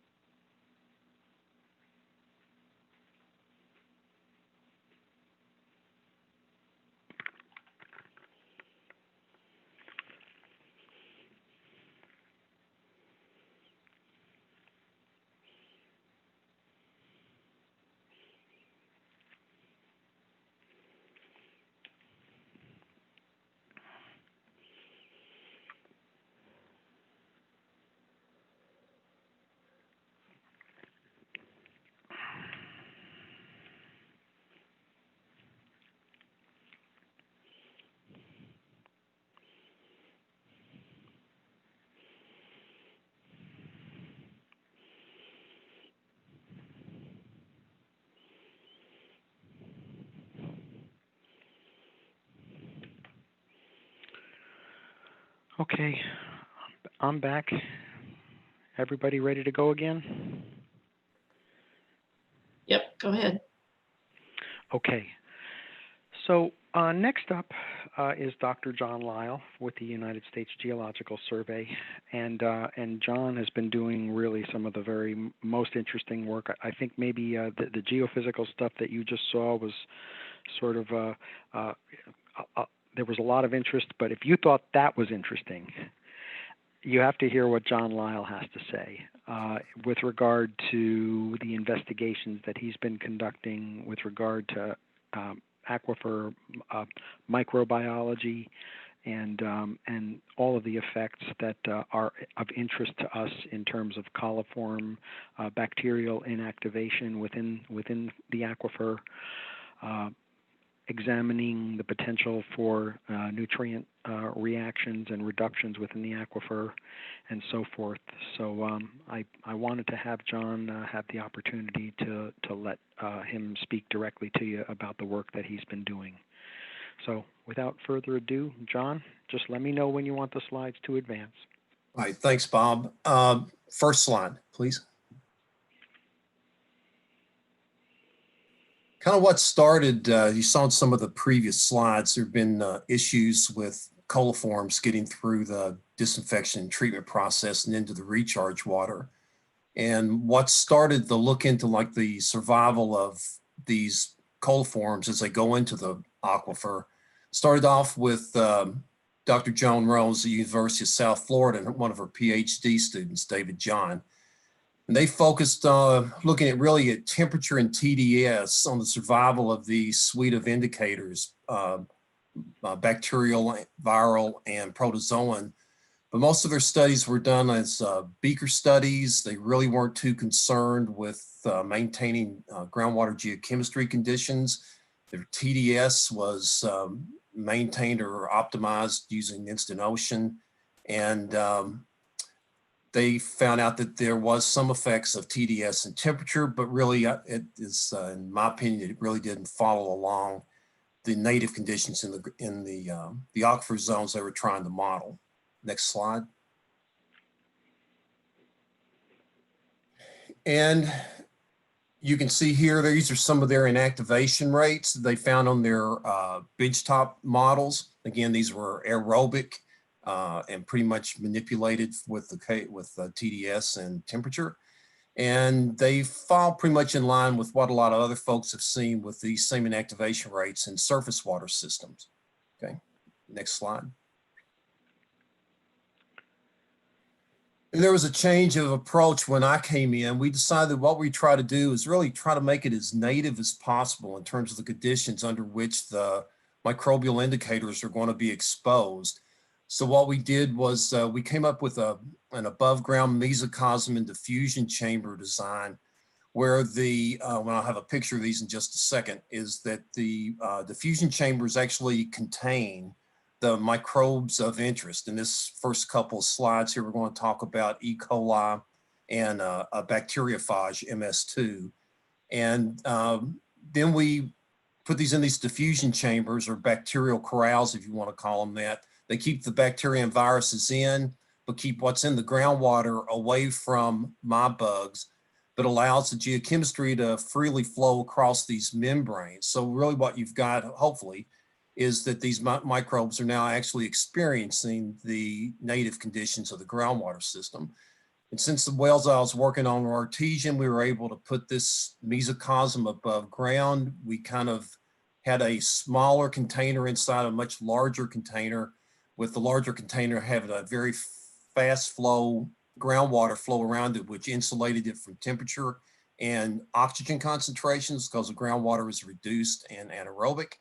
And then within the chamber, within the second box, which the diffusion chambers are in, we modified the flow so it was similar to what was in the subsurface. So it was maintaining anaerobic and reduced conditions. And you can see from this picture, these are the 4 sites that we tried first. The first study looked at a set of wells there, the Paradise Run area. Then down to the left was at LaBelle, and down to the right was Palm Beach area. And then most recently, we're on the Kissimmee River ASR site itself using monitoring well 10 is what I call it, but I think that's the 350-foot monitoring well that's been referred to previously. Okay, next slide. And these are the diffusion chambers. You can see exploded version of it on the top, and it kind of goes together as a sandwich. And in that inner part, as you can see in the middle picture, the larger one, that's about a 30 mil volume that we fill with any microbe I want to work with. Anything that we described today is going to be contained within these diffusion chambers, and they're actually loaded and unloaded before the timing starts. Then after at each time point, we retrieve one of these from the mesocosm, drain it with a syringe, and then we process that inner volume to look at the die-off rates of the microbes contained within the diffusion chamber. Next slide. And this is a diagram of this above ground flow through system. And we've got a large polypropylene insulated container, about 100 liters, 200 liters. And within that, you've got a smaller stainless steel container that's baffled. Those are those vertical lines, and each one of those DCs is a diffusion chamber. And you've got a reduced flow going into the stainless steel chamber that models that in the subsurface. And then the high flow rate going around and through the larger container is what insulates the diffusion chambers from, again, oxygen and the temperatures on the surface and get around 120 during the summer. Okay, next slide. And here's a picture of the whole system. There's the stainless steel inner chamber on the left. You can see that's from the top view. This is then we insert this into the above ground system, the larger container. We connect that with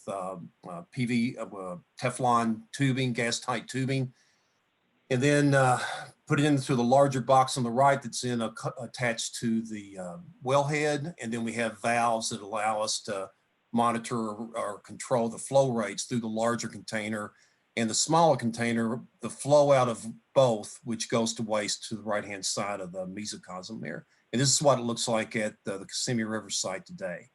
Okay, next slide.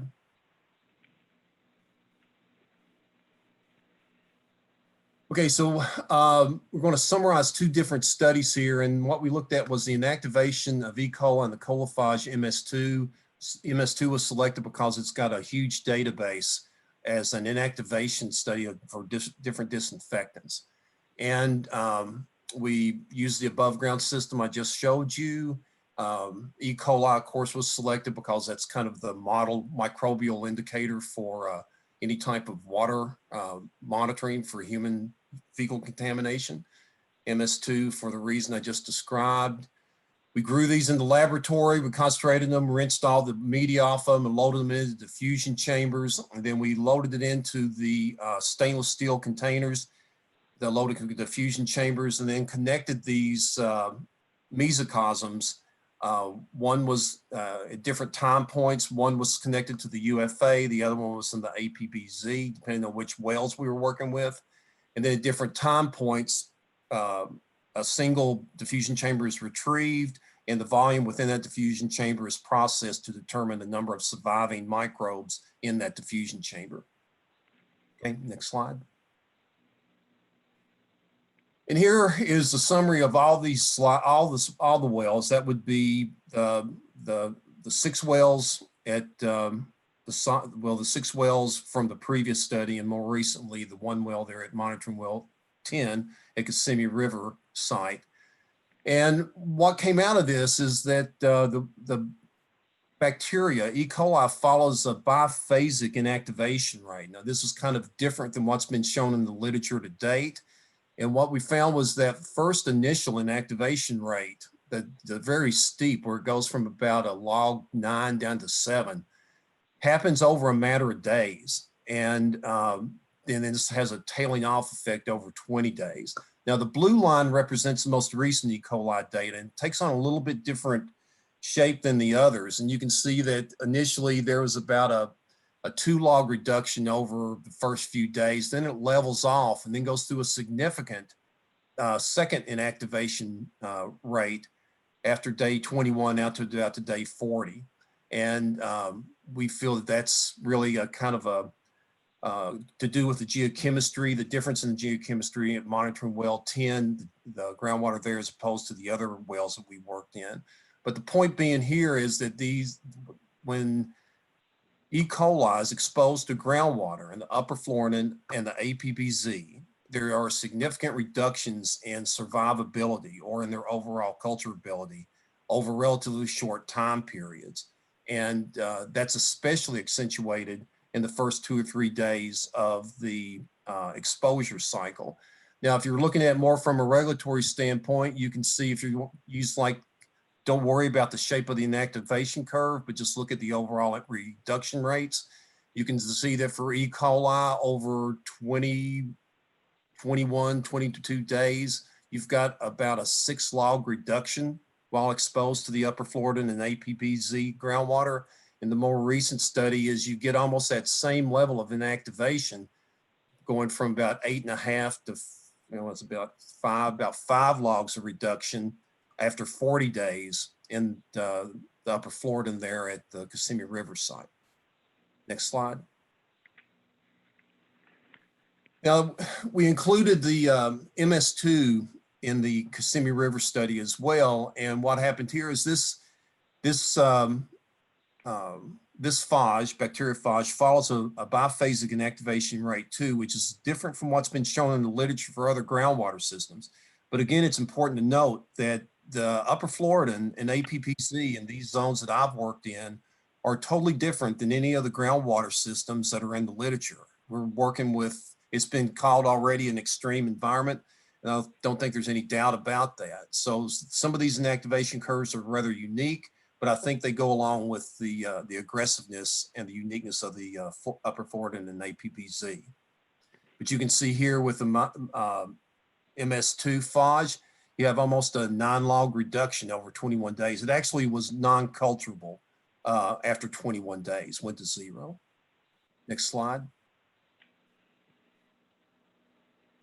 All right, so then what we did here is I just combined the E. coli and the MS2 to show you in general is that there are significant reductions, log reductions in the survivability or inactivation rates of bacteria and bacteriophage that are normally used to indicate the efficiency of disinfectants of microbes. So you've got really a significantly more reduction inactivation rates than is required by the regulations when it comes to looking at log reductions over a certain amount of time.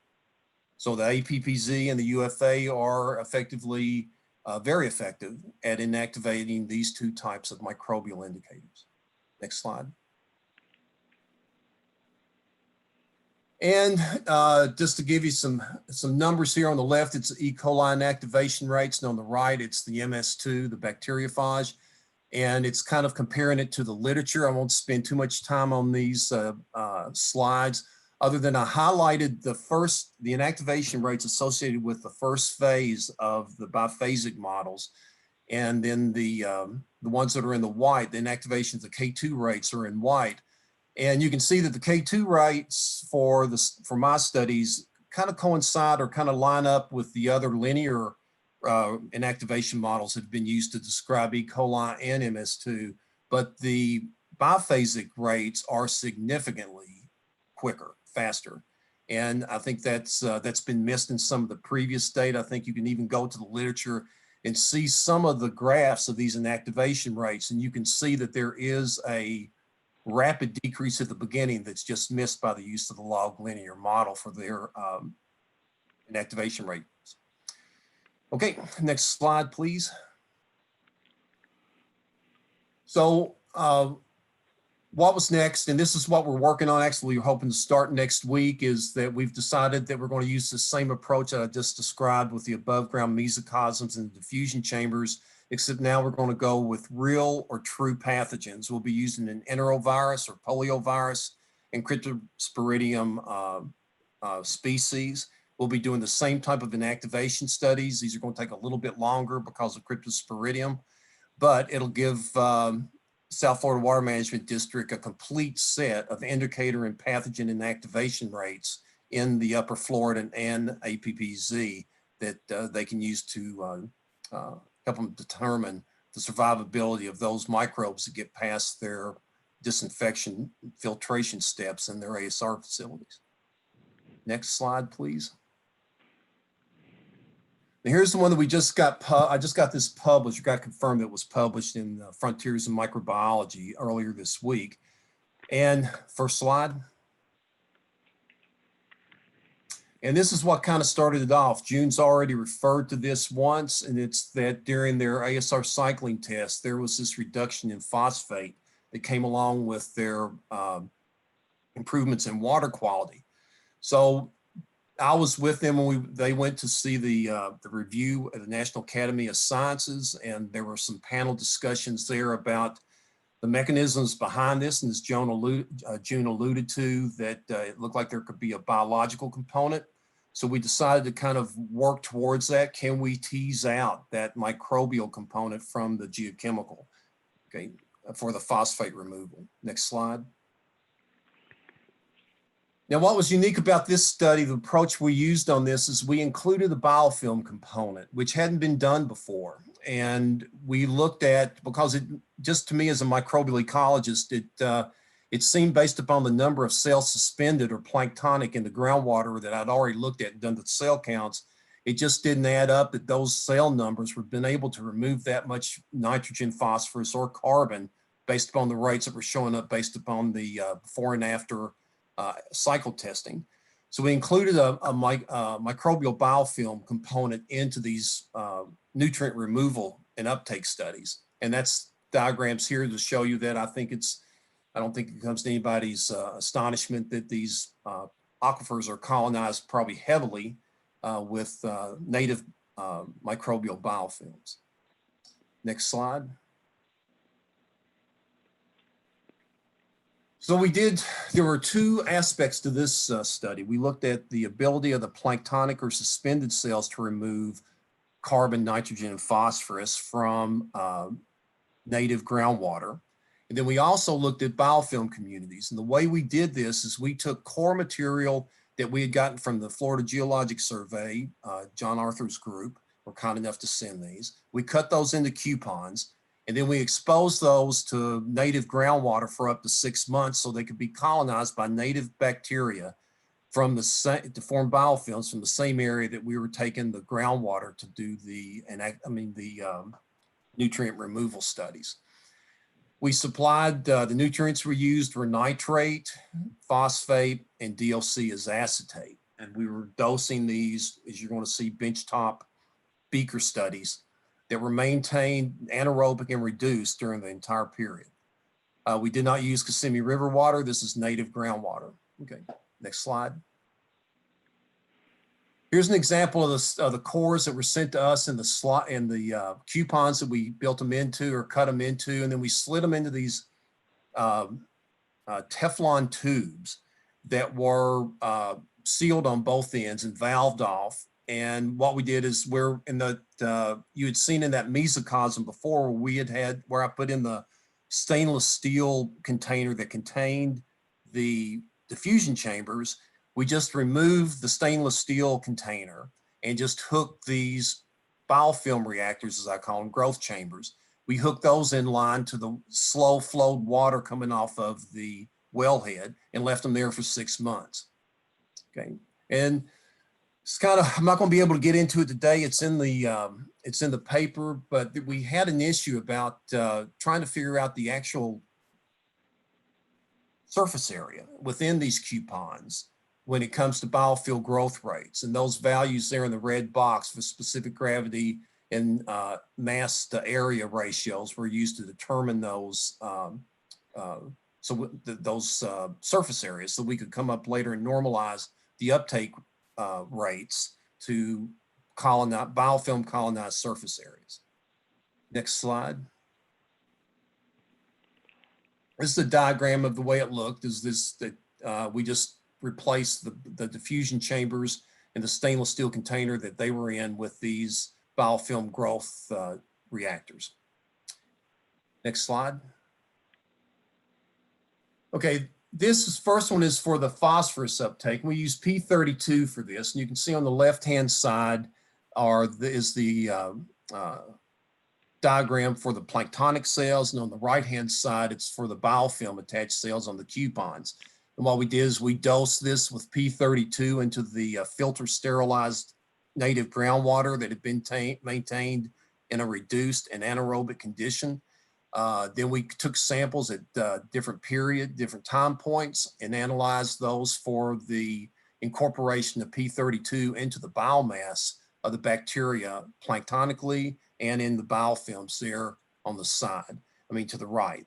An interesting component of this is maybe we can talk about that if you have a question, is that the phosphate uptake would not take place until I added acetate to the system. I went through 3 preliminary range finding experiments with different doses of P32, and the native populations would not touch it. Even though there's a background DOC concentration of between 1.2 and 1.8 milligrams per liter. However, when I dosed it with the same concentration, that same range of concentration of acetate, they took up the phosphate as fast as I could give it to them. So the point being is that, of course, with all these nutrient removal rates, it's based upon the quality of the carbon that's in the that's been exposed to the microbes, not so much the phosphate itself. Okay, next slide. And what you can see here is the planktonic community uptake of the P32 on the left, and that to the biofilm community on the right. And they follow a very similar shape. However, if you look at the y-axis, you can see that there's a dramatic difference in the scale of the y-axis. So you can see that the biofilm community takes up the P32 phosphate at significantly higher rates than that of the planktonic community. Okay, next slide. Next to come was the nitrate. This has come up earlier. This was included in this because there is no nitrate in the groundwater that we're working with. However, there is significant concentrations of nitrate in the recharge water. These concentrations were taken from the cycle testing data, and they were dosed. And the reason we included this too was because the nitrates would be the secondary oxidant after oxygen is consumed, and has an important implications in terms of biogeochemical reactions that take place after a recharge event. But here we added just nitrate as it is. We added, honestly, we put nitrite in there too, and as long as ammonia, they were all dosed in there at specific concentrations. This was not a radioactive or isotope assay, so we were really just looking at the removal of the nitrate or the nitrogen species from the bulk phase of each reaction vessel. Again, the one on the left is the planktonic cells, and the one on the right are the biofilm cells, and the water that we put into these reactions is filter sterilized native groundwater. Okay, next slide. What you can see here is that, again, the nitrate, the biofilm and the planktonic communities actively remove nitrate at significant rates over relatively short periods of time. We're looking at like several days, and it's down to almost below detection limit. The nitrite goes up into the plankton. You can see that there's a concomitant increase in that with a decrease in nitrates, and ammonia stays consistent throughout the entire experimental period. But again, we've got when you look at the rates of removal based upon the slope of the lines here versus planktonic and biofilm, the biofilm rate's about 3 times faster and more efficient at removing nitrate than the planktonic community. Next slide. Then the carbon uptake. Now this is actually, we're looking at the whether the carbon is incorporated into the biomass or mineralized to CO2 in the headspace. And we dose this with C14 labeled acetate, again, the planktonic communities on the left and the biofilm communities on the right. And it's a little bit more complicated here, but we're looking again at the incorporation of the C14 into the biomass, which we measure separately from that's in the CO2 in that headspace. Same way with the biofilm coupons on the right-hand side. Okay, next slide. And here again, you can see that the biofilm communities are significantly more proficient at removing the carbon, DOC in this case, as the planktonic cells. And you can again, look at the differences in the y-axes. We've got one topping out at 0.5 milligrams per liter, where the biofilm data is 2.5 milligrams per liter. So you can see that too, that there's like a preference for incorporation of the carbon into biomass. And that suggests that once this carbon, this labile carbon is available to them, they spend that time building biomass and just not using it for energetic purposes. Next slide, please. I was going to say, it sort of sounds like me when I'm eating spaghetti. Exactly. Okay, this is a summary slide from the publication, and this just gives you the removal rates. And what we did here when it comes to the biofilms, we did normalize that based upon our estimation of coverage of the total surface area in a recharge zone. And we worked these calculations out, not based upon 100% coverage, but only 10% coverage of the available surface area is colonized by biofilms. And those biofilms aren't thick and wavy and lush. Those were modeled as maybe 3 cells, 4 cells thick, so that diffusion of the carbon or the nutrients into the biofilms is not rate limited. You can see that these are, again, by just comparing the suspended to the biofilm uptake rates, you can see that the biofilm rates are significantly higher. But the bottom line again is that these organisms are capable of removing or uptaking these 3 classes of nutrients readily once they're exposed to it. Next slide. Trying to get under that 30-minute.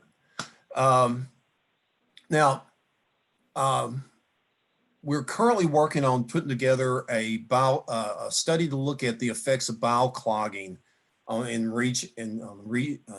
recharge zones of these ASR facilities.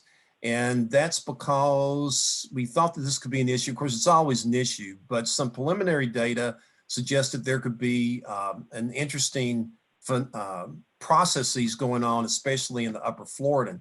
Next slide, please. During one of the research tasks in that first research effort, we did a cursory background diversity, microbial diversity screening of the upper Florida and APPZ. And what we found there was kind of supports what June was seeing in her redox data with the downhole LOWRP probe, where you had those very low redox potentials.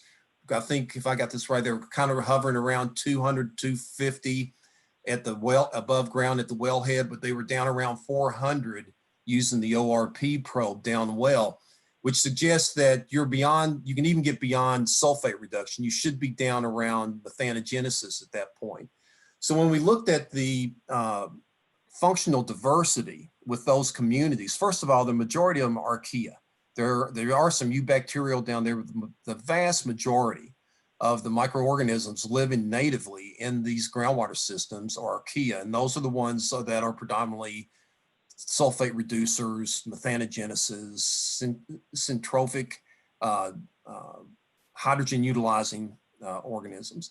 So what I wanted to show you here is this what kind of led me to believe that, well, if we're kind of seeing already that bacteria are living down there in these biofilms, we're able to stimulate them with just a little bit of nutrients and carbon.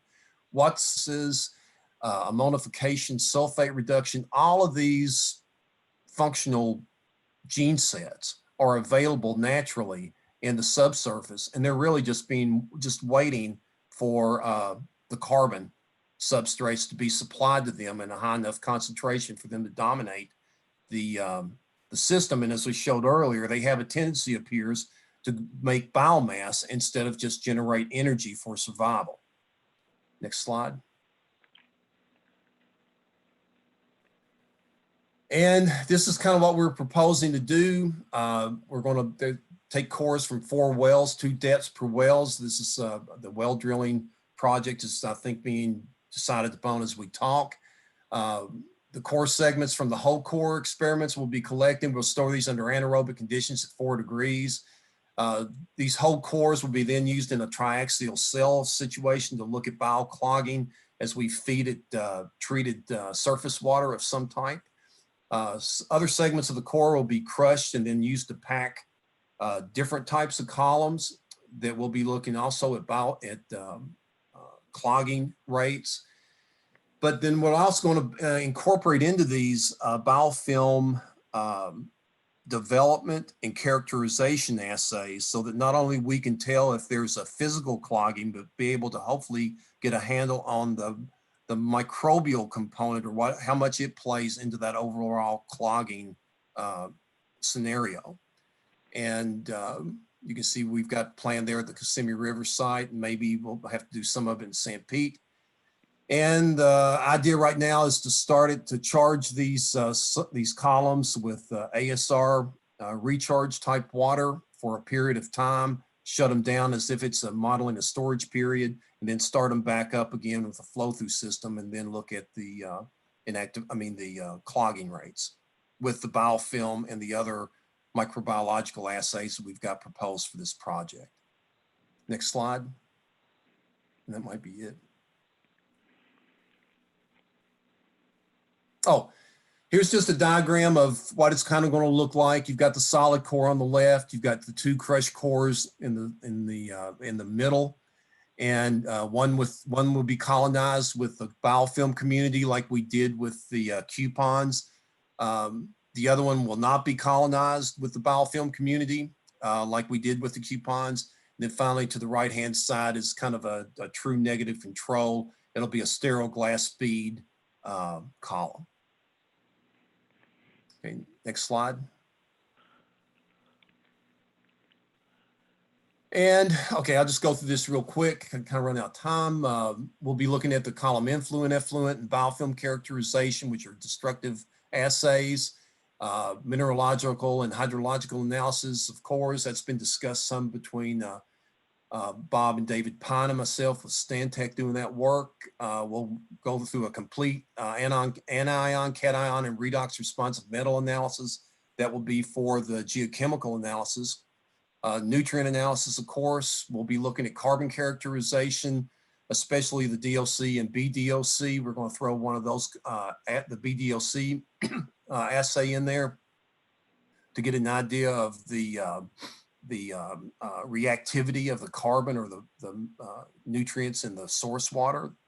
We'll look at biogenic gas production, biomass production rates. We'll be using a microbial biofilm development system that's made for a microscope base. I used this when I was working on my postdoc at Montana State University in the Center for Biofilm Engineering there at Montana State. We'll be using that to get an idea of not only the rates of biofilm formation, but the magnitude of those growth rates.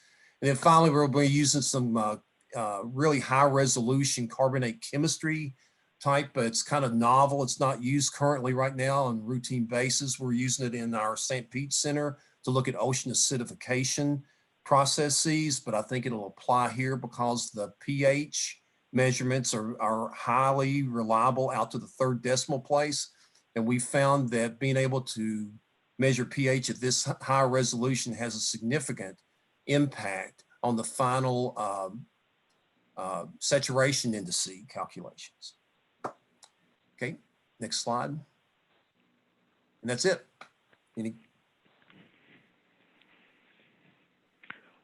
Wow.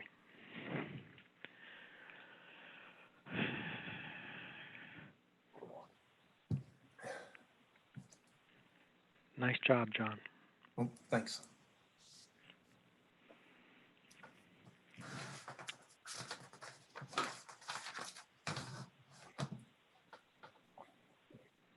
Any panel thoughts, questions?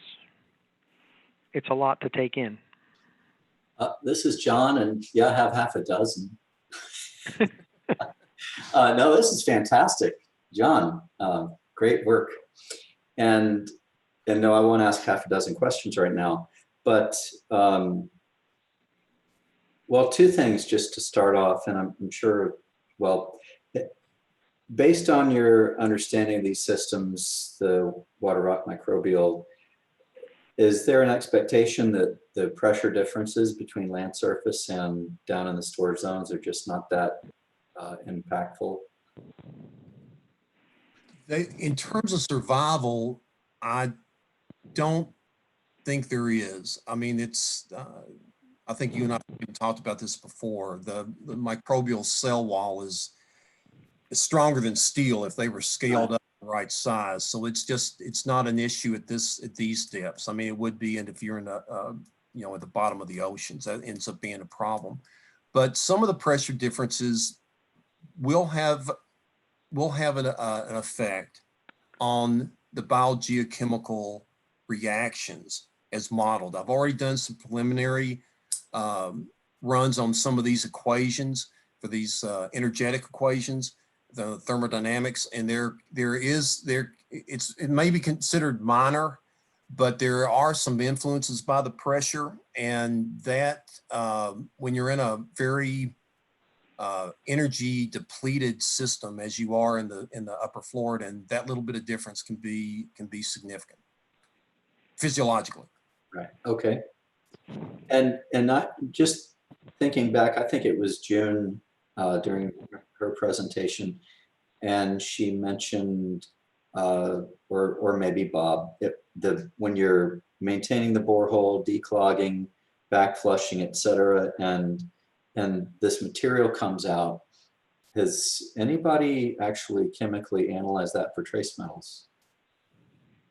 The actual slime and the clogging, the material that comes out during a declog. That's really a good question, John. The data that I would suggest looking at, which is available every time, when we go through a process of a cycle where we pump into the ASR well, and then we let the water sit during storage. Typically, when we first put the well into recovery and we turn that recovery pump on and we start agitating the well and pulling that first slug of water, we call that the first flush of water, because normally what's happened is that you've fed the well a certain quantity of water. Whatever you've put into the aquifer is there, and then when you turn the well on, you reverse the hydraulics of the system, and anything that's grown, a biofilm or any metals or anything like that, that all comes up in the first slug of water. And we do have data from that first flush. We did analyze it because that was part of one of the things we wanted to investigate is, should we have those ponds that were adjacent to the Kissimmee ASR system, and there's also a pond adjacent to the Hillsborough ASR system.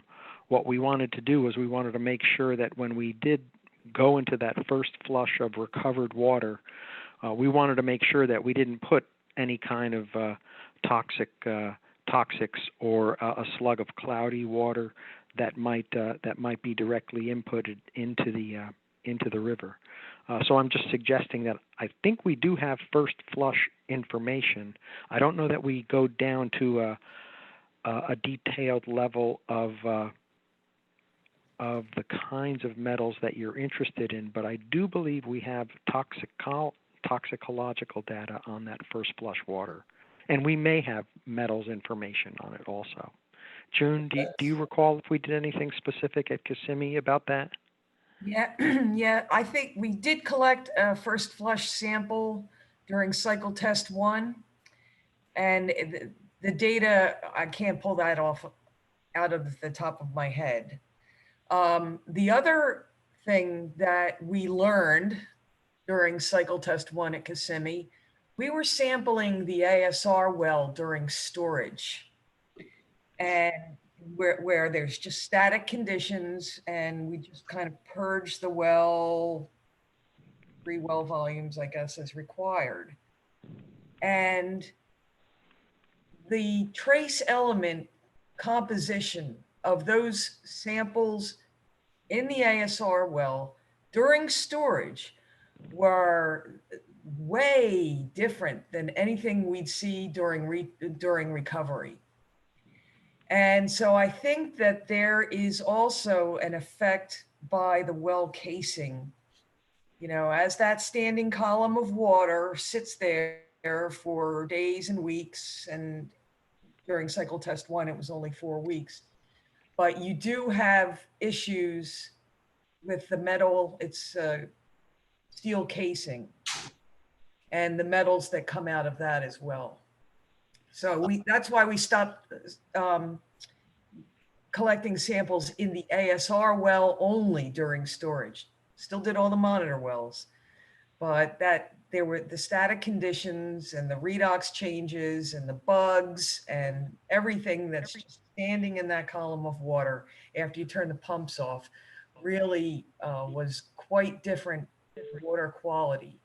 And so that is actually also captured in the first flush sample, which I think we've only done 1. But what that water would be diverted at both ASR systems into holding ponds, both because of potential for high trace metal concentrations and also turbidity.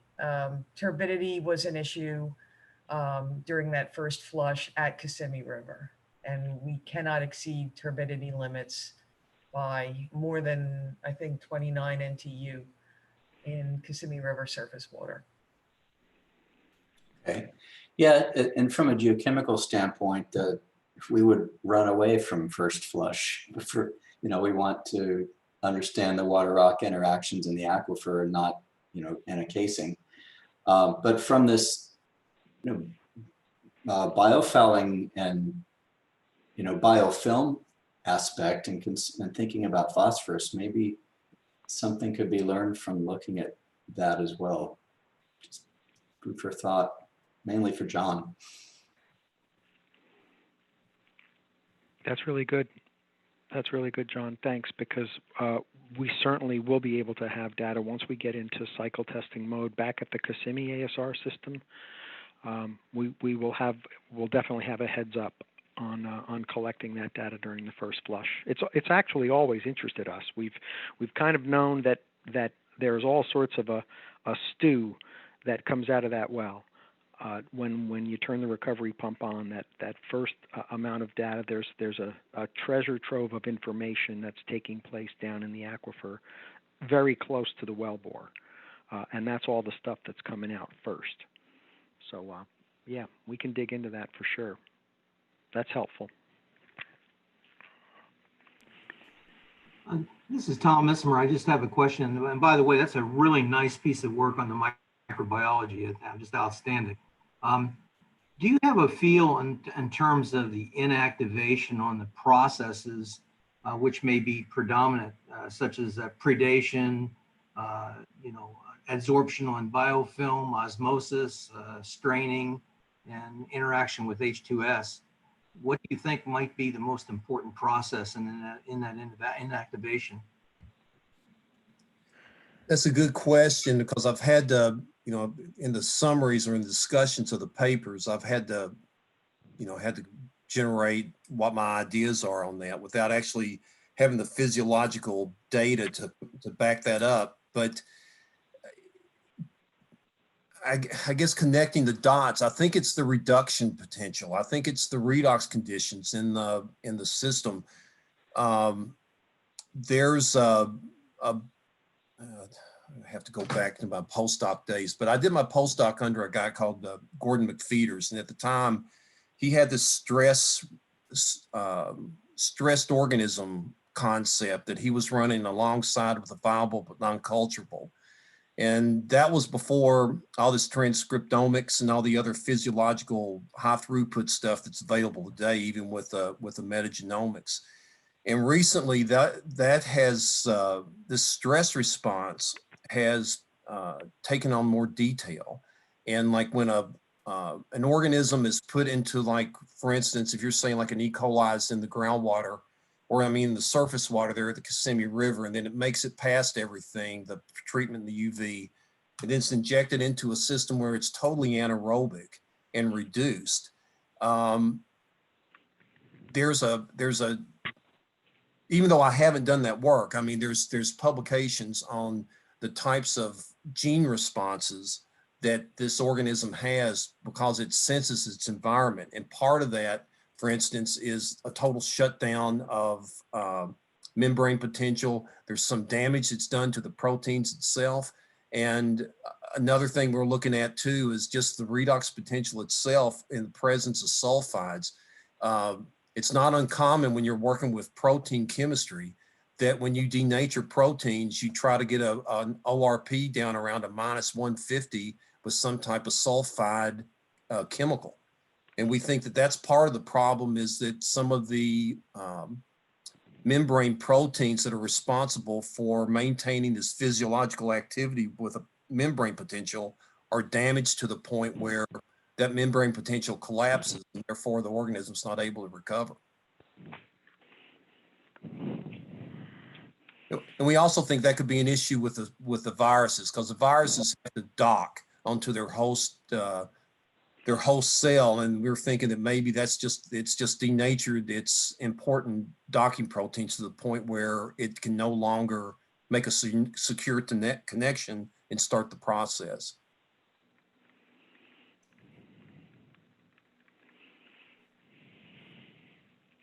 Hey, John, this is John. One more question. Yeah. And you mentioned that when nothing really was going on until you added the acetate, is that, so I can wrap my brain around this, in terms of TOC, or total dissolved carbon or total organic carbon, I'm sorry, dissolved, I guess, in the recharge water, is that the analog really for the acetate, or is that too far of a stretch?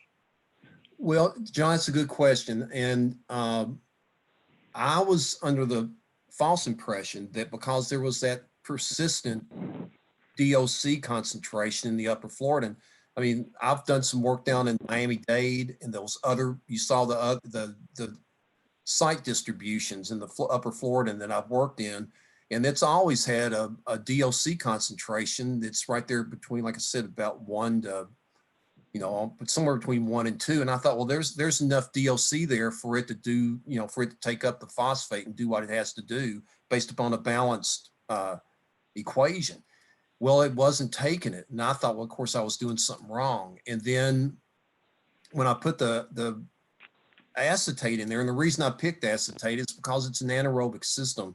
Most of your carbon at that point, even though if it's going to come in complex like it does in the recharge, after the first couple of fermentation steps, the acetate or one of its volatile fatty acid sisters should be the dominant DOC component.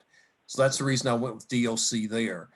But, and I'm assuming that's the analog for it. But there, I mean, I could have used glucose, I could have used formate, propionate. I mean, there's a whole range of, I think, about 8 that you find as that are products of these fermentation processes.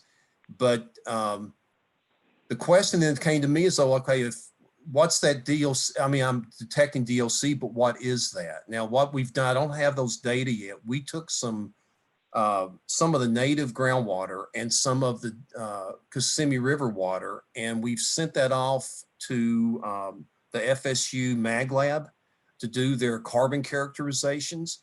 And what I'm hoping to get out of that when I get those data back, that we'll be able to tell you what is that DOC, because obviously right now it's recalcitrant. the bacteria do not see it. All right, thanks. And I'm glad you knew what I meant to ask, because I was flipping the carbon in the rock versus the water, and whether it's organic or inorganic anyway. But you know what I meant.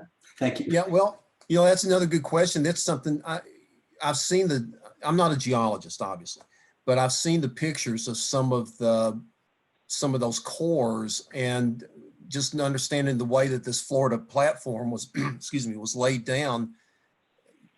There's got to be some leaching of carbon, I would think, out of those sediments over time.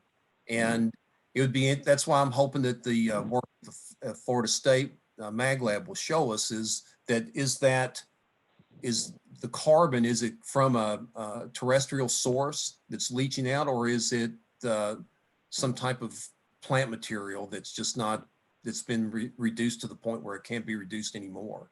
I mean, I think that's a question that needs to be answered too. Right. Okay. Yeah. There's organic laminations and layers even, such as at the top of the Avon Park and probably other horizons. But there's organics down there, as well as, of course, carbon in the mineral structures that limestone, calcite, for example. Yeah. It's Sam, when we did the background groundwater quality study back in I guess it was in the 90s, we found that there was considerable more DOC in the Avon Park than in the Ocala or Swanee. And just what John said, we surmised that was because of the PD material and so on that seems to characterize the Avon Park.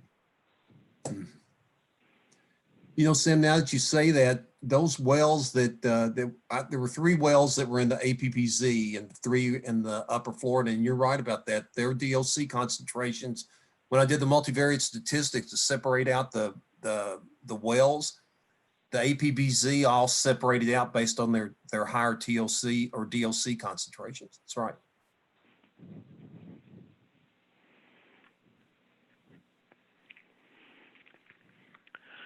Okay, I think we're going to have to break this discussion up right now, because trying to stick to a schedule that allows us to kind of include everything else that we wanted to talk about today and still give the public a chance to provide some comments towards the end of the meeting.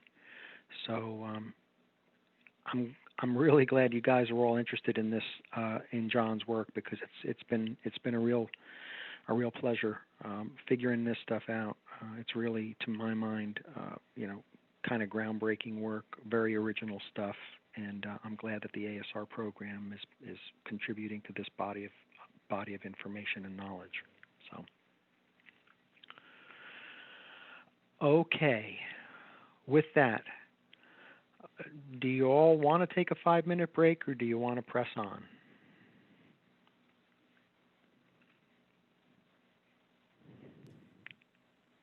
Let's press on. Okay. I'm going to move through the groundwater model pretty quick, just so that I can catch up with where I wanted to be towards the end of the day today. So, with that in mind, I kind of told you already that all of these hydrogeologic studies that we did, the synthesis of information, the construction of the stratigraphy, all wound up getting involved and integrated into the intelligence of the groundwater model and the discretization of the groundwater model. And really, we were looking at regional impacts to try to address the questions that had been impressed upon us, to address regional and local changes of flow patterns, changes in water quality, potential for saltwater intrusion or upconing, impacts to existing legal users, to address the question of pressure-induced changes or fracturing, and a little bit of site selection. So we went through an evaluation of actually trying to figure out where the wells would best be situated, and we formulate where we would install wells as part of the groundwater model. And we went through an engineering evaluation along the water bodies that the ASR wells would be located with, and we kind of high graded from low to high sites. So a preferred site orientation or location was first done when we were developing where the groundwater model would insert where the wells would go. And then we did a modeling approach. There was a whole early phase of model evaluation where we wanted to actually determine what the best modeling software would be in terms of ModFlow, CWAT, or WASH 123. And as you can imagine, this is a big model. It has a whole bunch of modeling cells, and we had to figure out which model would basically be best discretized to give us the most information and that run times would be relatively reasonable. And all of this selection ultimately came down to a point where we picked WASH 123D as the model software with which we would do these evaluations. And we calibrated the model with all the normal speak of groundwater modeling. We had to develop a series of boundary conditions. We had to figure out how the grid spacing would go for the model itself. We developed where the sources of recharge and discharge would occur, and then we looked at a whole series of transient and steady state groundwater modeling simulations. And this is just a picture of the groundwater model, one of the calibration runs that we did. These are pre-development water levels in the upper part of the Floridan aquifer. And this is what our groundwater model was predicting after we wound up discretizing and calibrating the model. And we think we certainly had a good match with what we knew from actual water level data. So we think that the model was certainly well calibrated. Then what we did was we used all of the sites where the South Florida Water Management District had access to land that we already owned and controlled. And inside each one of these polygons, we jammed 333 ASR wells, which was what was in the Yellow Book, what was anticipated in the Yellow Book. And we assumed for each of the wells that would be operating, each of these wells would be pumping at 5 million gallons a day. And as one of the model criteria, we were going to try to keep injection pressures to less than 100 psi. And for recovery efficiency, we assumed that the upper Floridan aquifer would only recover 70% of the water that was injected, and the Avon Park Formation would only recover 30% of the water that was injected. And at the time, we certainly felt that we could get higher recovery efficiencies than that, but by inserting these recovery efficiencies and assuming that they would essentially be a conservative way to evaluate the model one way or another. And what we did was we assumed that each of the locations would be operating under the conditions that were in D13R. And what that means is that the actual CERP itself, the 65 components, and the way they all integrated and operated along with 333 ASR wells, that version of the Everglades restoration was called D13R. And these graphics are essentially like the 44 wells that would be in the Caloosahatchee River Basin. These would be the periods of recharge and recovery during, I think, a 30-year time interval. This was the way those wells would be operated in D13R. For Lake Okeechobee, this is the way those wells would be simulated to operate, and so on and so forth. All of the ultimate wells, all the periods of recharge and recovery. This is what was cranked into the model in terms of how often the wells were recharging and recovering and storing water. So scenario 1 of the actual groundwater model, when we put 333 wells into the upper part of the Floridan aquifer, we took a look at what injection pressures would be like at each of the locations that we loaded the 333 wells into. And keeping the injection pressure at 100 psi, we found out that most of the injection pressures at each of these locations could be as high as 800 psi. So when we inserted 333 wells into the upper part of the Floridan aquifer during scenario 1, we found that most of the locations we exceeded an injection pressure of 100 psi. So we did another scenario, and we reduced the number of wells in the upper part of the Floridan aquifer by half. And by doing that, we kind of got injection pressures down to a lower number. Essentially, everything would be between 100 and 150 psi. But we also put some wells into the Avon Park permeable zone. And at one of the locations of the Avon Park permeable zone, we did exceed injection pressures. The blue bars are the injection pressures in the upper part of the Floridan aquifer. The red bars are injection pressures in the Avon Park permeable zone. And the green bars are injection pressures in the Boulder zone.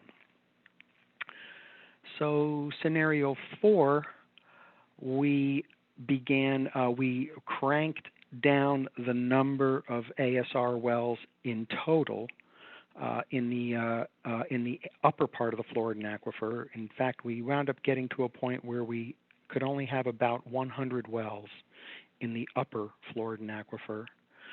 We wound up having about 40 wells completed in the Avon Park permeable zone, and we also took about 200 wells, and since we couldn't inject water into the upper part or the Avon Park permeable zone, we actually began simulating what would happen if we recharged the Boulder zone with the water that would have been going into the upper part of the Floridan aquifer.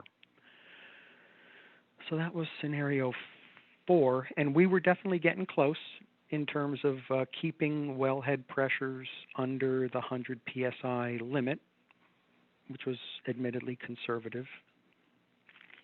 And an intermediate scenario, ultimately we settled on scenario 11, which what we did here was, after we got down to figuring out that we could inject water into all the ASR wells by keeping injection pressures low, what we also wanted to do was reduce the recovery rates so that we would not draw down nearby users. And that's what these maps actually show, is when we're injecting, the blue contours are when we're pumping into the ASR wells. So when we were pumping into like 100 ASR wells in the upper part of the Floridan, this is the 1-foot drawdown contour of how high heads would increase when we pumped into the Floridan aquifer. And this is actually 5 feet of head buildup. So when we're injecting, we would actually create head in the Floridan aquifer. And then when we recovered water, the red lines are what would happen when in drawdown, when we pump out of the ASR wells. And this white line is the 1-foot drawdown contour in the Floridan aquifer, and this dashed line is 5 feet of drawdown within the Floridan aquifer when we were recovering from these wells.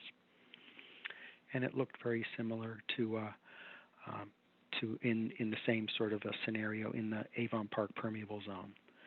And what the reason why there's more of an effect during recharge than during recovery is because, remember, we're only recovering 70% of the water in the upper part of the Floridan aquifer, and we're only recovering 30% of the water from the Avon Park permeable zone.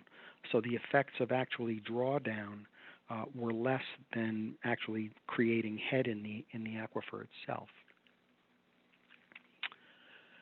So the summary of scenario 11 was that we could only do about 140 ASR wells in total, not 333. That was anticipated in CERP. So that was an essential finding, is that a reduced number, in fact, we couldn't do about 200 ASR wells that were originally envisioned in CERP.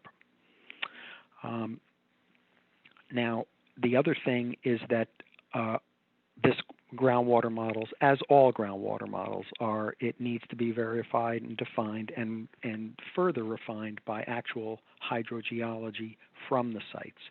Because as I said, we assumed when we did the model simulations, we actually packed in all of the ASR in those properties that the South Florida Water Management District already owned.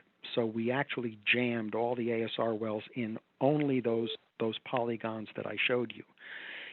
The results of the model could have been different if we more equally distributed the ASR wells across a broader area. And with that in mind, the model results are not a unique solution.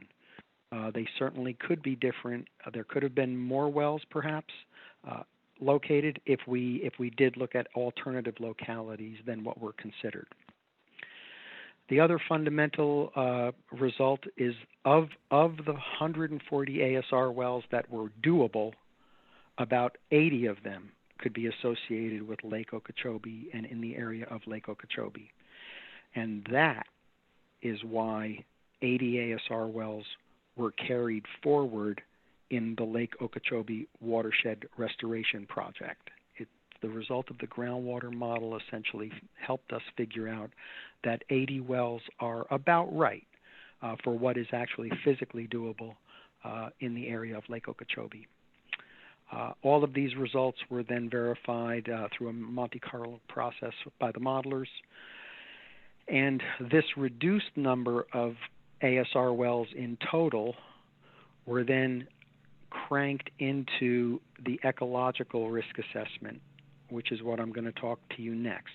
So essentially, the hydrogeologic and geophysical studies that we did, that we talked about earlier, then were integrated into the groundwater model, and then the groundwater model results were then used to formulate what was going to happen to the ecology of South Florida if we actually operated 140 ASR wells, 80 of which were around Lake Okeechobee.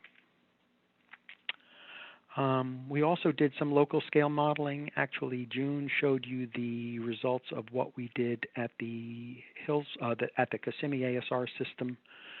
You sort of saw this slide already. We did do a local scale model to take a look at what the results would be in the near area of the Kissimmee ASR system. And we did do a local scale model to try to anticipate if we injected water for 6 months, 9 months, and 12 months. So if we actually pumped water for a full year into the upper Floridan aquifer, where would the water go? How far would the water go within the aquifer? And after 6 months, there would be a plume of water in the upper flow zone, that very thin uppermost zone of high transmissivity.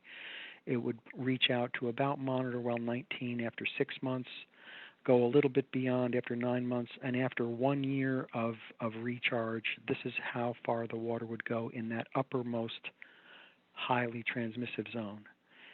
In the remaining portion of the Floridan aquifer, the portion of the upper Floridan aquifer below that transmissive zone, this is about as far as the water would go after 1 year of injection into the well.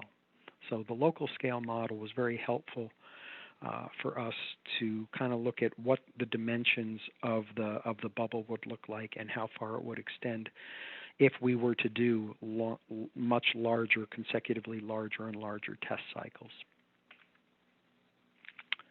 Okay, so moving on to the ecological risk assessment. This was the work that we essentially tried to do to address all of those regional ecology questions that were posed from the National Academy's review about wanting to do a more comprehensive regional evaluation of ecological analysis. And of course, all of this involved trying to prevent toxic levels of constituents from entering surface water, the sediments and biota, wanting to maintain self-sustaining native fish populations, reducing eutrophication of the surface water, protecting human health, maintaining diversity within the native biotic communities, ensuring the existence of native species, and maintaining water quality for the designated use, which could include water supply throughout the watershed and into Lake Okeechobee and then on into the Everglades. So that's a mouthful. What we wound up doing, as I'd mentioned, when we went to when we were conceptualizing the ASR pilot projects, we established upstream point of discharge and downstream locations for all of the water sampling and biological assessments. The baseline data that we collected, as I mentioned earlier, was 3 years worth of quarterly data of water samples, habitat assessments. We deployed sensors for continuous recording of temperature, DO, conductivity, and pH, quarterly sampling of sediments, macroinvertebrates, mollusks, insects, and arthropods, and quarterly collection of fish community structure by the Florida Fish and Wildlife Conservation Commission. So we had 3 years worth of data, baseline data, before we actually began operating the ASR systems. And the first batch of ecological testing that we did was we took mixtures of 100% surface water from Lake Okeechobee. We took 100% of water from the Floridan aquifer, and then we took combinations, mixtures of the two, of native Floridan water and surface water, and we routed them through a series of aquariums to try to determine if these tests would be somewhat representative of what we should expect when we begin cycle testing the actual ASR wells. And what we found was that 100% of the surface water did not have any quantifiable toxicological effect on any of the species. The full strength Floridan aquifer water, and that would be quite logical, right? I mean, this would be the water, the surface water that all of the organisms are living in already. When we looked at 100% Floridan aquifer water, it did show that there was a significant reduction in the reproductive rate of the water flea. A picture of one of these fellows is right here. And in all cases, the 50% mixture of Floridan aquifer water and surface water showed no quantifiable effects. We also did the same sort of thing with bioconcentration, again using mixtures of 100% water and 50% water, and tissue concentrations using, I think they were, I forget what the species were on this one, but essentially tissue concentrations did not show bioconcentration above any of the background monitoring locations. And then we already sort of touched on the USGS's methylmercury evaluation, the preliminary evaluation where we looked, the GS looked at the potential for mixtures of water from the Floridan aquifer and from the surface water and various mixtures of them, and they incubated the period, the mixtures for some period of time. There was no evidence of transformation products during a 16-week test period. and in summary, the potential for a chemical formation of methylmercury was very low. And the conclusions of this preliminary evaluation were that direct mercury input into Lake Okeechobee would essentially not occur.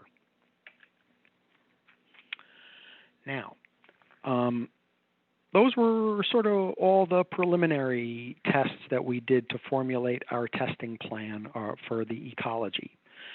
Then what we did was we had a series of tests that we conducted from the Kissimmee ASR system, and you've seen this slide already. These are the 4 cycles that we collected or conducted on the test system, and what I've highlighted are the recovered water periods, those periods where we're actually recovering water from the system.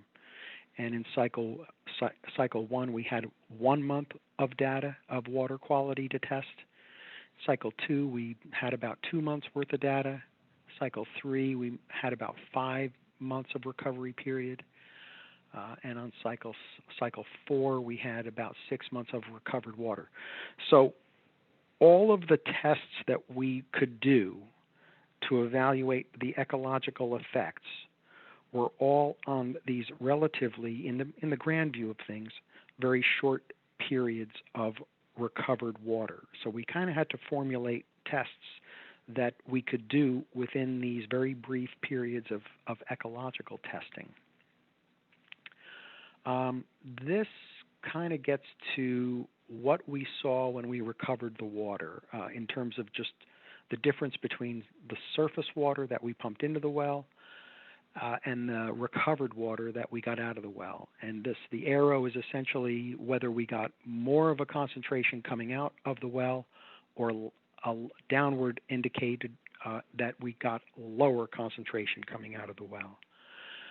And gross alpha was a bit higher, phosphorus was lower, mercury and methylmercury were lower, manganese was lower, iron was lower, arsenic was initially higher, total organic carbon, dissolved organic carbon were all lower, conductivity was a bit higher, temperature varied depending on what season the year was that we were comparing surface water to recovered water, alkalinity was increased, chlorides increased, sulfide increased, sulfate increased, potassium, sodium, magnesium, and calcium all increased, color decreased, and pH went up a bit. And this is all very generic, and it did vary over time during the recovery period. So all of these, the magnitude of each of these changes varied over time, but I just wanted to give you a sense of what concentrations were happening during those recovery periods. So what did we do when we were recovering water? We did acute and chronic toxicity tests on the recovered water stream. We did tests on algae, the water flea, the fathead minnow, and frog embryo. We looked at growth, malformation, survival, and reproduction in each of those organisms. We looked at, and what we observed was that during very isolated, occasional periods of recovery, there was a reduction in water flea reproduction rates. There was a reduction in the survival of the water flea during an intermediate test collection during cycle 3. But all other organisms showed no statistical effects on all of the tests conducted during all of the other cycles. Bioconcentration. Okay, what we did there was we had we put a bunch of mussels in this chamber here, and we lowered the chamber into the recovered water right at the point of discharge. And then we collected the mussels and put them all in a blender, and we tested for the bioconcentration of mercury, arsenic, molybdenum, cadmium, chromium, lead, zinc, all these things, again using caged mussels. During some of the test cycle periods, there was an increase in the manganese and arsenic, but again, it was only occasionally observed during the recovery periods, but not all of the recovery periods. There were very little statistical differences between upstream point of discharge and downstream locations. Mercury tissue concentrations actually decreased. And again, there's a caveat to all of this.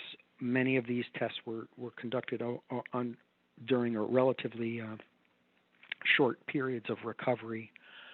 We were testing for weekly or bi-weekly recovery of these things. So when we did see an occasional increase in bioconcentration, it was not consistently observed during each of the recovery periods.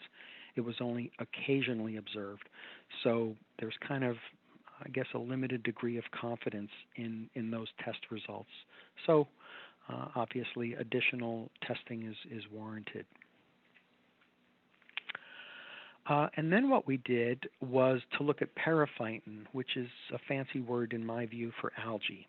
And we put these floating chambers with glass microscope slides in these floating chambers. And after recovering the water, this is what those glass periphytometers looked like. So clearly the recovered water from the ASR systems was not toxic to the very basic level of the food chain in this area. No statistical difference between upstream point of discharge and downstream when we actually did the biomass weight or cell density. So it certainly indicated that the recovered water was not having an effect on algae species. And then we also followed through, as I mentioned, the mercury evaluation that had been conducted from the USGS when they were using blended water samples of surface water and Florida aquifer water. They were tests that were doing with laboratory mixtures of the water from the Lake Okeechobee and the Florida aquifer, whereas with these tests we actually put in probes within the recovered water stream. This is the water that's trickling down the Cascade aerator, and we put water quality probes there. And as it turns out, there was a significant reduction in mercury and methylmercury between the recharged and recovered water, which sort of confirmed the preliminary study that had been done by the USGS. But what we did observe was that concentration of sulfate, in fact, increased, and sulfate is one of those things that is of interest in the whole idea of mercury methylation. So again, further testing is warranted by just looking at the impacts of sulfate on increased sulfate in the potential for methylmercury. So those are those are giant steps of what the essence of the recovered water tests gave us with all of those ecological evaluations. Again, admittedly, all very short term. But then what we did was, in order to try to extrapolate those findings to what would happen in throughout the Everglades if this recovered water actually made its way into the Everglades, what we did was a groundwater, a series of surface water models. And again, we did a reduced number of ASR wells. We had 80 ASR wells recovering water from into Lake Okeechobee. And then we routed the water from the ASR wells into Lake Okeechobee. And then from Lake Okeechobee, we routed the water into the Everglades. And a fundamental assumption of this modeling effort, this ecological model, or series of ecological models, is that we assumed that no other CERP projects were ever constructed. So in other words, these evaluations that I'm going to show you assume that no other CERP components will be constructed. This is like an ASR only evaluation of the potential for ecological effects. So we had to click on a whole bunch of different models. There's an ASR regional model which was used. As I'd mentioned, we assumed that the D13R scenario was used in terms of those periods of when ASR wells would be recharged and stored and recovered. Those were the simulations that were used to essentially try to evaluate under those conditions of D13R, if we put ASR wells in these locations with these black dots and these 80 ASR wells recovered water into Lake Okeechobee during that simulation period of recharge, storage, and recovery. Then what we did was we took the Lake Okeechobee operations plan, and that was what I was actually talking about with regard to periods of recharge, storage, and recovery. So then the water that was recovered went into Lake Okeechobee. And for Lake Okeechobee, South Florida Water Management District has the Lake Okeechobee environmental model, which is a three-dimensional, fully hydrodynamic model of water in Lake Okeechobee and the impacts of that water on aquatic vegetation.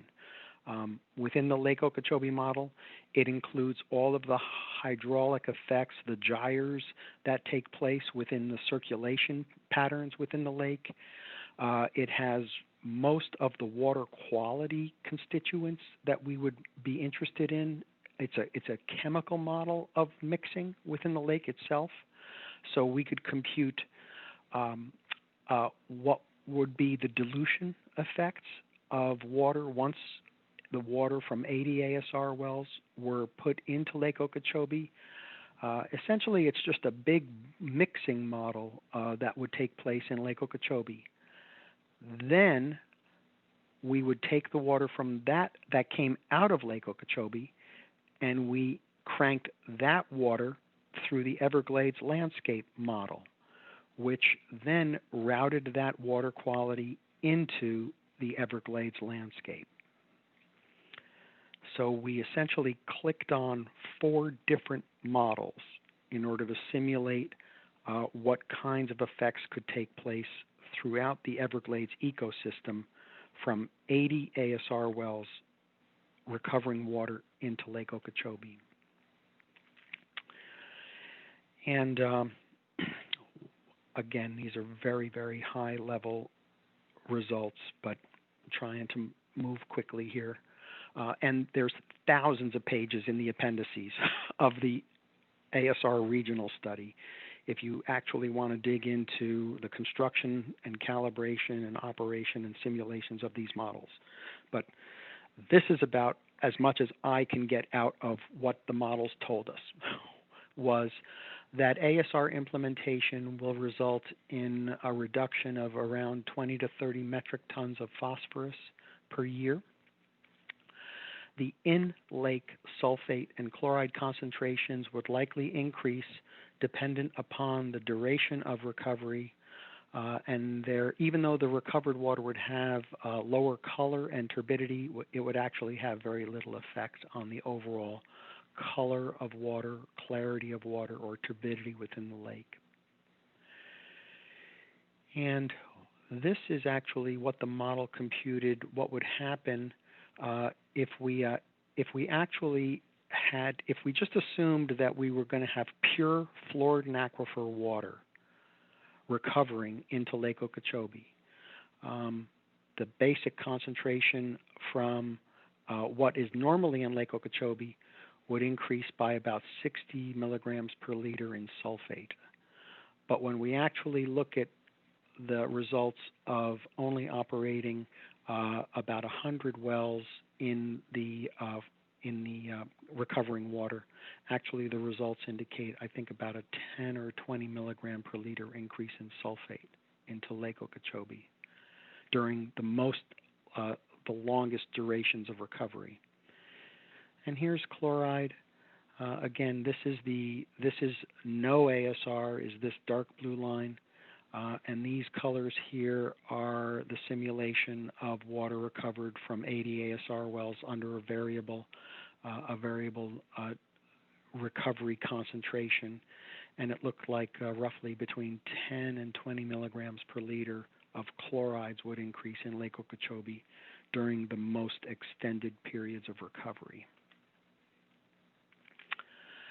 Then we took that water and routed it through the series of canals that discharge and disperse water into the Everglades. And we used this model to try and anticipate what the effects of methyl mercury could occur from increased sulfate load into the Everglades. And this simulation predicts that the concentration of sulfate in the Everglades would increase somewhere between maybe 6 to 10 parts per milligram in this area, and maybe up to 10 to 20 milligrams per liter in this particular area of the Everglades. So that would increase sulfate concentrations. But the important point is that that is the simulation that took place if we assumed 200 ASR wells discharging 100% of fluoride aquifer water, straight fluoride aquifer water, into the Everglades. This simulation assumed 100 ASR wells, about half this, discharging water that was of variable concentration. Essentially, when we recover the water, the first water that we get from the wells has a much lower sulfate concentration than the water later recovered from the ASR wells. So it assumed a more realistic approach to the recovery concentrations. And this simulation indicated that the quantity of sulfate that would have the potential for exacerbating mercury methylation would be somewhere probably less than 5 milligrams per liter of sulfate that would ultimately make its way to the Everglades.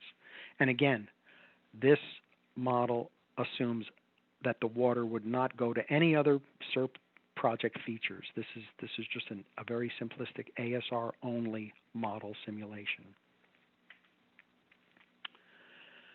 So the results of all of that stuff were then cranked into an ecological risk assessment using a 1998 methodology for ecological risk assessment.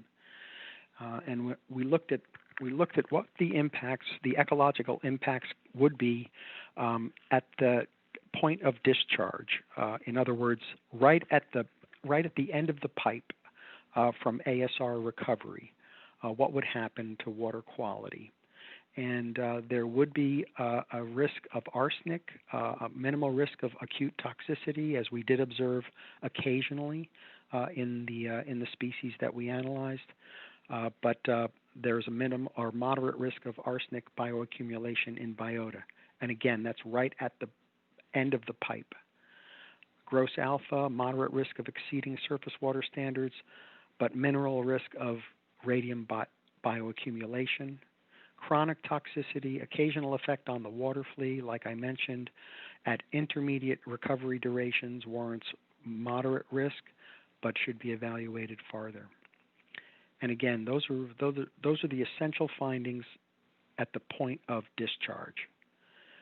Now, at the downstream diluted zone, about a couple hundred feet, maybe up to 1,000 feet from the ASR well, out on a mixing zone, acute and chronic toxicity to organisms was considered minimal. Some parameters, including arsenic and gross alpha, might initially exceed surface water standards, but would likely decrease over time. An increase in sulfate concentrations would be likely, but would be reduced by limiting recovery durations. Risk of increased sulfate concentrations causing increased methyl mercury formulation and bioaccumulation is difficult to conclude. The probability of increased hardness is considered minimal to moderate, depending on recovery durations. and water color and turbidity is likely to improve, though minimally. And again, that would be at the edge of a mixing zone. Then by the time the water actually would make it into Lake Okeechobee, there is again an increase in sulfate concentrations. The potential for that is minimal to low with moderate uncertainty. Likelihood of increased sulfate concentrations will increase methyl mercury. That likelihood is low, but there is moderate uncertainty to that. Ecologically significant increases in hardness. Load is low to moderate with moderate uncertainty. Potential for phosphorus reduction is considered moderate with moderate uncertainty. Potential for reduced water color and turbidity to increase submerged aquatic vegetation. Actually, this is a plus. If the water color and turbidity were to be lower in the water that was recovered from ASR wells, could it increase the SAV population in the lake? But that chance is minimal to low with moderate uncertainty. And by the time the water got all the way to the Everglades, that's the far field effect, increased sulfate load to the increase is influenced by dilution through Lake O, agricultural operations, and the likelihood of construction of other CERP features considered in the future. Likelihood of methyl mercury formation at any location is considered minimal to low and complex due to nonlinear relationships with a high degree of uncertainty. And given the intermittent nature of ASR recovery, the risk of increased water hardness in the Everglades is considered low. And that's quite a mouthful. But trying to move all of this up to a high-level risk assessment summary, the basic conclusions was that those periphytometers deployed at the mouth of the Kissimmee ASR discharge did not show any significant differences between upstream point of discharge and downstream, showed no community shift to toxin-producing species, so risk is considered low.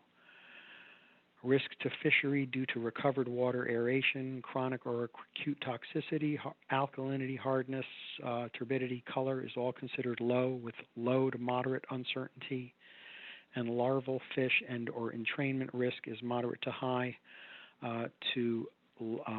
with moderate high to low to high uncertainty. God, I'm getting confused. Bottom line. Given the intermittent duration of ASR recovery periods, the likelihood of irreversible ecological harm to Lake O and the Everglades is low.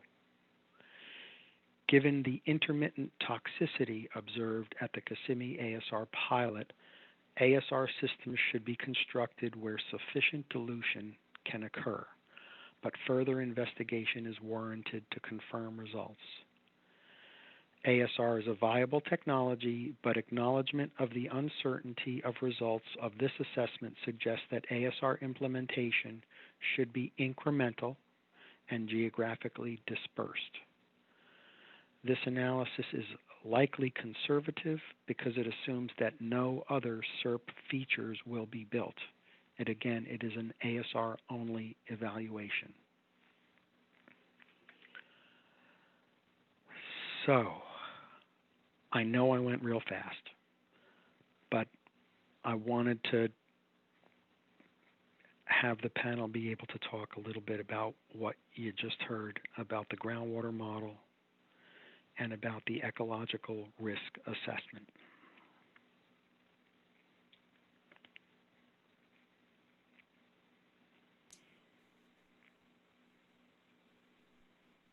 Well, Bob, thank you. That was a tremendous amount of work to cover. And I was trying to pull up my agenda. My platform here is rather confusing. Was that the final presentation, or we have one more? We have one more. And actually, I'm not driving you into it yet. Oh, well, it might be informative to do this. Because this is not going to be any surprise. and it might help to conclude the conversation, unless you really do want to talk about the ecological risk assessment or the model. Well, I was going to ask the committee if they wanted to take a short break, actually. Oh, okay. By all means.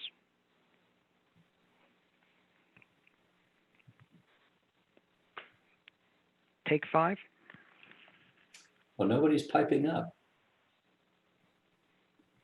This is Sam. I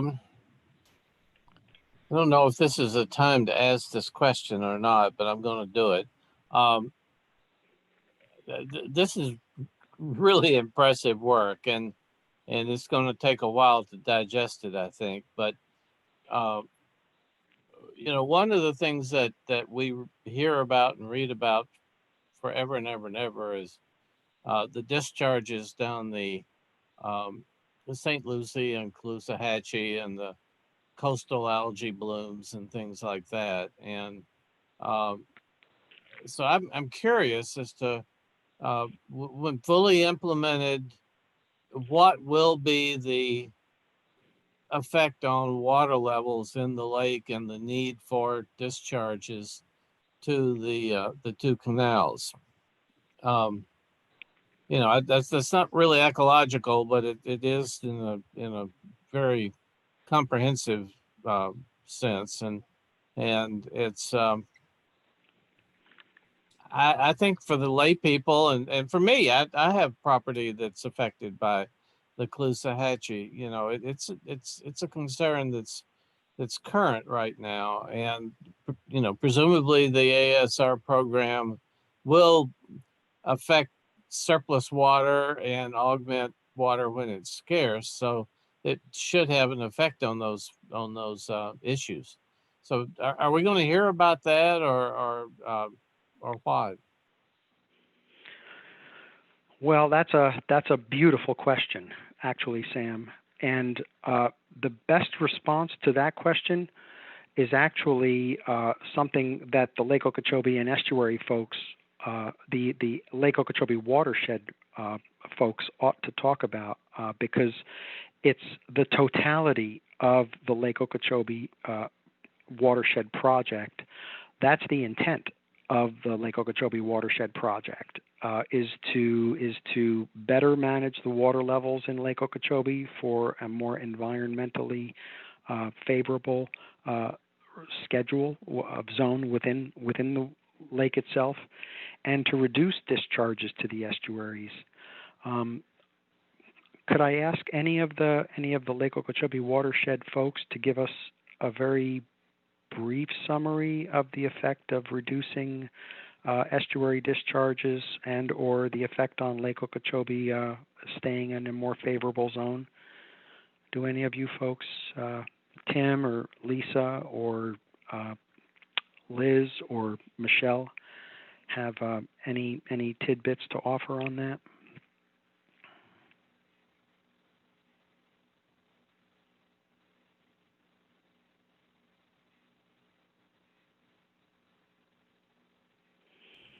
Hey, Bob, this is June. I am on that project in addition to the ASR component, but and the project is just completed it's a project implementation report of the planning process, where they go through all the alternatives, the project alternatives, and reducing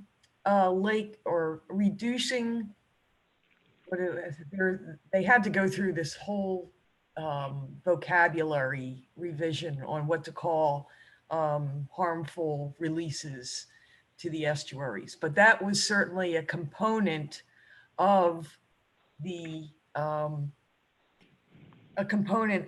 planning process and one of the criteria for evaluation. Now, in that planning process, you know, the only way to get storage to overcome those harmful releases is to have a combined wetland attenuation feature, shallow reservoir, and ASR system. That's the only way you'll get storage in order to reduce the releases from Lake O. And I don't think I can get any more quantifiable than that. Yeah, we do have, we definitely have numbers, Sam. I hate to actually recommend that you have to read something else, but what June referred to is the project implementation report for the Lake Okeechobee Watershed Project. We do have a very high level summary of the effects of the entire project. Now that's 80 ASR wells plus that reservoir feature, the wetland attenuation feature, that's a water storage feature, plus the wetland restoration features. And I'm gonna commit to sending you a PowerPoint that metricizes the impacts of reduced estuary discharges and the effect on Lake Okeechobee levels at the end of this workshop. In fact, why don't you let us give you a brief presentation of that tomorrow morning? Because that is a great question. And let the folks from the Lake Okeechobee Watershed Project compile a couple of summary slides that tell you a little bit about the benefits, the actual metricized benefits of the Lake Okeechobee Restoration Project. So we will do that tomorrow as a follow-up of today. I would really appreciate that. Meeting that you had several months ago that you sent us the link for, I think it was a gentleman from the Seminole tribe or somebody was talking a lot about cost-benefit ratios and so on. And as an ex-Corps person, you know, that's part of my fiber, I guess. But I agree that the ASR has got to be a component of this, but I'd really like to know what the magnitude of its effect will be, and if it's possible, what the effects on costs is. You know, is it a huge benefit or marginal, but we've got to do it kind of thing. So anything you can send out, I would appreciate it, or tell us tomorrow morning. Okay. Yeah. Great question. We will do that. Okay. If you will allow me, I'm going to press on with this because I think this is a good concluding quick format presentation, and then we can actually get to give the public a chance to voice some comments on what they've heard today. So what I got to was the ecological risk assessment, which was essentially the final piece of work that we did for the ASR regional study. And what I'm going to talk about now is when the National Academy of Sciences got to review the entire ASR regional study report with all of the information that I just presented to you. The high-level conclusions from the National Academy were that there were no fatal flaws that precluded the use of ASR and CERP. Larger cycles should be performed to assess improvements in recovery. The ecological projections that were included in the risk assessment were predicated on short recovery durations. And that is a truism. Apparent nutrient reduction warrants further analysis. Additional treatment and permitting strategies should be tested. But the bottom line conclusion was that an incremental approach may involve phased clusters of ASR wells while providing some early benefits. So those were the highest level summary of the National Academy review that I took away. Now I'm going to dig a little bit deeper into what their actual recommendations were. Understanding the phosphorus reduction potential. More research is needed into long-term nutrient removal mechanisms and rates under varying aquifer conditions. Good recommendation. I think we're kind of using John Lyle and the USGS to help us with that. Disinfection and treatment technology. Examine treatment technologies to consistently meet regulatory requirements. Develop appropriate pre-treatment strategies to attenuate arsenic mobilization. Continue research on subsurface pathogen inactivation using a wider variety of pathogens. Couple pathogen inactivation studies to groundwater travel times and distances using a local scale groundwater model. For future construction and testing, more local scale information is needed on the attributes of the Avon Park permeable zone, including a groundwater model to assess storage effects on the Avon Park zone. Local scale groundwater modeling should be undertaken to refine uncertainties about aquifer heterogeneity and anisotropy, travel times, and analysis of potential fracturing. The effects of aquifer anisotropy should be addressed, including consideration of orienting recovery wells along the direction of preferential groundwater flow. Consider the use of tracer studies to determine hydraulic flow directions to properly orient, locate, monitor wells. Consider the use of cross-well seismic tomography and regional seismic evaluation to assess the effects of tectonic faults on well location and performance.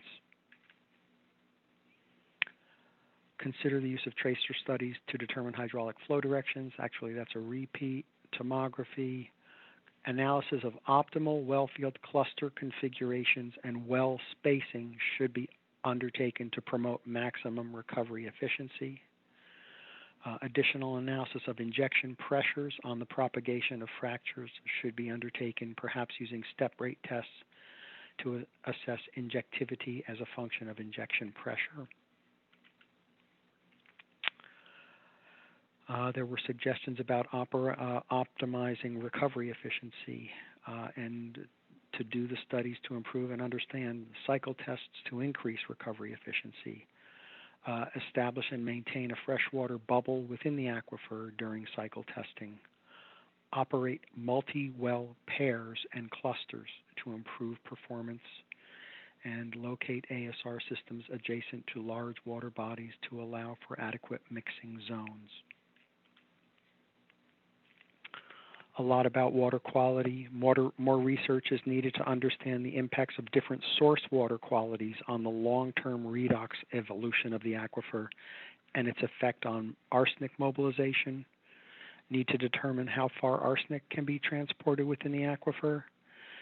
Need to determine how development of a buffer zone can be utilized to reduce sulfate or concentrations in recovered water, or determine limits on recovery based on sulfate concentrations. Further modeling on the fate of sulfate in recovered water should be conducted along with additional study on temporal and spatial variability of sulfate and mercury methylation in Lake Okeechobee is warranted. And more understanding on the spatial variability of gross alpha and radium at future ASR locations should be addressed during longer-term testing. With regard to the ecological and ecological risk assessment, continue chronic toxicity testing at discharge using larger, longer storage and recovery volumes. Additional bench scale chronic toxicity testing using recovered water from multiple ASR sites should be undertaken, including changes in hardness and how that affects toxicity to sensitive aquatic species. Examine in situ and community level impacts of recovered water calcium and hardness on soft water areas of the Everglades. These studies should also consider both bioaccumulation as well as potential shift in the community composition. Prolonged bioconcentration studies using mussels, periphyton, and ophux should be conducted. A more refined ecological risk assessment should be conducted using more robust data from multiple sites, probabilistic in nature, using a modernized quantitative methods.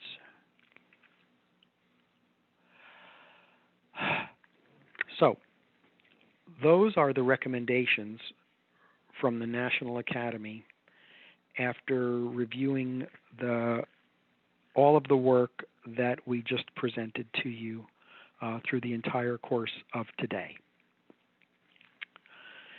And I truly am trying to allow the public to speak, but if you guys have maybe want to continue the discussion tomorrow, would you like to make some concluding comments now before we open up the meeting to the public?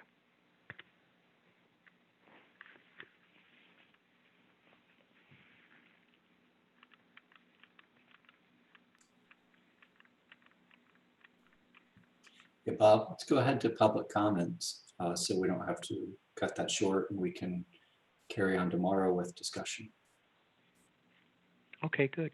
That would certainly be appropriate, and definitely we can include that in the recap of what you heard today. I'm certain that a night of sleeping on everything that you heard would probably be helpful. Okay, Devon, are you there?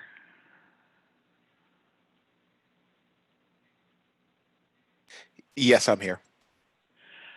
Okay, so at this point, I would like to allow the public to give a chance to share their thoughts and comments.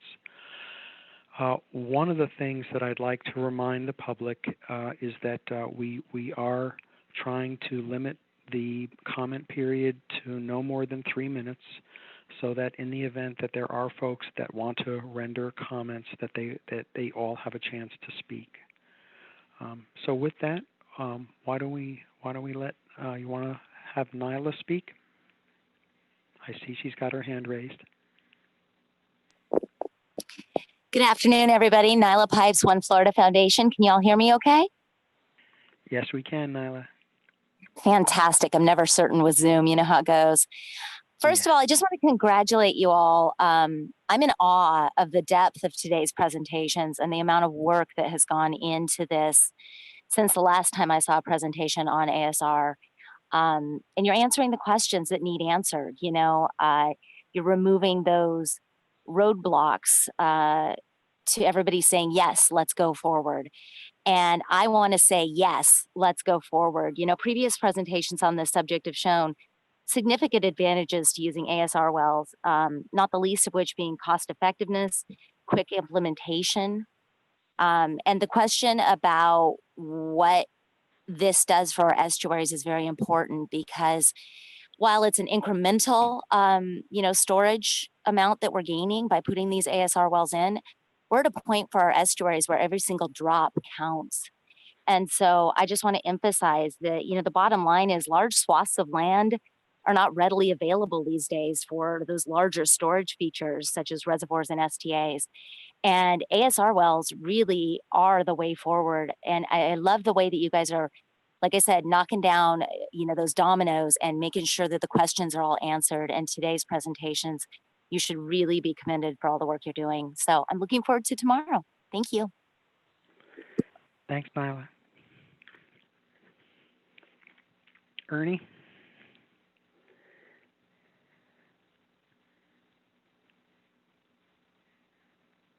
Hey, Bob, this is Ernie Barnett. I echo the comments from Nyla. Excellent day of presentations and excellent discussion amongst the panel members.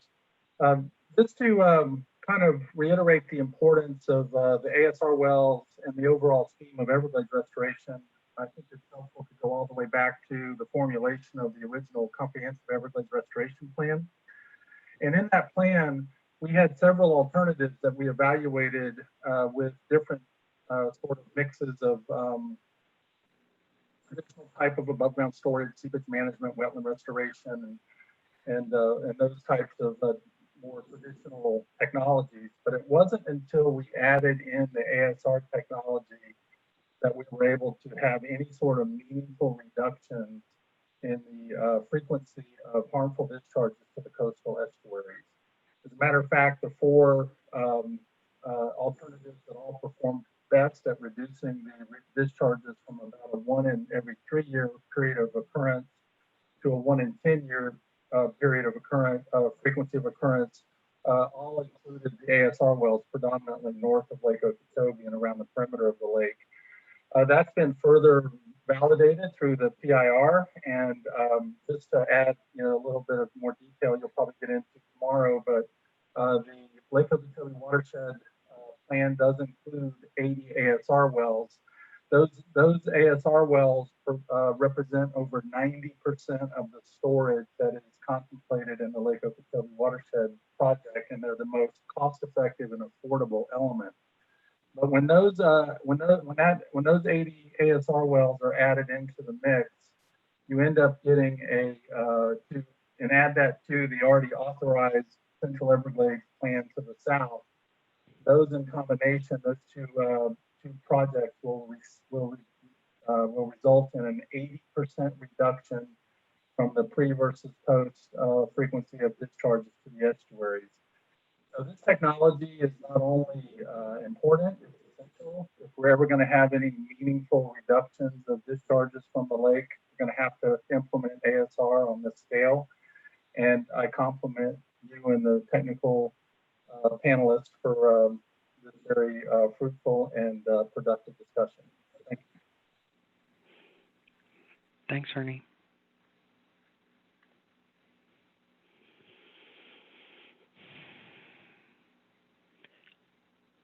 Anybody else? Mike Collins?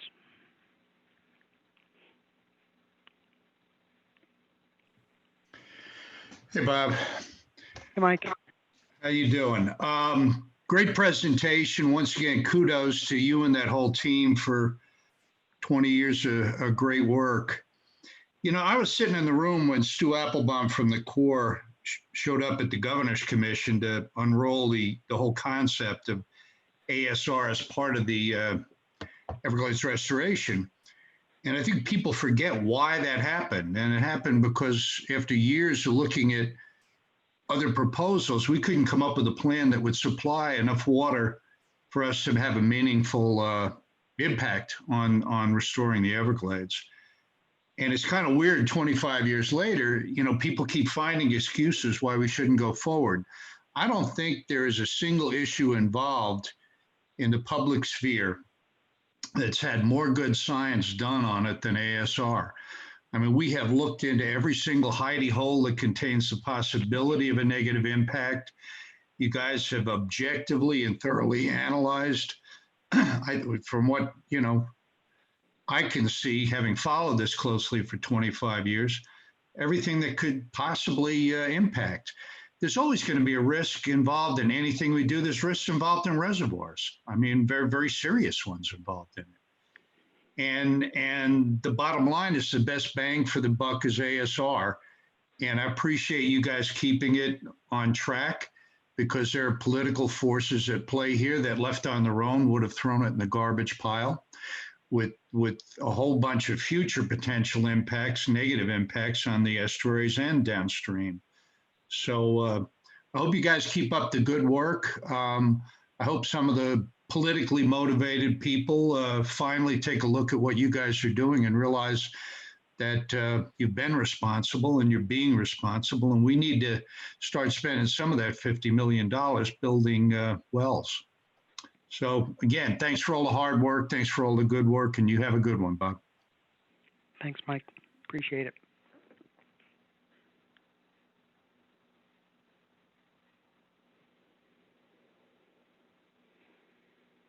Gary?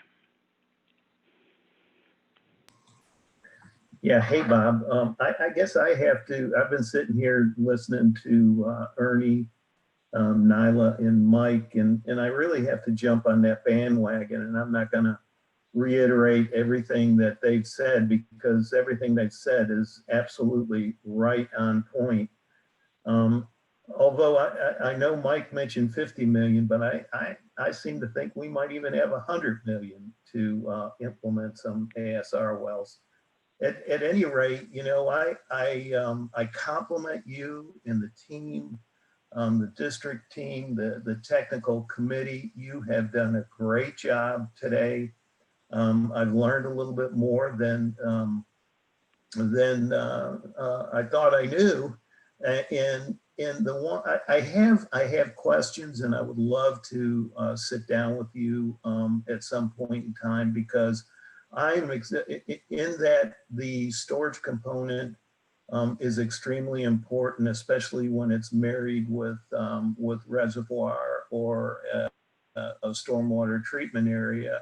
But I'm also interested in the nutrient component, and I know you talked a little bit about how you model clusters of I think 80 ASRs, and you got maybe 20 to 30% reduction in phosphorus, and I'm interested in can that number actually increase if ASRs were put in places where you might have higher phosphorus concentrations, or would that be taxing an ASR if you did that? But nonetheless, I'm going to stop rambling here and just say very good job today, very interesting presentations, and I hope that I can get on tomorrow, but I have a few conflicts, but you guys are doing a great job. Thanks, Bob. Thanks, Gary. Pete? Well, thank you very much, Bob and June. I'm just fantastic day with just a tremendous amount of information. It'll take all of us a long time to assimilate. All I can do is add my dittos to the previous comments. This is a technology that deserves to have the kind of examination and vetting that you have undertaken. And I look forward to us starting to reap the benefits that ASR can provide to our coastal communities. Thank you again, Bob. Excellent job. Thanks, Pete. Tamara? It's actually me, Don Ellison at Southwest. I piggybacked on top of Tamara. Oh, hey, Don. Hey, yeah, like everyone else has said, you guys are the cutting edge. There's no question about it. I am impressed with everything. I've always been impressed with Dr. John Lyle's work. Given that when I first started at the district in '94, I think it was, someone had called me up and asked me to support, I think it was Pete, the die-off, not having to disinfect the water, and at I forget what site that was. It was some pit with some water in it. And at the time, I said, you can't do that. And because all I knew was the rule and what people had explained to me about it. And now we have moved so far along in the last 25 years that, John's picking apart the waste products of bacteria and microbes in the ground and looking at their excrement and things, and all sorts of knowledge has been gained. So I was looking at that presentation and going, well, we answered the question. The bacteria dies off. I'm assuming that, the original David Joan Rose 90-day travel time die-off period kind of still holds based off of everything we saw as a conservative. With all the research that has been done, the solid research, I'm assuming I missed the earlier part, but I'm assuming you're going to be fully disinfected water. Are we just wasting money on a step that's unnecessary after all the research that we've been done? That's kind of, I know the answer, yes. And it just, at this point, are we just accepting that we have to go a less effective route disinfect and deal with all those issues. Is that just the way we're going to go? Has EPA and DEP looked at all these results? You know, that's kind of where I'm curious. But yeah, good job, guys. Thanks, Don. Good thoughts.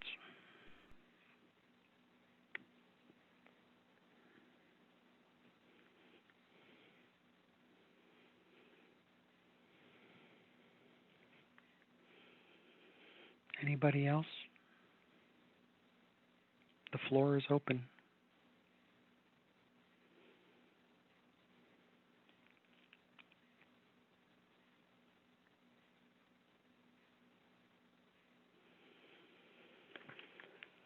Okay, well, we've got about another 10 minutes or so before 5 o'clock.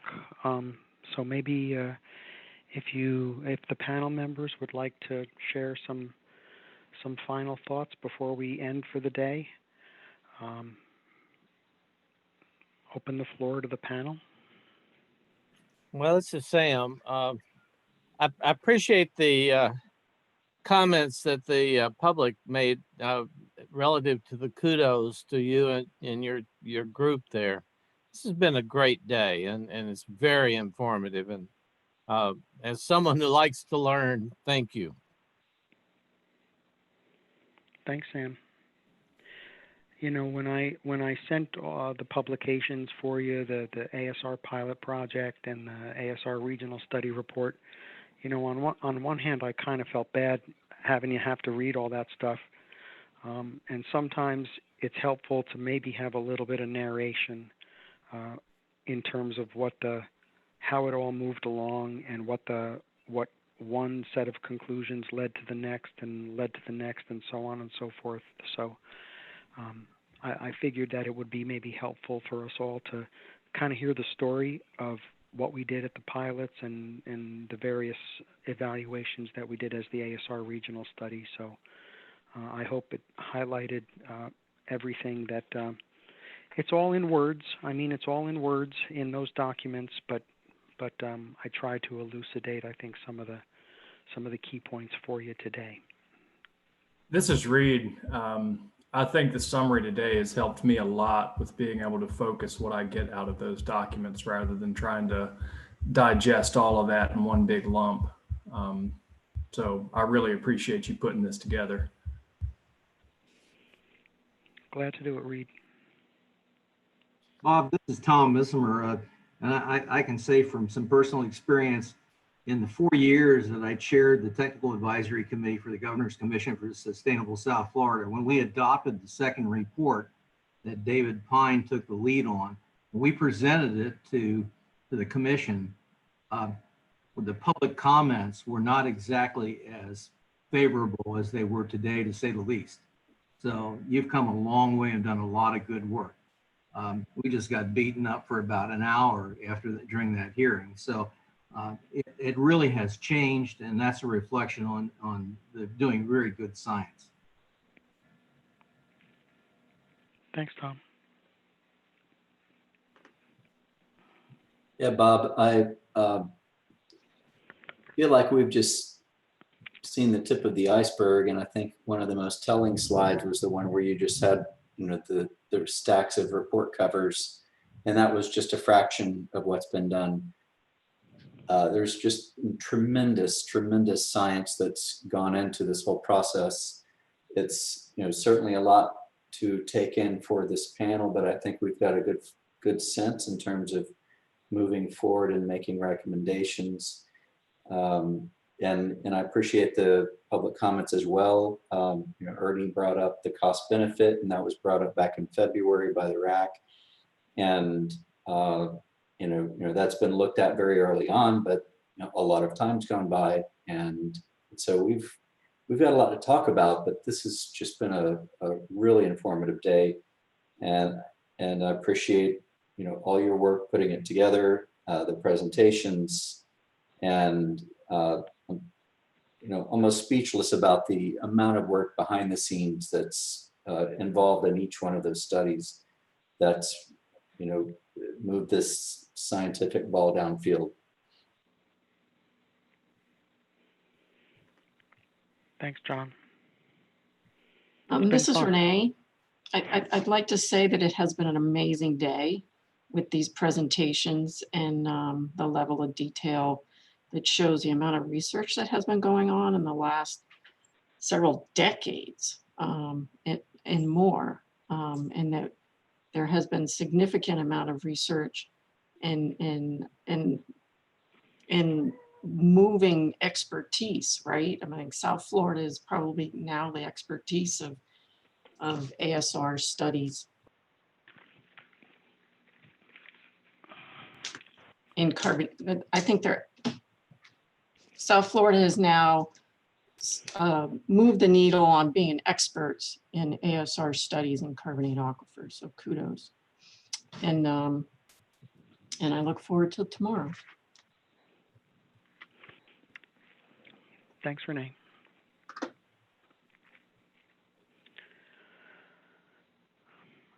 Okay. Well, if anybody has any further comments, or if you don't have any further comments, I suppose we can close today. We'll start back up again tomorrow morning at 9, and we will give you a little bit of a summary of the benefits, the metricized benefits of the Lake Okeechobee project that I think will be helpful in addressing some of the questions that Sam had raised earlier. I think that will be very interesting. I'm sorry I had not anticipated that you would be as interested in that, but I do believe it will be very informative. So we can include that as we talk about the recap of today. We'll start off tomorrow.